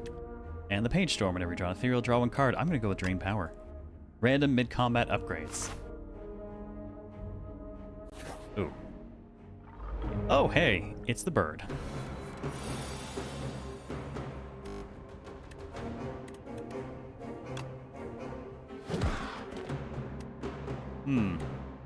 Upgrade 2 random to the discard pile. Well, if I haunt... Oh, nothing goes to the discard pile from that, though. Oh, this is rough, because that thing's going to hit kind of hard. I need Asti to be able to eat the hit, but I kind of want that energy as well to cast Haunt. Well, guess not right now.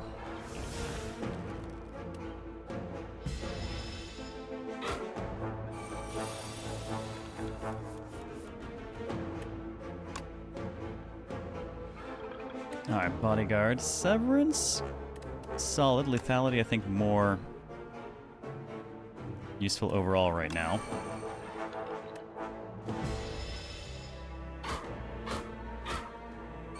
God, imagine if I can get something like Thorns on Austie since it just intercepts all hits anyways. Alright, we got a bunch of extra energy this turn, so let's just use all of it.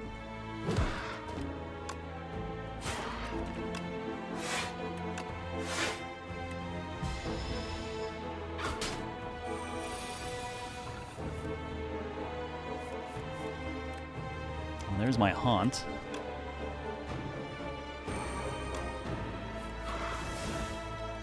Oh, okay, Bodyguard will buy us a little bit more health. That is going to hit us, though. Jada! Oh, are you haunting me? Oh man, solid hit, but we'd have to eat a solid... about 7 damage ourselves, too. But Aussie's going to be back down to 1 after this round anyways.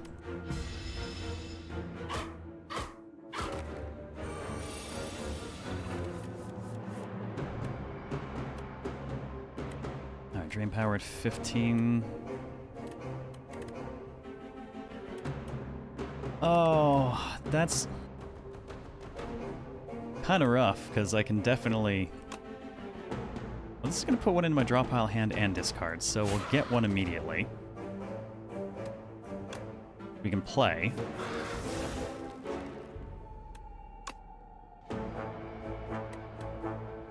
And Drain Power just barely covers the difference we need. Okay.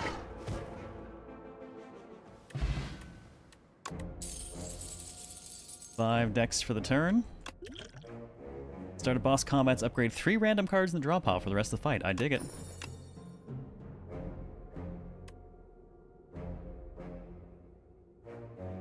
It's nice to see there's so much new stuff in this without it feeling in any way not like Slay the Spire. It really just feels like Slay the Spire ++. Which is great, because this means we have a fairly tight loop. We have really fast runs overall. Ooh, do I want more negative pulse? Enemy loses 8 strength this turn. Repeatable, though. Lose 2 strength and gain energy at the start of each turn. Oh, that's mean. Oh, I don't like the idea of giving up strength. That said, though, fucking up someone's strength for a turn I will take.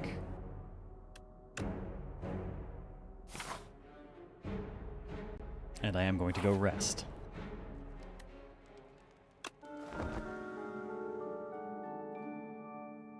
Yeah, all in all, I'd say I'm getting exactly what I had hoped to get out of this so far.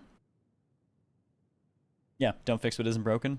Yeah, it's always actually a bit difficult to do more of the same. Because people will tell you they want more of the same. But I haven't forgotten the release of Left 4 Dead 2 or Rainbow Six Vegas 2, where they got more of the same and people were like, why is this a new game and why isn't this just expansion pack? What? Didn't you say you wanted more of the same?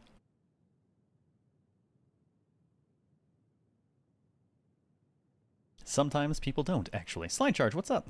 Skelemommy. Little bit, yeah. That's a disturbing mushroom. Which is a shame because L4D2 is pretty great. Yeah, I enjoyed it. But I have to admit at the same time it was also so similar that I got fatigued a lot faster because I played a lot of the original Left 4 Dead. I think it needed a little bit more to differentiate itself. Ooh, a Haunt available on the opening turn. And this thing's gonna what? Summon? Okay. I can play my Haunt. Have a good one, BB guy. Enjoy the rest of your day.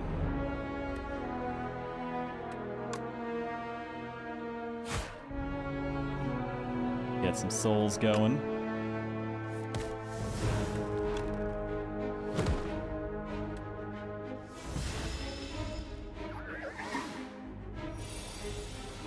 When this dies, revives next turn at full HP. Oh, okay. The Eye with Teeth. Interesting. So, actually, oh, I'm torn. I could just kill it outright, or I could just let the Doom get it, but it still gets its turn with the Doom, so I think I'll just kill it. Oh, the soul got upgraded. And let's steal all of your power.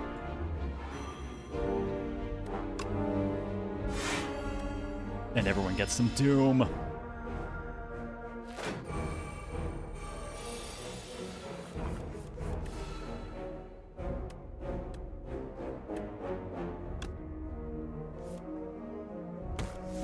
Nice. The random pick got that out of our way.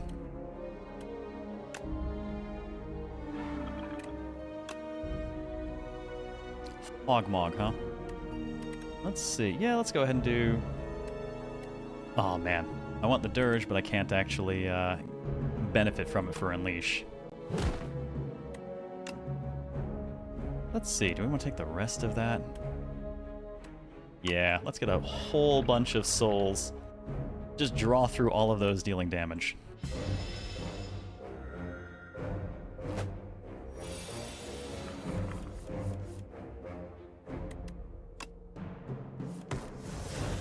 Draw number 1. Draw number 2. More souls, more souls, more souls. More souls. Too many souls. Guys, that's too many souls. That's a death anim. Need more souls. Does that make this a Souls-like now? Oh, why you gotta go there? Ooh, 3 weak. I do like. Fetch. Asti does 3 damage. This is the first time it's been played this turn. Draw a card. Okay. Asti deals 12 damage. Card costs no energy if Asti has attacked this turn. I like. Let's do that. Let's try that. Asti gets to flatten things. Asti will like this.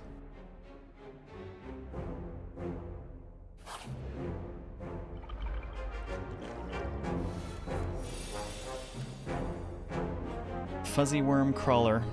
Oh god, right, the Shrinker Beetle. Alright, well we're gonna have to focus on that first because it sucks. Ooh, that's ethereal. Don't want to lose it, so we'll have to play it.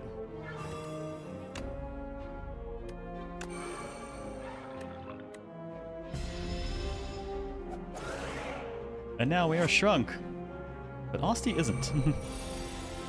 Ostensibly, yeah. Alright. I do have a few things in discard. 2 of them can get upgraded by drain power.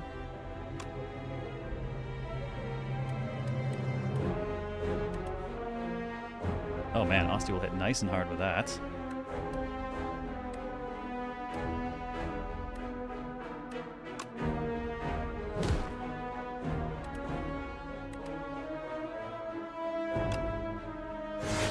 Get that Doom. We get our double upgrade, and the Doom will eat that thing in a moment anyways.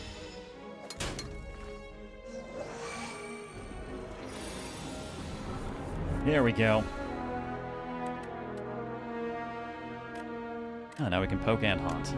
See, we got 11 damage coming in. We have tons of energy right now, too, so let's get a bigger Asti. Get the haunt going.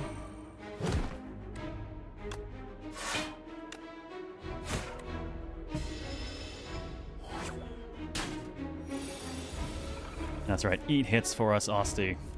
Oh, perfect! No, that's actually Bodyguard, not as perfect. Well, we'll do flatten anyways.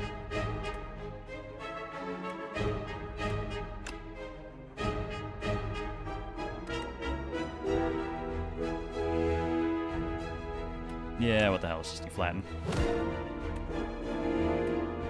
For the fun of it.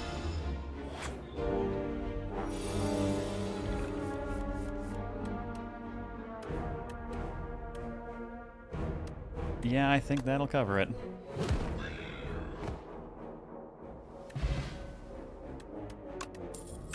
Yeah, Lefty doing good work. Well, aggro looks fun. Summon 4 and block 7. Delay, gain 11 block. Next turn, get energy. Next turn, summon 2 and gain energy. Oh, it's all kind of delayed effect. I'm good with extra summon and energy on the next turn, though. We'll try that out. Just want to try all the cards out.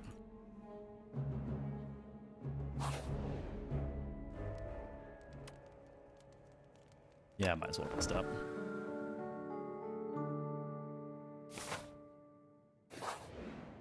Alright, let's see. Ceremonial Beast. Oh, Haunt and Opening Hand? Wonderful.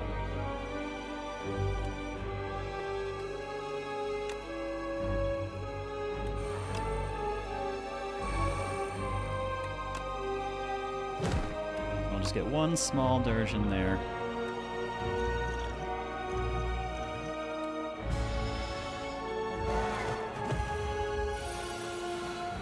First time ceremonial boss, HP reaches 150 or below, it becomes stunned and loses all of its strength. Okay. Alrighty.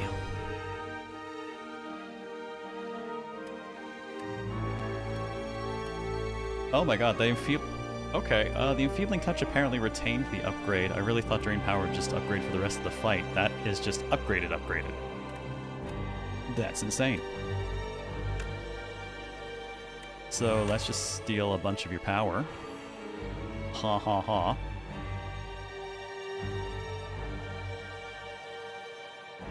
Oh, maybe, yeah.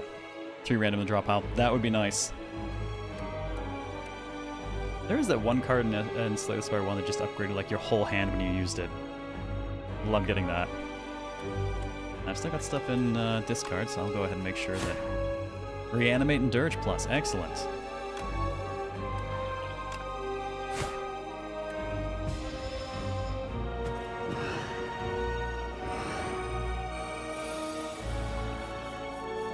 Alright, so starting to gain strength every turn. Let's see, I've got 6 energy for the round. We're gonna get our negative pulse and get some doom going. Not that it'll probably matter a ton, but I will definitely take Severance. Means free damage and free cards. Ah, now we can pair Unleash and Flatten if we want.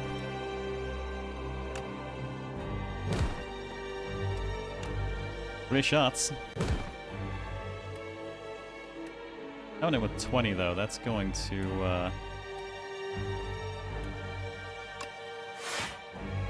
yeah, that's gonna flatten Asti a little bit.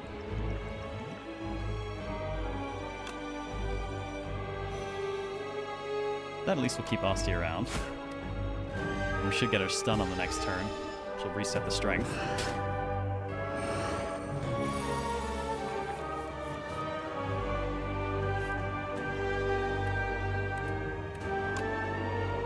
Alright, give us cards. Give us more cards. Get that drain.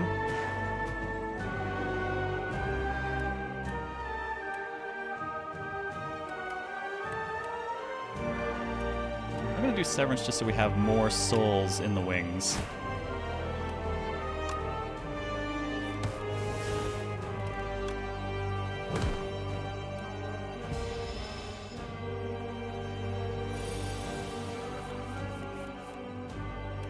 More souls. More souls, more draws. Get soul pluses out of that now. Up the doom count. Get invoke for the next turn.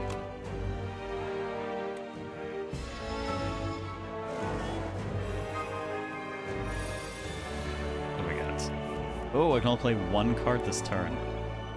Well, I'm going to be limited to 1. I think it'll have to be Enfeebling Touch so that we don't lose it.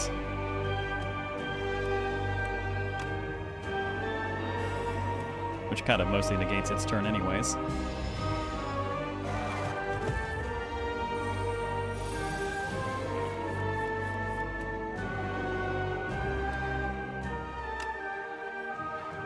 Alright, Asti can take the full brunt of that hit now.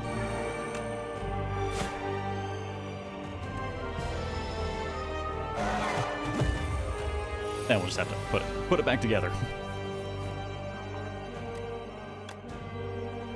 Poke gives us a free flatten. Severance gets us souls. Souls gets us cards and more damage.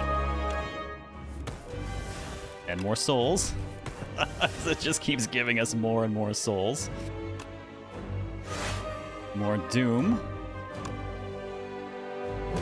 And oh look, it's fucked.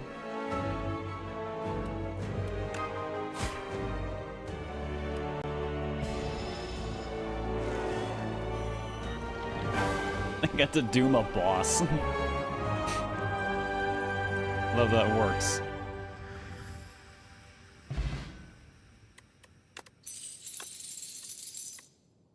Eradicate, 11 damage X times. Soulstorm, 9 damage plus 2 for each soul in the exhaust pile. Oh my god, yes. And Reaper Form, whenever attacks apply damage, they apply that much doom?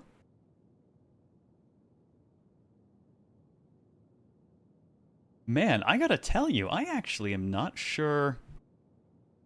I'm not sure which one I like more. That's a tough call.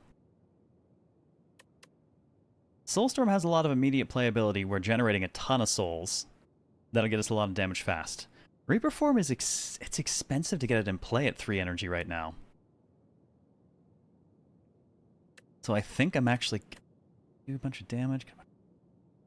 Oh, really realistically what Reaper Form means, were we to get it out early in a fight, is that any creature has half as much HP.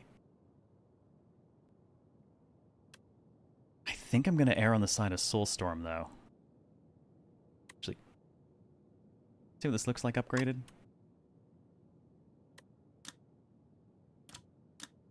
Okay, it becomes retained. The cost doesn't come down, but it becomes retained. That's a really, really hard call. Right now, though, I think I'm going to... We're generating so many souls, I think I'm going to lean into the Soulstorm.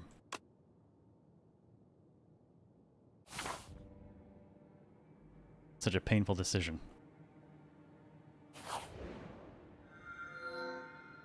What's a skeleton doing inside these walls? Well, my aim is simple. Vengeance for my family. I'll reach the top and make him pay. Yes, wonderful. Alright. We can get a cookie and upgrade 4 cards. Get a big hug, which takes 4 cards out of our deck. Whenever we shuffle the draw pile, we add a soot, which is unplayable. Or... we replace the Act 2 map with a single special path. None of these are energy increasers, sadly. Shall we just do the bizarre... and that's a tough call. 4 upgraded cards is great, but I'm kind of curious about what the Golden Compass leads to. Let's do the weird thing. I mean, this, we know what the end result of this is. It's obvious. 4 upgraded cards, it's great. Let's do the weird thing.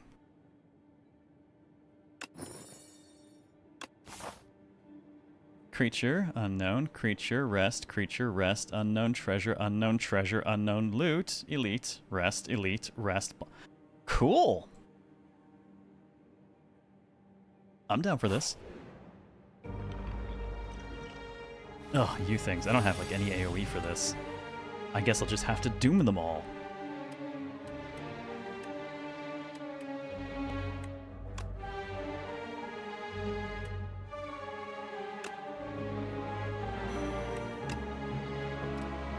You want doom.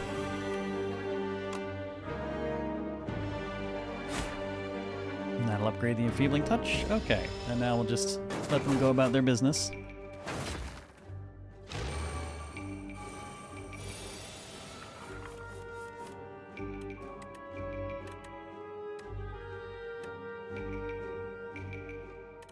Alright, he's about to go down. I do have 18 damage incoming and not really much of anything to block with.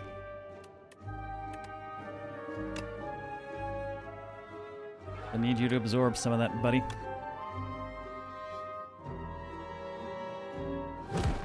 And that at least will make sure that he dies after he makes his attack.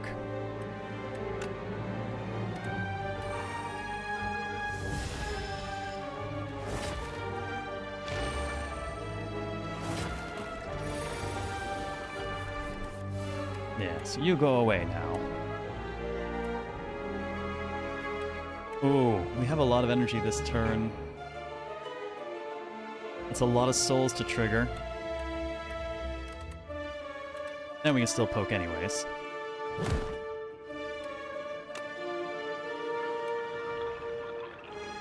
Yes. Alright, let's wait for that.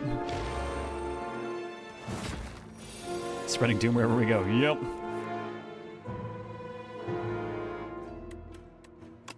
Alright, let's spend some souls.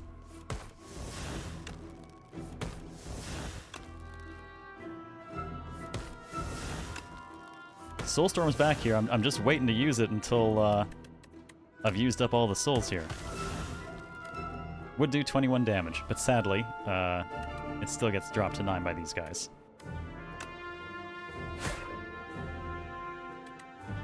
But it's still fun.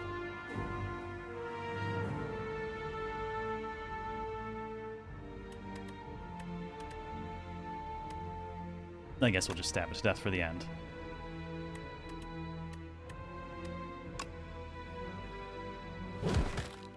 Flatten it. It's the only appropriate response to a bug.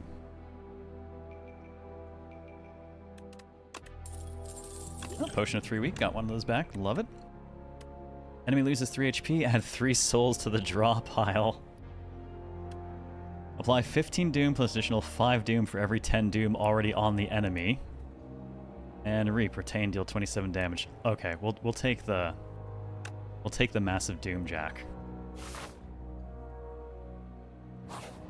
Darude's Soulstorm. Doom. While crossing a rickety wooden bridge, there is a sudden torrent of rain. Massive gusts of wind buffet you, threatening to end your journey. Overcome, but lose Severance, or lose 3 HP and hold on to the card. Oh, the card is randomized. Oh no. We're gonna lose Severance one way or the other. Fortunately, it's not critical, so I guess if I'm gonna lose it, I'd rather lose it than have it randomized.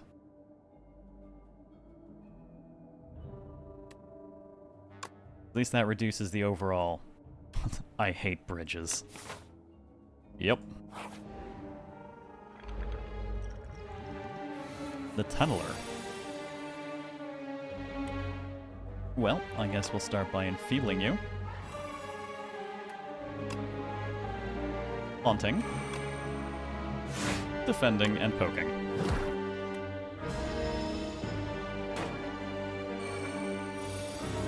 Randomize means it picks a different card from your deck. That's even worse. At least there I know what I'm losing.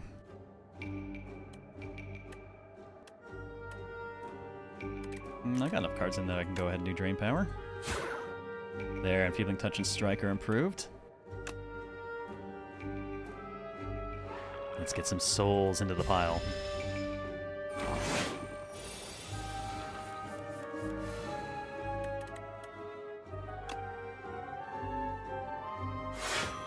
Commencing Doom.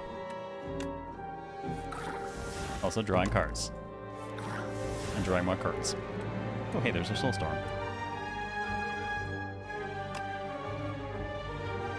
Ooh, Soulstorm with lethality.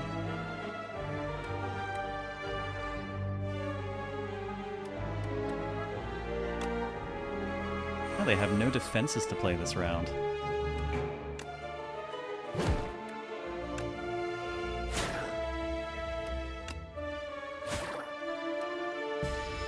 At least we can knock him out on the ground.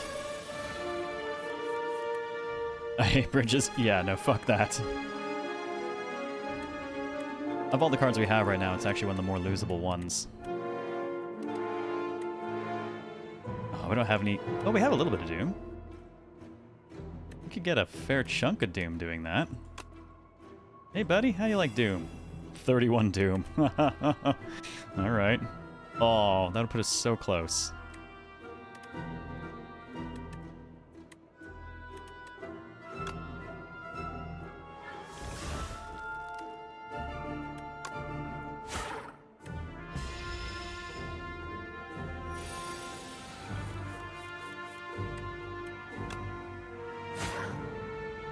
Well, that's sufficient Doom to do the job.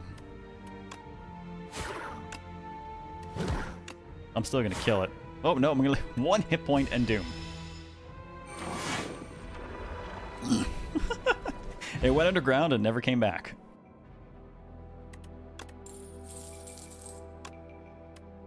Oh, Mastered Invoke. Okay, upgraded. Summon 3 and 3 energy.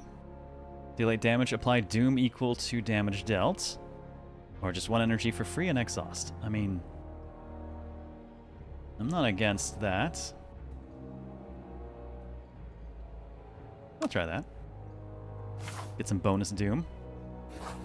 Self-burying corpses. I know, it's great, right? Alright, let's smith up something. What do you look like up there? 3 damage per soul in the pile. That's pretty tempting. Reanimate gets up to 25. Shame it doesn't get any cheaper to use. Ooh, Haunt gets up to 8 damage for playing a soul, though. We do throw so many of them out.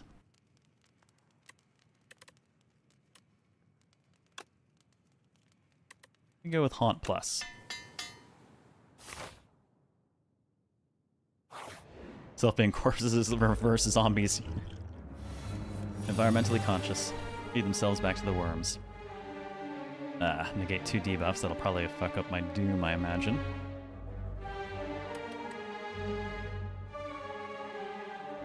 Status effects. And a bunch of damage. Alright, well, I'll take my Haunt Plus to start.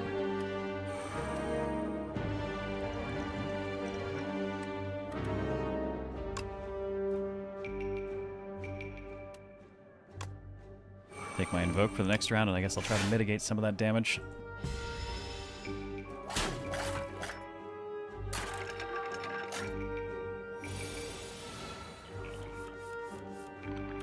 Unplayable ethereal cards, so at least they'll go away on their own.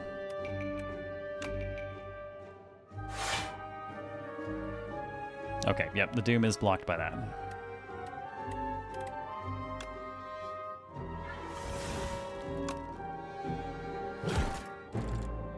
Give it a solid punch.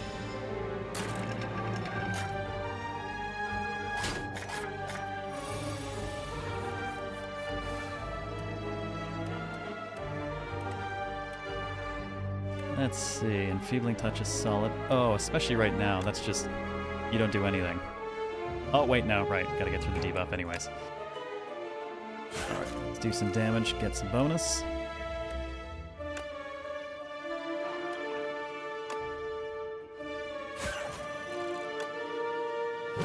Oh, the flatten's not quite enough to kill it, but it will do the job of dooming it.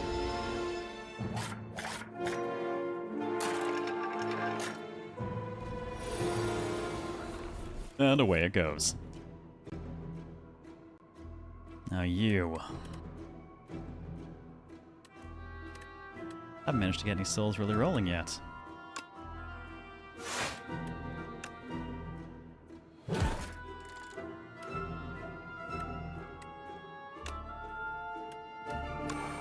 Gonna eat a bit of shit on this one.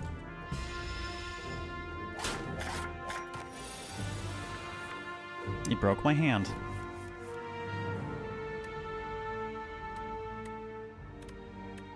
Alright, well, we're gonna get status, so let's just go ahead and do combination of Dirge and getting ourselves more energy next turn. Let the days go away, because we're about to get more of them. Do you like how the Lich's power is she has a big hand? I have a hand that punches things for me. What more could you possibly ask for?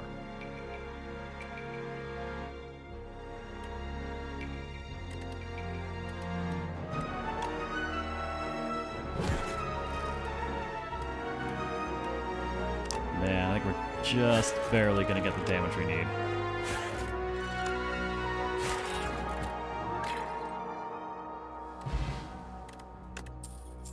Oh, random attack potion, okay. Another flatten, another drain, and hello, Deathbringer, what are you? 26 doom in 1 week to all enemies. Okay. Twist my arm, why don't you?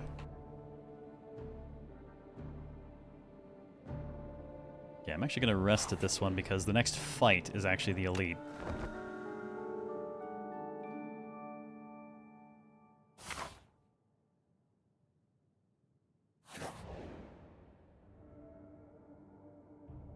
You come upon a faintly glowing key and go to pick it up. Been looking all over for that key, now if you don't mind. This person looks like bad news, so maybe it's not good to be judgy. Return the key and get 100 gold, or fight to obtain the key. We have a merchant coming up, so I might actually just take the money this time. The stranger thanks for your help and rewards you handsomely.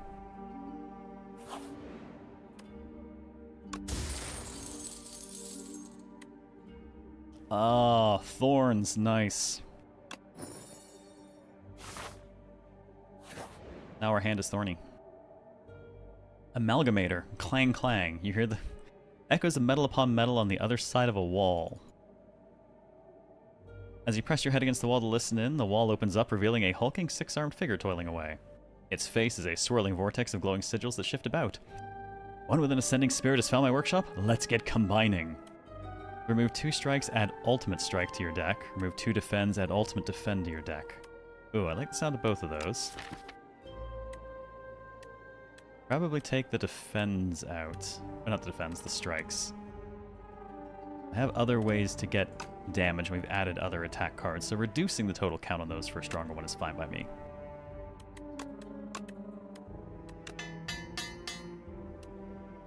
That's quite the strike. The Amalgamator strikes its bone anvil. Memories of combat, attacking, and offensive strategies sharpen with each blow. The most ultimate technique returns to you. If you're ironclad, that you're great for a strike deck, no kidding. Use a bracelet. Regular enemy combatants are... Oh, no longer get regular fights in question mark rooms. This is good, because now we have a question mark room. Run with the Elder. You're approached by the oldest person you have ever seen. We meet once more. It's me, Ranwood. You do not know this man. Give the attack potion for a random relic. Give 100 gold for a random relic. Or give him the Juicer bracelet for 2 random relics. You know, given that we just got the bracelet, I'm going to say give it to him and have 2 random relics. We got... Get 2 HP at the start of combat and the 4 plating. Exemplary! Ranwood observes the relic studiously for several minutes, then eats the Juzu bracelet. Dude needed more minerals in his diet? Alright, what do we got? Shuffle your draw pile, gain 6 block. That could work for me because we have a lot of card draw. Start each combat with extra energy. Cards containing strike get 3 extra damage. Gain 2 dexter. Oh, those are potions, though. Less interested in the potions. When you apply Doom, get 2 block. Tempting. Gain 6 block if you apply Doom, gain block 2 more times. Same no escape we had. Death March. What are you? Deal 8 damage. 3 additional damage for each card drawn during your turn. Okay, well, that could potentially play really well with the soul drawing.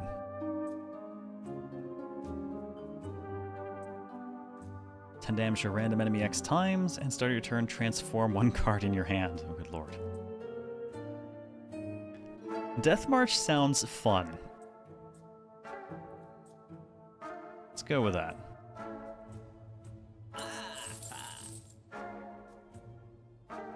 I also kind of like whenever you apply Doom, gain block.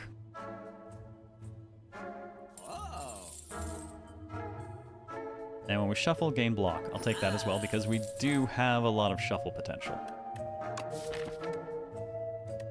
I think I'll also pay to remove a card, maybe one of the last remaining regular strikes. We have a lot of alternate single energy attack cards now.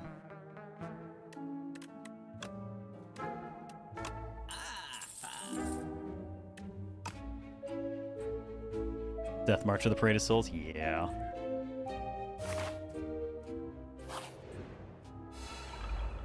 Oh, it's this thing. We meet again, weird thing. So sad my camera's fucking off today when we got it perfect yesterday. I guess I'll have to fight with that before we start Fatal Frame on Thursday. Hey, Fossil Parrot. Yeah, the STS vendor's cool. Alright, we've got our Haunt Plus. Let's go ahead and get haunted.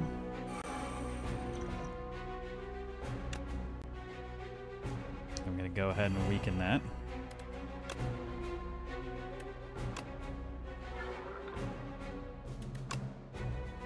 Poke will give us the free flatten.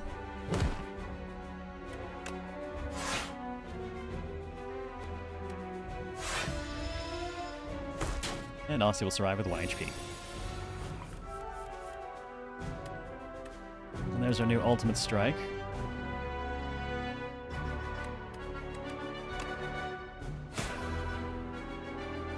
Alright, flatten and poke both upgraded. Now with the extra energy we got, let's just go ahead and let's get the souls going.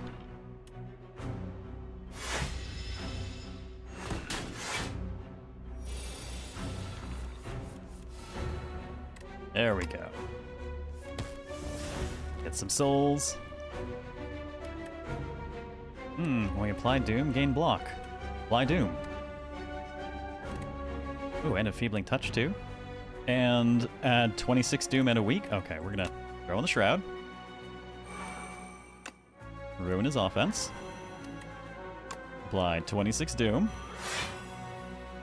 Apply more Doom.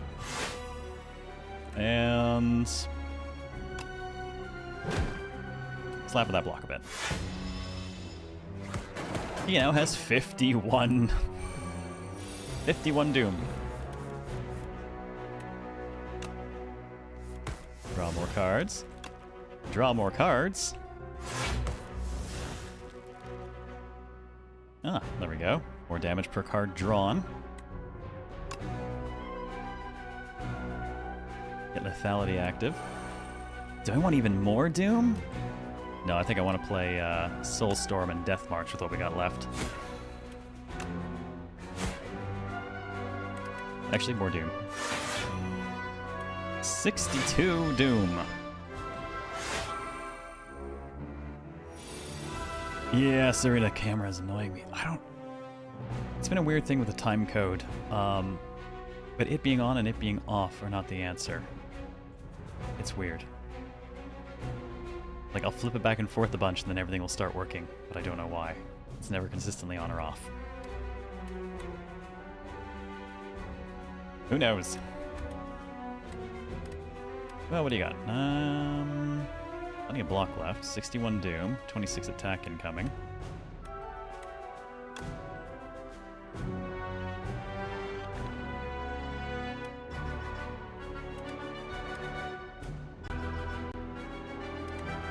I think I'll just have to minimize the damage I'm taking. Get more souls in.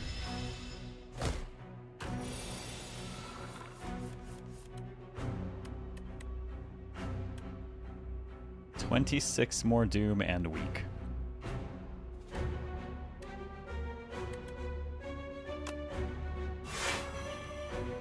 Well, 88 Doom says that's enough to do the job.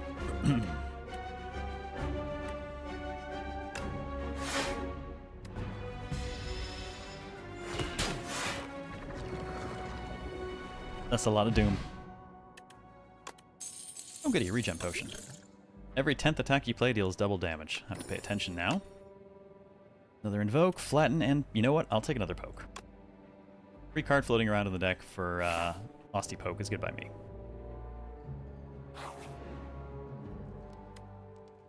Gonna be cautious and rest. And now we get another Elite. I like this golden compass. Oh, this thing again. I'm just gonna have to doom the lot of them. Yep, I think that's what it's gonna be. Get our haunt going.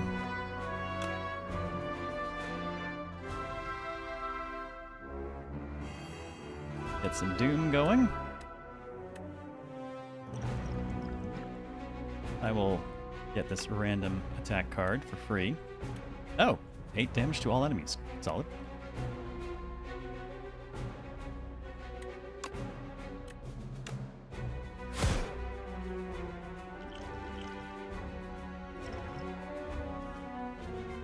Man, I'm gonna eat some shit for damage on this one.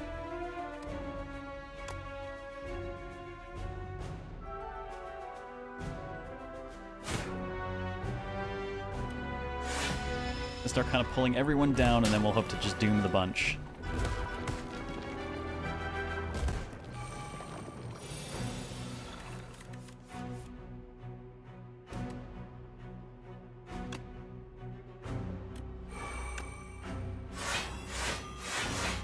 There we go. Doom and block in conjunction.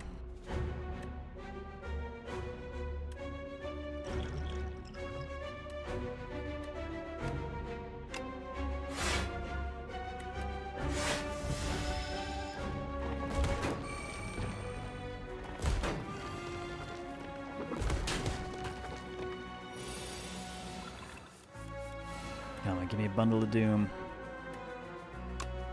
Alright, at least prevent that one from doing any damage.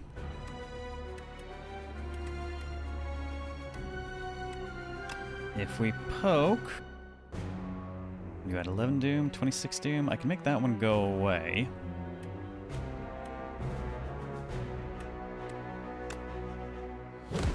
Okay, that one's now in doom range. That one's now in doom range. And that'll pretty much give enough HP that Asti can absorb the entire thing coming, and we'll get a bunch of extra draws shortly. That'll do.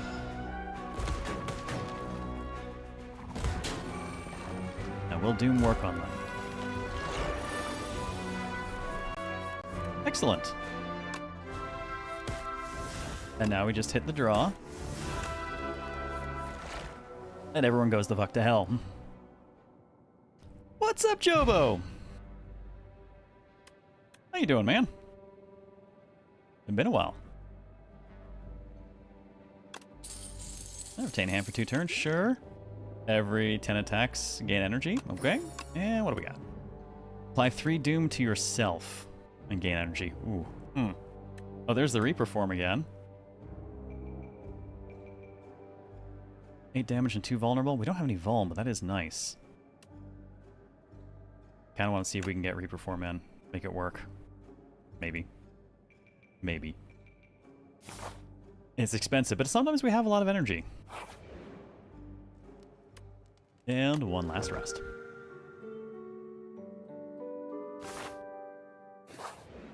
Now, what the hell are you?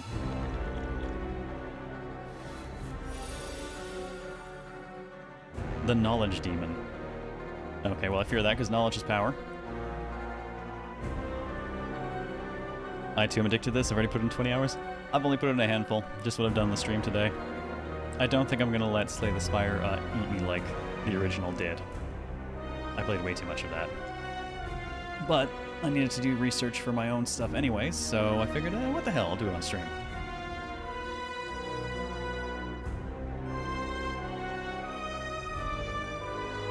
Wait, Emma, stop fucking up.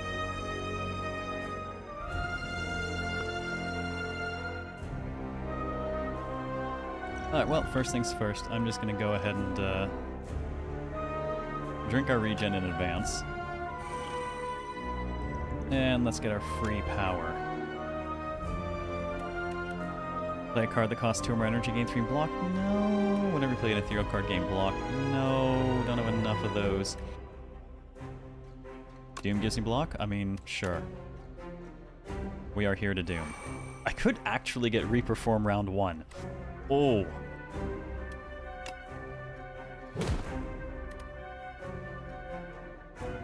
You know what? I think we will. Let's just do it right from the get-go.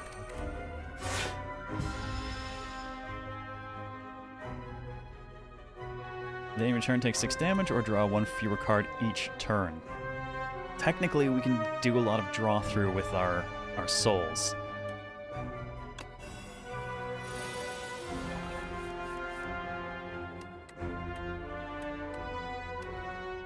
As long as we can get some going.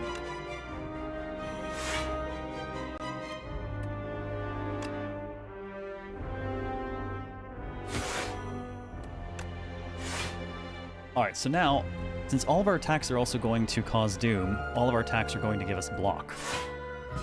Which is a little bit of help.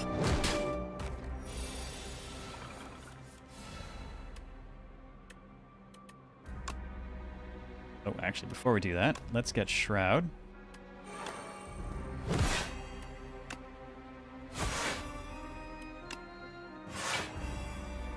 Yes, more and more doom. Let's just build it up.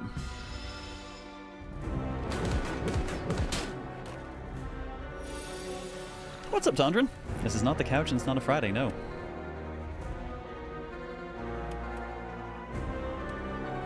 Alright, Feebling Touch for sure. Finally get Lethality in.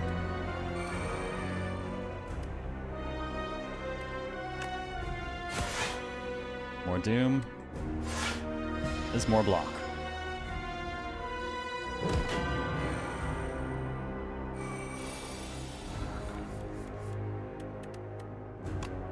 Alright, there's our haunt. 24 doom and 24 damage and doom equal to it. Thank you, pen.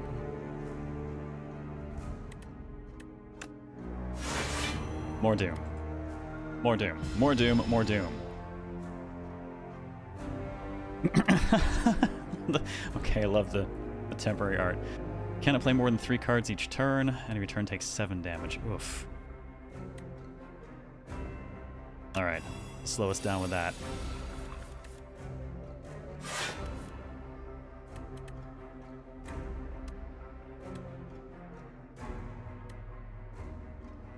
Well, 24. You know, Reanimate will actually basically allow him to take the next hit, but all the damage we could deal otherwise is just raw doom, so we keep the doom train rolling.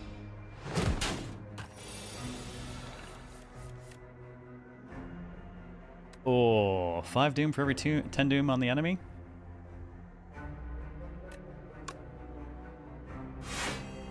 He now has 274 doom.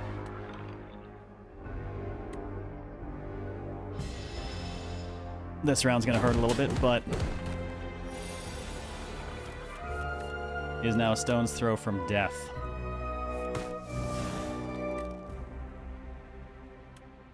Actually, he is now dead.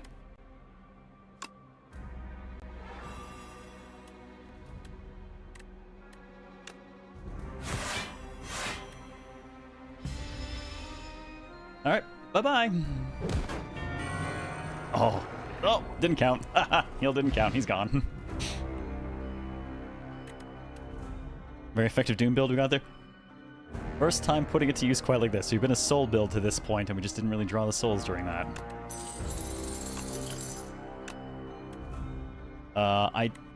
Okay, I don't think we need a second Reaper form, but I gotta admit, Reaper form applying twice as much Doom would be kind of cool.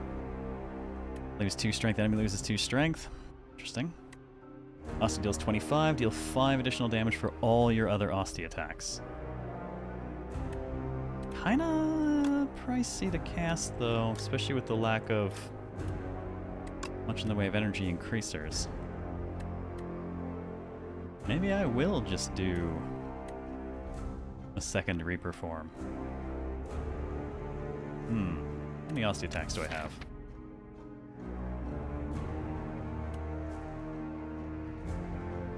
Not a ton, but it would do a decent chunk in a single hit. That's a really tough call.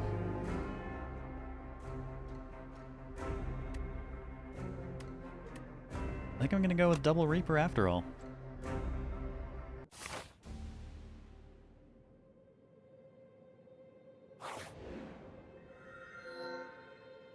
Alright, what do we get? Add one enthralled, gain energy at the start of each turn. Woof. If it's in your hand, must be played before others at 2 energy. Lose 9 max HP and add 3 apparitions. Oh well, gain intangible. Nice. Encounter the merchant. Immediately obtain everything he sells. Oh my god. On the one hand, that's neat. On the other hand, oh my god, my deck. I mean, the raw chaos of it is funny, but holy shit, the card bloat. I think I might go for the extra energy. Exactly, Kill Aaron. The deck bloat would be enormous. What do we have? Speaking of merchants, we got one up along here. To rest, some treasure, double rest. A lot of rests up along that side. No elites, though.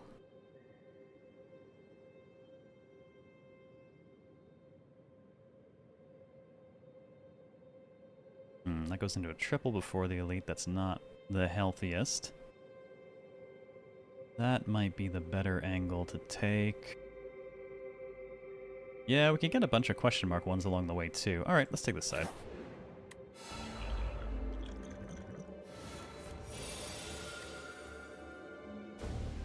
Devoted Sculptor. Alright, buddy.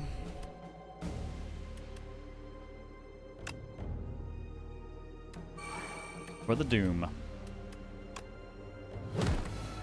let's just immediately get Osti built up a little bit.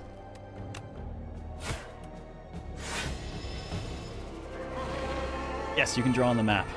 Probably mostly a multiplayer thing. Welcome to Chaos Merchant, where every hand is a brick. Ugh. There's a Reaper. Well, there's one of the Reaper forms, or new one.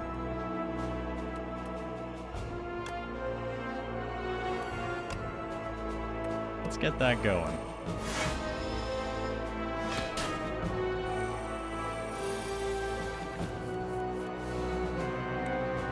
Oh goody, there's my haunt. There's some doom.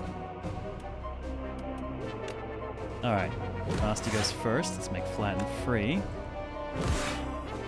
Get that doom going. Want my haunt.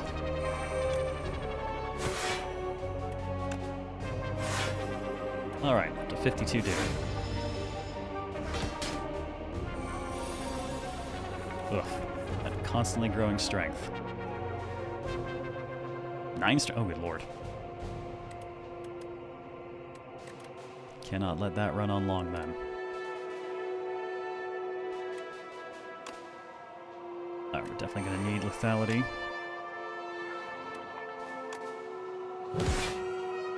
Alright, that's sufficient doom to finish the job.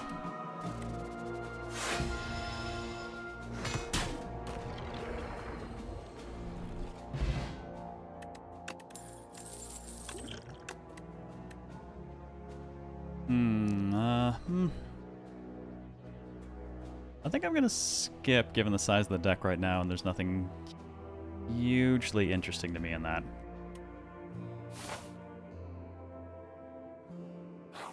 Alright, let's get some weird stuff. Oh, hey, that thing. Alright. Along your travels, you stumble upon a dark amorphous a polyp. You can sense it is very old and very evil. Oh, it's me. Approach. We can enchant and attack with Corrupted, deal 50% more damage or lose 2 HP, or kill it with fire and transform a card.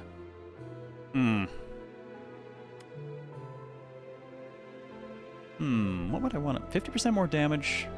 One of our repeating cards, I think. Either the Soul Storm or the Death March.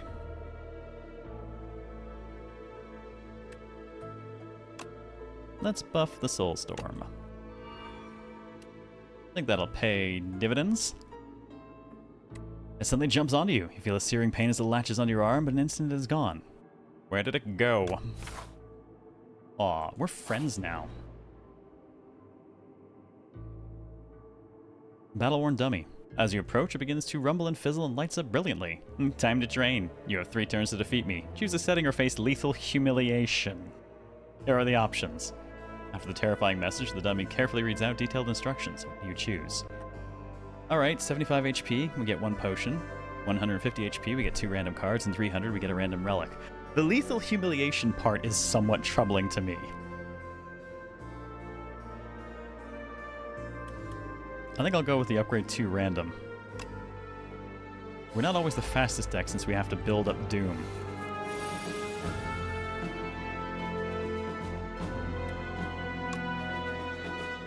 Lethality, Invoke, and Flatten will make for a decent start at least.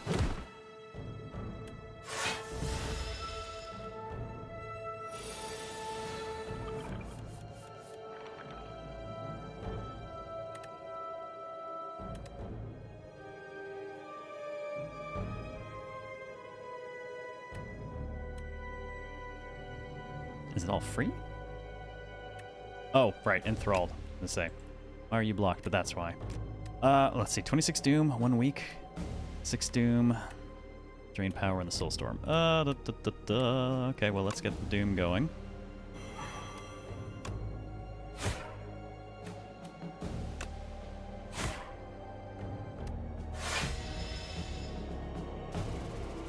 Yeah, that damage is not going very fast.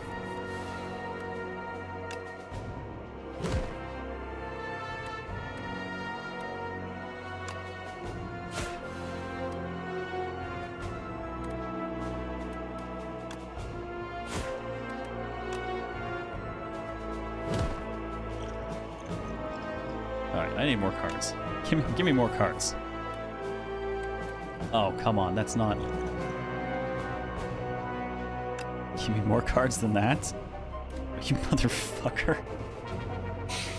Oh, that's just nothing useful.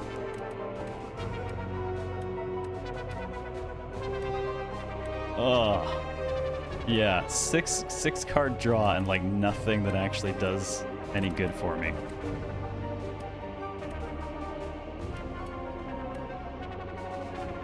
I don't even have any damage in there to like pull Reaper form and then at least get more Doom applied.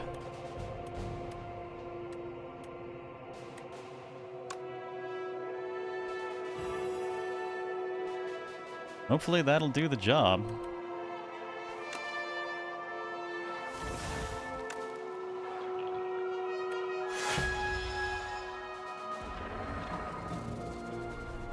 Okay, late Doom. Oh, it upgraded Shroud and, shoot, which one did I grab there? The Blight Strike. Cool. Alright, I'll take that. You passed the training. You're now equipped to defend this factory against intruders. Be sure to hydrate after training sessions. On to more weirdness, then. The future of potions? You feel a faint rumbling as you round the corner to discover a gigantic spinning apparatus. It has several slots which appear to convert liquids into a highly compressed digestible tablet. The idea of turning these health tonics into a tiny morsel is uncomfortable, but perhaps it's good to try new things. Lose our speed potion to obtain an upgraded common. Lose stable serum for an upgraded common attack. I don't know that I want... Well, I don't have a choice here. I guess I'll lose the stable serum. We got Rattle, 9 damage, additional time for each other time he's attacked this turn. Debilitate, 9, Vulnerable Weak or twice as effective against this enemy for the next 4 turns. Sadly, we only really have Weak. No, actually we only had that through potions.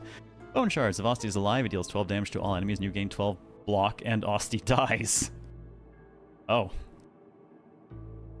Okay. Sometimes he only has 1 hit point anyways. Can you hydrate your skeleton right? I can soak these bones in a nice calcium-rich bath or something, I guess. The Scroll of Biting.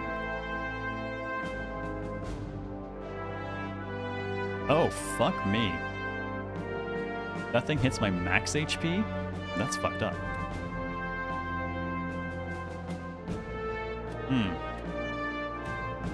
Well, this is exactly the time that we need that bone shard then.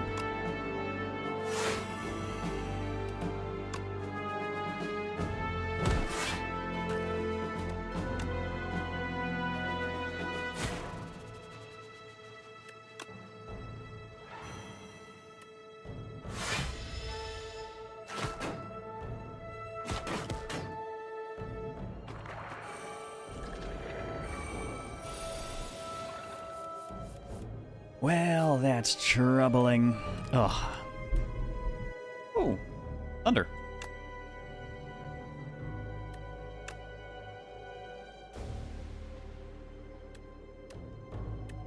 Oh, I'm definitely going to eat some of that, unfortunately.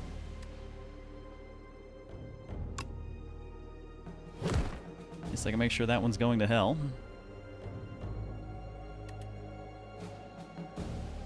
Damn, I can make sure they both go to hell, but I'm probably better off actually killing the one.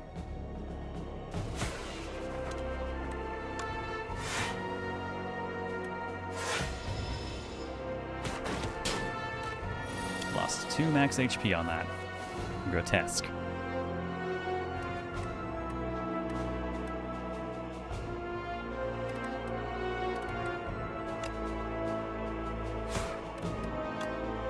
And just flatten that for the end.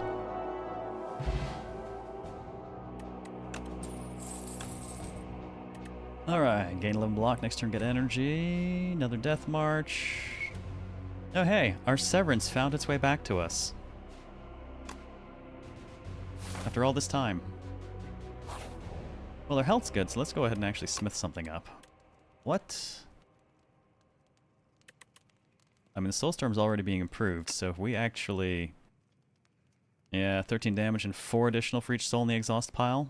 Pretty solid.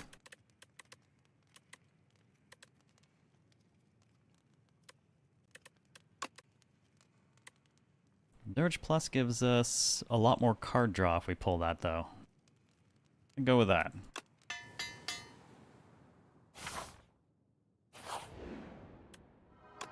And loot says, first hand you draw, each combat is upgraded. Fuck yeah. I'm cool with that. Pick a fight with an elite.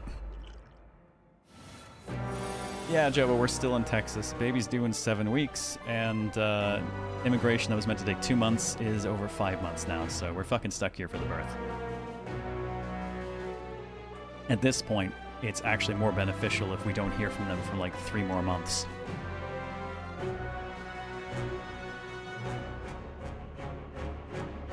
Well, I don't like the look of any of you, but I do like this upgraded hand they gave me.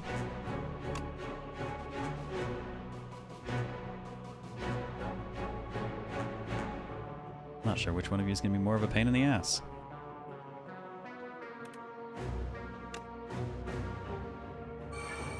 Alright, Doom gives us block. We love it.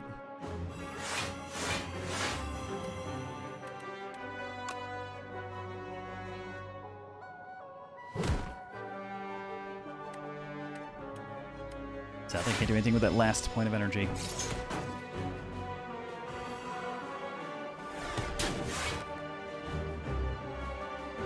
Oh, okay, while he's live, all my cards are ethereal. Ow! That's awesome. I love it.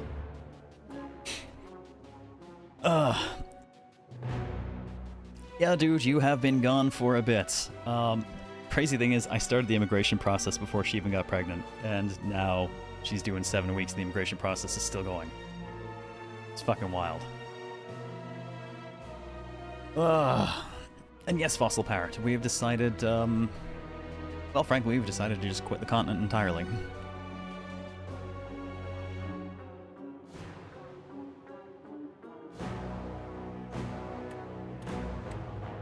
Okay. All being ethereal is rough. Losing... I'm definitely just going to lose Reperform on this. There's no getting around it. I have enough energy to cast everything else, at least.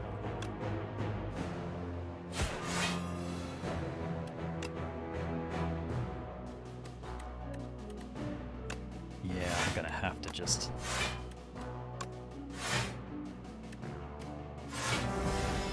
try and absorb that.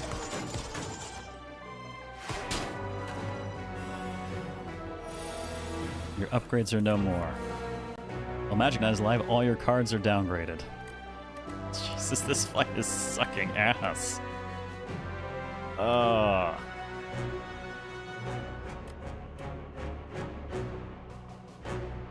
Okay, I can get a bunch of Doom on that at least. I think we can make sure this one dies this round.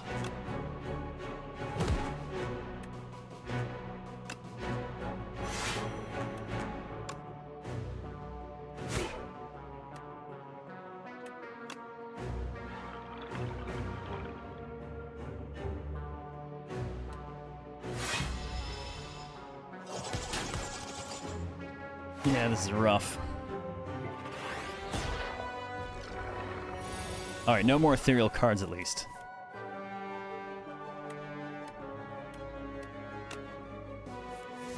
Get some card draw going.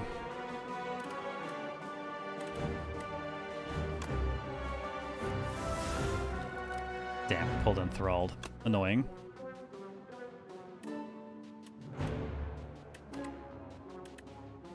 Alright. Leave you. Let's see. More block, more Doom. I'm going to lose Enfeebling Touch.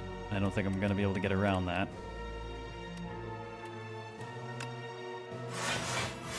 Need to increase the amount of Doom. Get that thing close to getting the hell out of here so we get our upgrades back.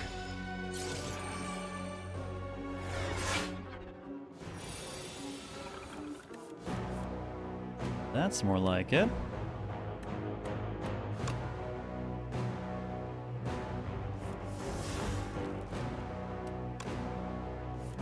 Alright, Death March getting stronger with every card we pull from that.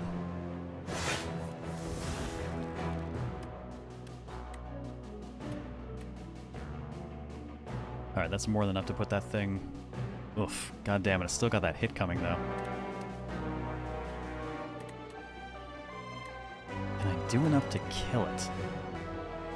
No, I need 52.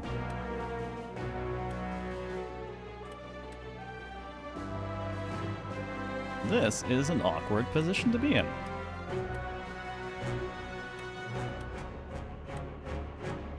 I can get most of the damage I need. If I sack Austie and Unleash, I think I can actually get enough to kill it.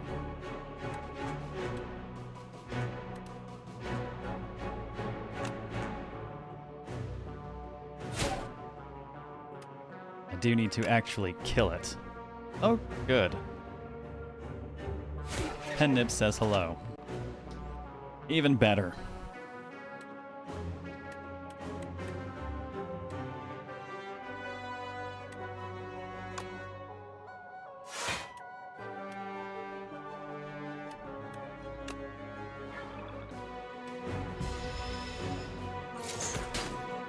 Okay, we can get out of the round without any damage.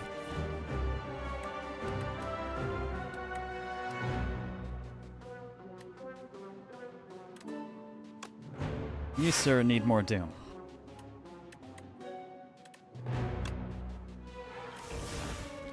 There we go. Austin can absorb the hit now.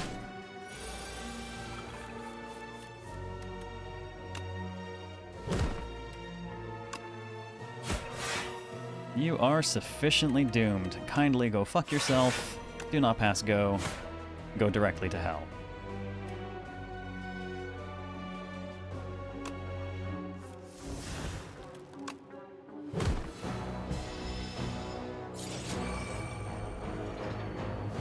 Well, that was a nasty fight. So our second turn get bonus energy. Yes, please. Because we already get bonus at the start of the third turn as well. Summon 5. Whenever Austin loses HP, all enemies lose that much HP as well. Ah. Yes, please. I like it. Just walking around with as many candles as a Warhammer unit. Yep, exactly.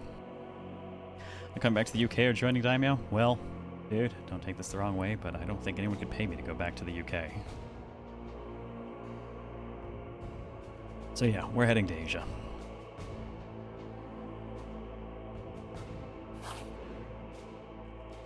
Gonna rest.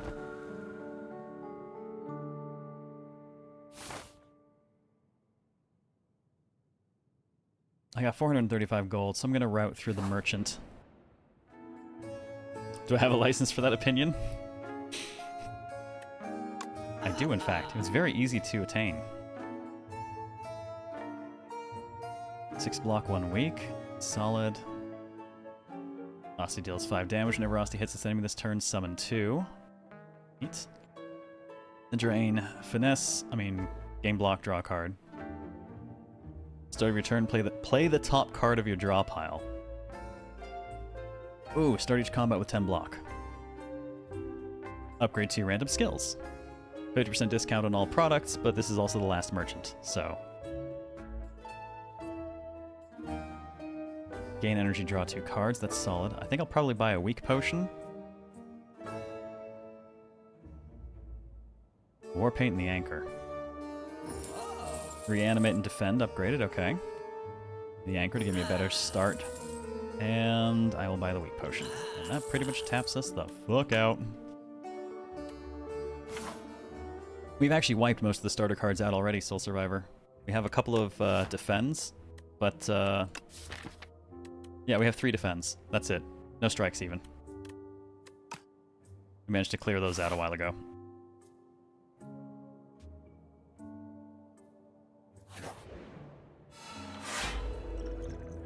Well, you're... Okay, that's a lot of status. I think I already don't like you.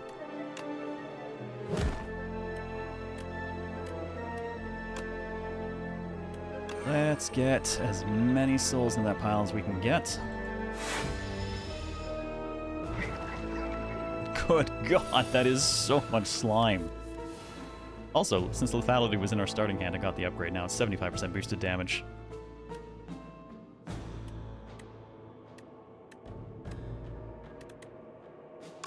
Alright, give me cards. Ugh, not that card. Alright, I gotta get... Well, we got 16 damage coming in. Well, we drew plenty of cards, so Death March will be nice and strong for that first hit.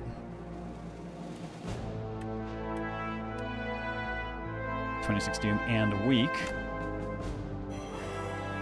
Don't need to block as much anymore. 6 block and 11 Doom.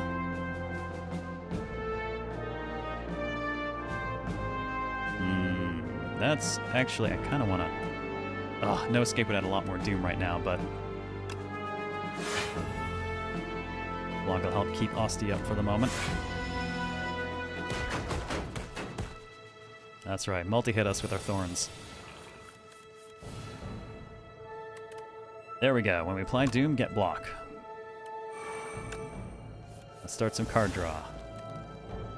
There we go. Osti loses HP, enemies lose it too.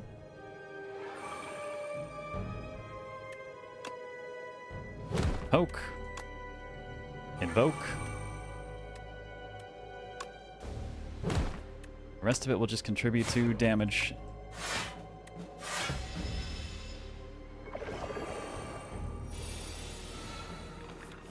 Dude, stealing my strength. That is not very kind. On the bright side, he's going to hurt himself a lot. Oh, both Reaper forms at once. The scary thing is I have enough energy to do it. But I'm not going to.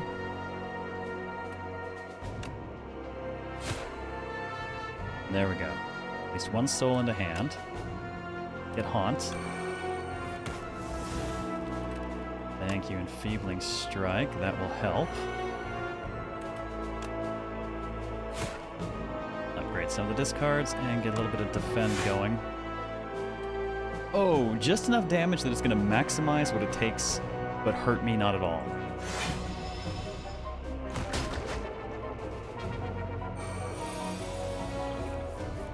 Bunch more slime coming.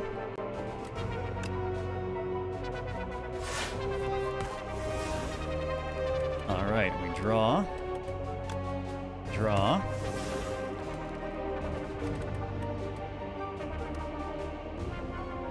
You are 32 HP away from what I want. Let's close that gap a little bit.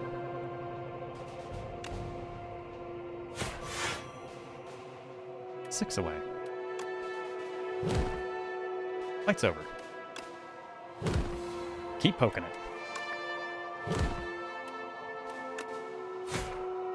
No reason we shouldn't just beat the shit out of it.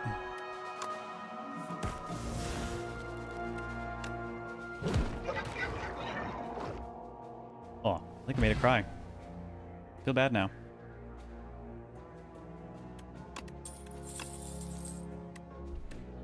Alright, Divine Debilitating Bone Shards again. 29 cards, we're way higher than I'd like to be at. I'm gonna skip that. Please be kind to us.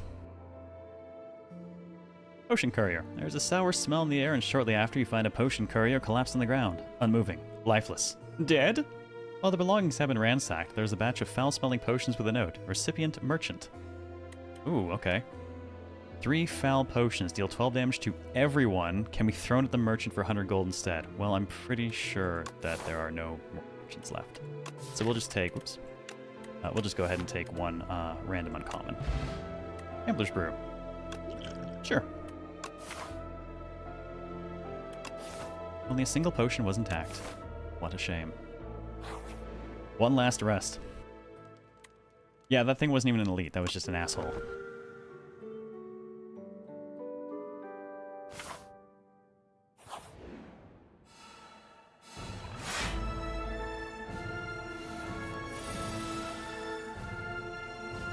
Okie dokie. Torchhead Amalgam and the Queen. Minions abandon combat without a leader, but I'm probably going to have to kill it. I'm hoping Group Doom will pretty much do the job.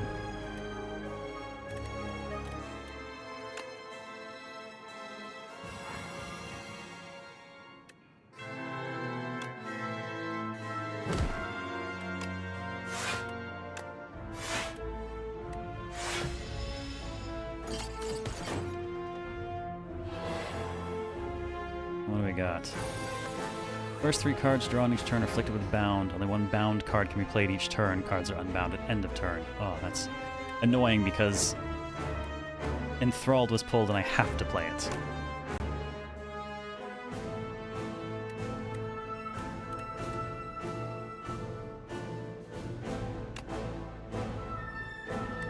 Ugh. Now I can't do Shroud or Enfeebling, so we'll lose Enfeebling Touch, sadly. Actually, no we won't. If it's not in my hand...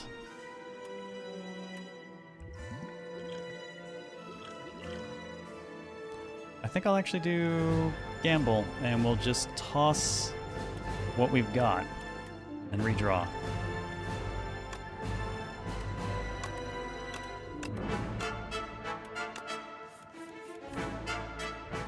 Okay, that's better.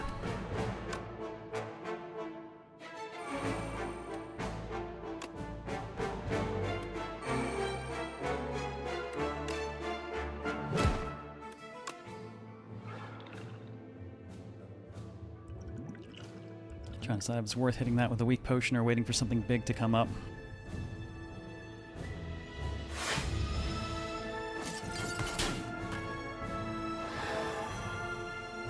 Oh, goody. 99 weak and 99 vulnerable. That's fun.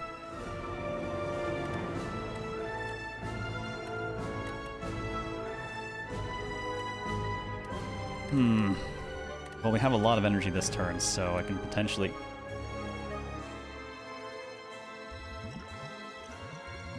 I could actually get double Reaper form going. Queen is Queen Bee? Yeah, I don't like her. I do not like her.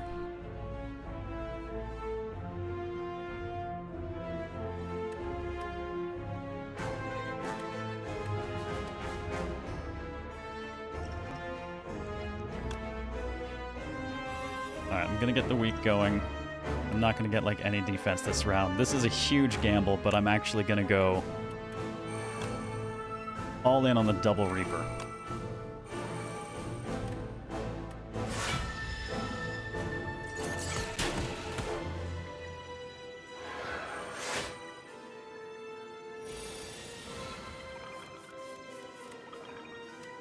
Alright, Necromastery is the only option. Oh damn, the Ultimate Strike is in there.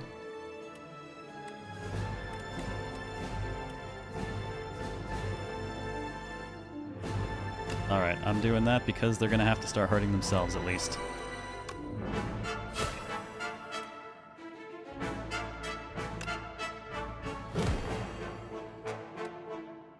This shit is hurting though.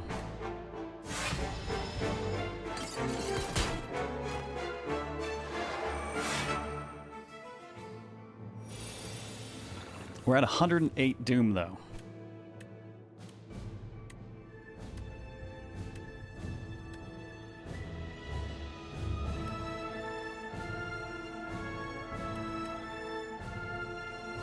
No, I definitely need to do damage this round.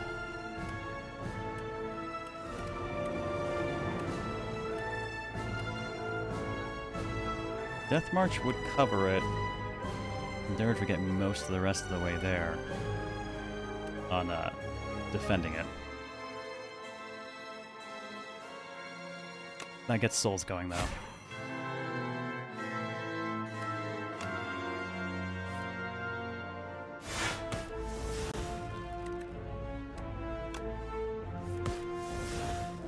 Okay, that's enough to make sure he dies.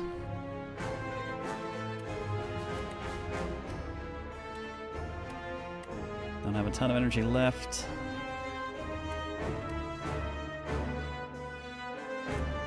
Actually gonna have to try not to get hit too hard.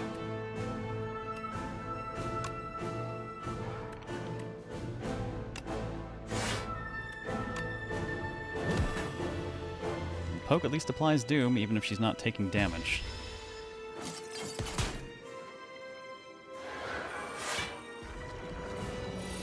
Yeah, that dude is well doomed at that point.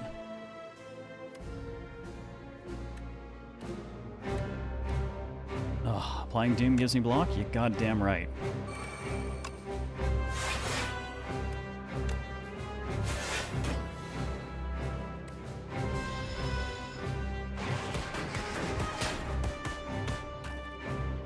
rough. Man, losing access to all those things is absolutely brutal, especially since that one's forcing play. I wonder if it actually overrides it. Can I? Nope. It will not let me do it. I have to do that. Ugh.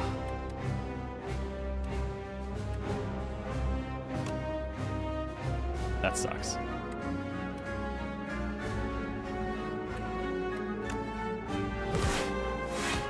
Gonna do that for the block I can get.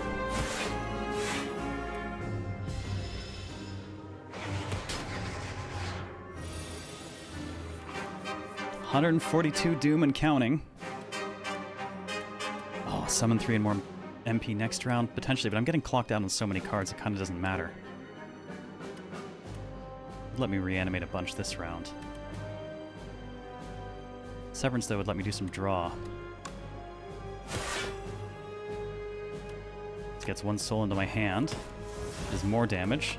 More draw. More damage. More draw.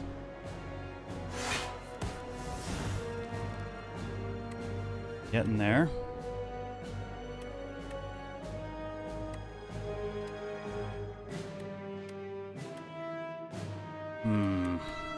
More doom.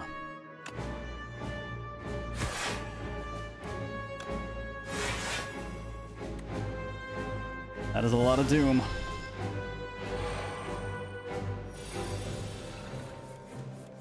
That's a lot of damage. Oh, fuck you.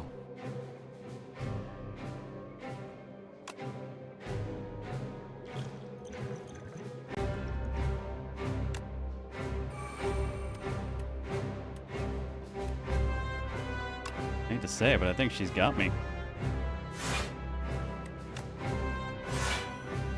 By virtue of my not being able to survive the hit! Raw deal. Raw deal. Getting blocked out of that shit and then pulling the enthralled repeatedly. Just, oh.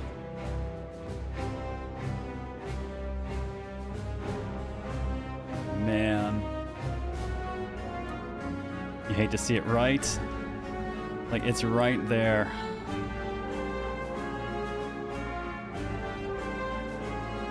Damn, maybe I should have actually sunk everything into the dirge. That might have been a... Probably should have waited a turn and done that. Hey, Kitsune, long time no see. Something happened to your Doom build, huh? Yeah. We go down together. Yeah, I don't think the Parasite... Well, it's a tough call because it is extra energy, though. And the extra energy came in handy so much of the time. But that thing cycled up. It on its own is not the worst thing in the world, but it coming up in conjunction with her whole mechanic of binding cards, and then me being forced to use it and lose any choice in the matter, really sucks. Sucks in the sense that it's an awful situation, not that there's anything wrong with it as far as the game goes. It's fine. It's rough. It just hurts. Right, Relic, wrong boss. Yeah.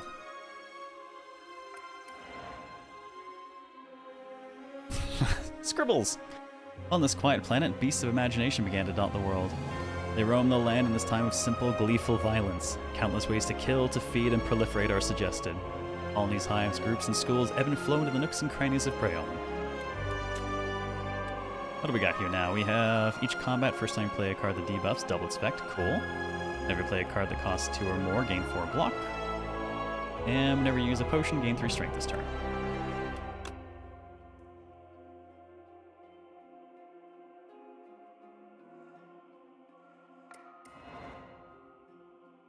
The 12. I love the temporary art. Who is worthy to enter the exalted spire? The capital gathers the most brilliant, formidable, and courageous from all the lands. 12 explorers formed an expedition and advanced inside to make history. None made it back. Yeah, they probably met the queen too. Start your turn, apply 6 doom to a random enemy. Yes, love that. Whenever you play a card this turn, apply 3 doom to the enemy. Yes. And apply 13 doom. Well, it certainly knew how I was playing.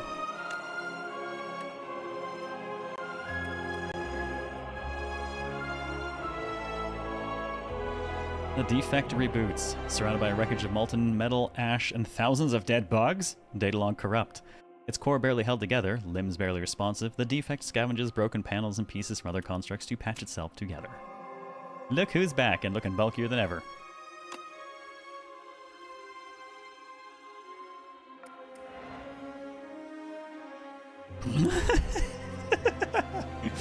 Incident report, date 2771, unknown. Accidentally entered a conflict between a boulder-throwing individual and flying automatons. That just sounds like our ironclad run. Jactifer Groots crushed by a boulder. Jose Paxo fell in a hole. Big Ed the Bard shot by a construct.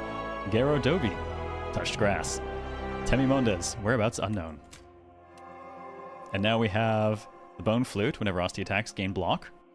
The Funerary Mask at the start of each combat. Add 3 souls to the draw pile. That would have been great.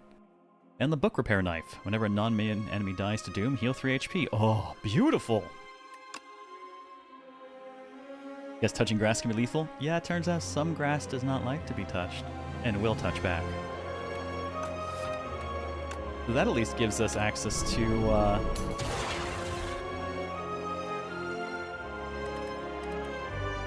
now we have an option to play a random. But the defect is back too. With the lightning cores. Alright, I dig the Necrobinder. That's really cool. I'm looking forward to trying a less cursed run of the Regent. That was such a cursed run. Oh, man. Well, you know, all in all, pretty happy with the effort for only a couple of slow runs and a lot of yapping. It definitely feels very Slay the Spire. Definitely feels enhanced in the right places. I don't feel like they've messed with anything I wouldn't want them to touch. New creatures, new cards, new enemies. That's kind of really the nice thing. Structurally, it's still the same. Kind of got all the good of the old one and some more new stuff. Co-op is also very fun. Yeah, next Friday, Daimyo gets to play that with me. He made a deal with me on the stream last night, and I fulfilled my end of the bargain, so now he has to do that. Amused I've seen 3 different streamers play Regent the first time, and each of their first runs was cursed. You know what? I don't think it's cursed as much as... call it a rite of passage, that when you play someone who comes off that kind of character, the desire to see them die is very strong. So, in a little bit of self-sabotaging, it's possible that we all feel the same way, and wanted to watch him die at least once. And it was worth it. But, all being said and done,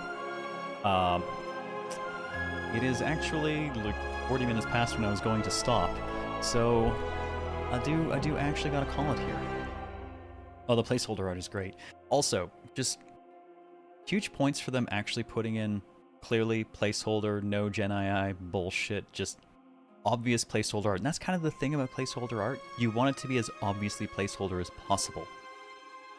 Because that way, you don't fucking miss it in the future. You don't accidentally leave some of your Gen AI in. There's a reason that when we use temporary textures and things, they tend to be colored hot fucking pink. Because not many things are, and God knows that stands out immediately. Harkens back to the option in the first game to see the beta art? Yeah. Want them to leave the doodles? In the narrative stuff, I actually kind of dig the doodles. Unless you're Danganronpa. That's fair. Psychopop pink is absolutely the norm there. That's true. The most magenta possible. Yes.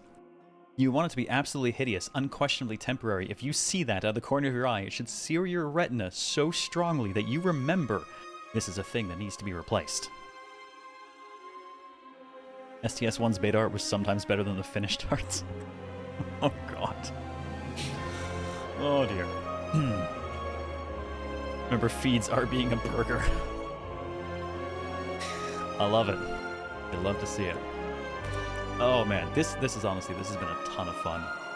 Actually, so much so that I realized I forgot to ever flip over to like the regular stuff earlier. So I've been playing on my load screen the whole time. Whatever, it's still good. It's been a lot of fun. I have really enjoyed this. I'm definitely going to be playing more of it at my own time. Have I played Region? Yes. It was cursed. He died quickly. I don't feel bad for him. It seriously went so sideways so fast. It was funny. Nice popping in again. It's good to see you too. Honestly, I hoped since I actually was going to do a Saturday one, I might catch a few of the EU people I missed because PC is not exactly EU-friendly hours. Though next Thursday, I will be going back to regular-ish shows for a little bit because I want to cover Fatal Frame 2 Remake, beginning to end.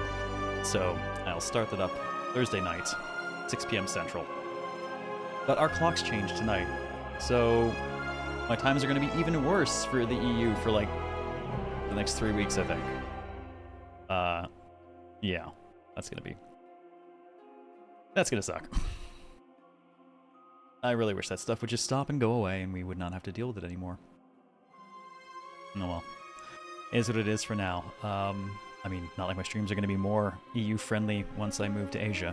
I don't even know what the hell my streams are going to be at that point. I do know, though, that I am going to have to work Red Hook's office hours, which means I'm going to be working overnights. Because there's about a 16-hour time zone difference. So yeah, I'm going to be very graveyard shift at that point. But you know what? Meh, I'm okay with it. I'm creative at night anyways. At least Tokyo nights are glorious. Well, I mean they are, but I wouldn't be out enjoying the night, would I? I would be working the whole time. But it does mean that, like, if I need to get things done during the day or whatnot, I don't have to interrupt work to do any of them. What's that? I need to see a doctor, pay a bill, go somewhere, do something? I can do that every day of the week! See, there are advantages to working nights, and I will make the most of that. The only question is how the hell Friday night is going to work there. So I think I'm going to go out and get drunk and then go straight to Friday day work at work. It's going to be a little weird. No, I'm not regularly drunk on a Friday night. What are you talking about? It's not Friday night. It's the... Oh, wait. Yeah, that'll take some work. Just enter the daimyo shift. Yeah. Yes, Friday day night work. Exactly. So, I mean, schedule's not super relevant because this week's over, but I will be posting the updated schedule for next week with the new times and everything based on the clock changes and whatnot. It does mean VC will be starting for months an hour later than it was because Japan does not observe daylight savings time, and we run that show on Japan Standard Time, not my time. But next Thursday, I'll be back on for Fatal Frame 2. Looking forward to catching up with people a little bit more, hanging around for a few more shows. T-minus 7 weeks to the baby, so I'm gonna get my hanging out in while I can. Cause soon. Yeah, won't be doing much of that. So, I'm gonna kick the end of cast link stuff out with the right keyboard pointed to the right computer. There's the social if you need go live kind of stuff. That's mostly all I use it for right now. If you want to hang out and chat, though, Discord is where you'll find me far more often than not. And YouTube is where all of the higher quality VODs are for the last couple of years at this point, actually. I think every show is pretty much up there, including a full run of Ereshka on the virtual couch, which we finished last night. And unlike most VC stuff, we agreed to leave that one up. Vegeta, it's a subscriber. Swing Point, thank you for that Prime Gaming sub. Welcome the hell back. Good to see you. I hope you've been doing well. I am just wrapping up. Oh, it's been a long week. Now I need to find some food. But let's see, let's use ignore the starting soon. It's good enough. I gotta update this thing to actually swap to a show's ending thing. But yeah, I'm making some upgrades to the UE5 stuff as we go. I got a lot of stuff fixed and working. Bit by bit, finally making it better again. So, thank you everyone for coming out and joining me. I hope you've enjoyed Slay the Spire 2 as much as I have. I know I'm definitely going to play way too much of it in the future. But we have other things for the show, so we'll be good there. This is more of a one-off look. That said, I will probably be around Discord if people want to tag me for co-op at some point in this. He said, again, knowing that no one can ever actually find him when he has time, but I'll try. I will try. So if you've enjoyed yourself, please, by all means on the Twitch side, hit follow, come back again sometime. We'll start Fatal Frame 2 next Thursday. YouTube side, feel free to hit subscribe or, tickle the like button. I hear it likes that. But otherwise, have a great rest of your weekend, everyone. Thank you so much for joining me. Take care, and I will see you next week. This is Zero out.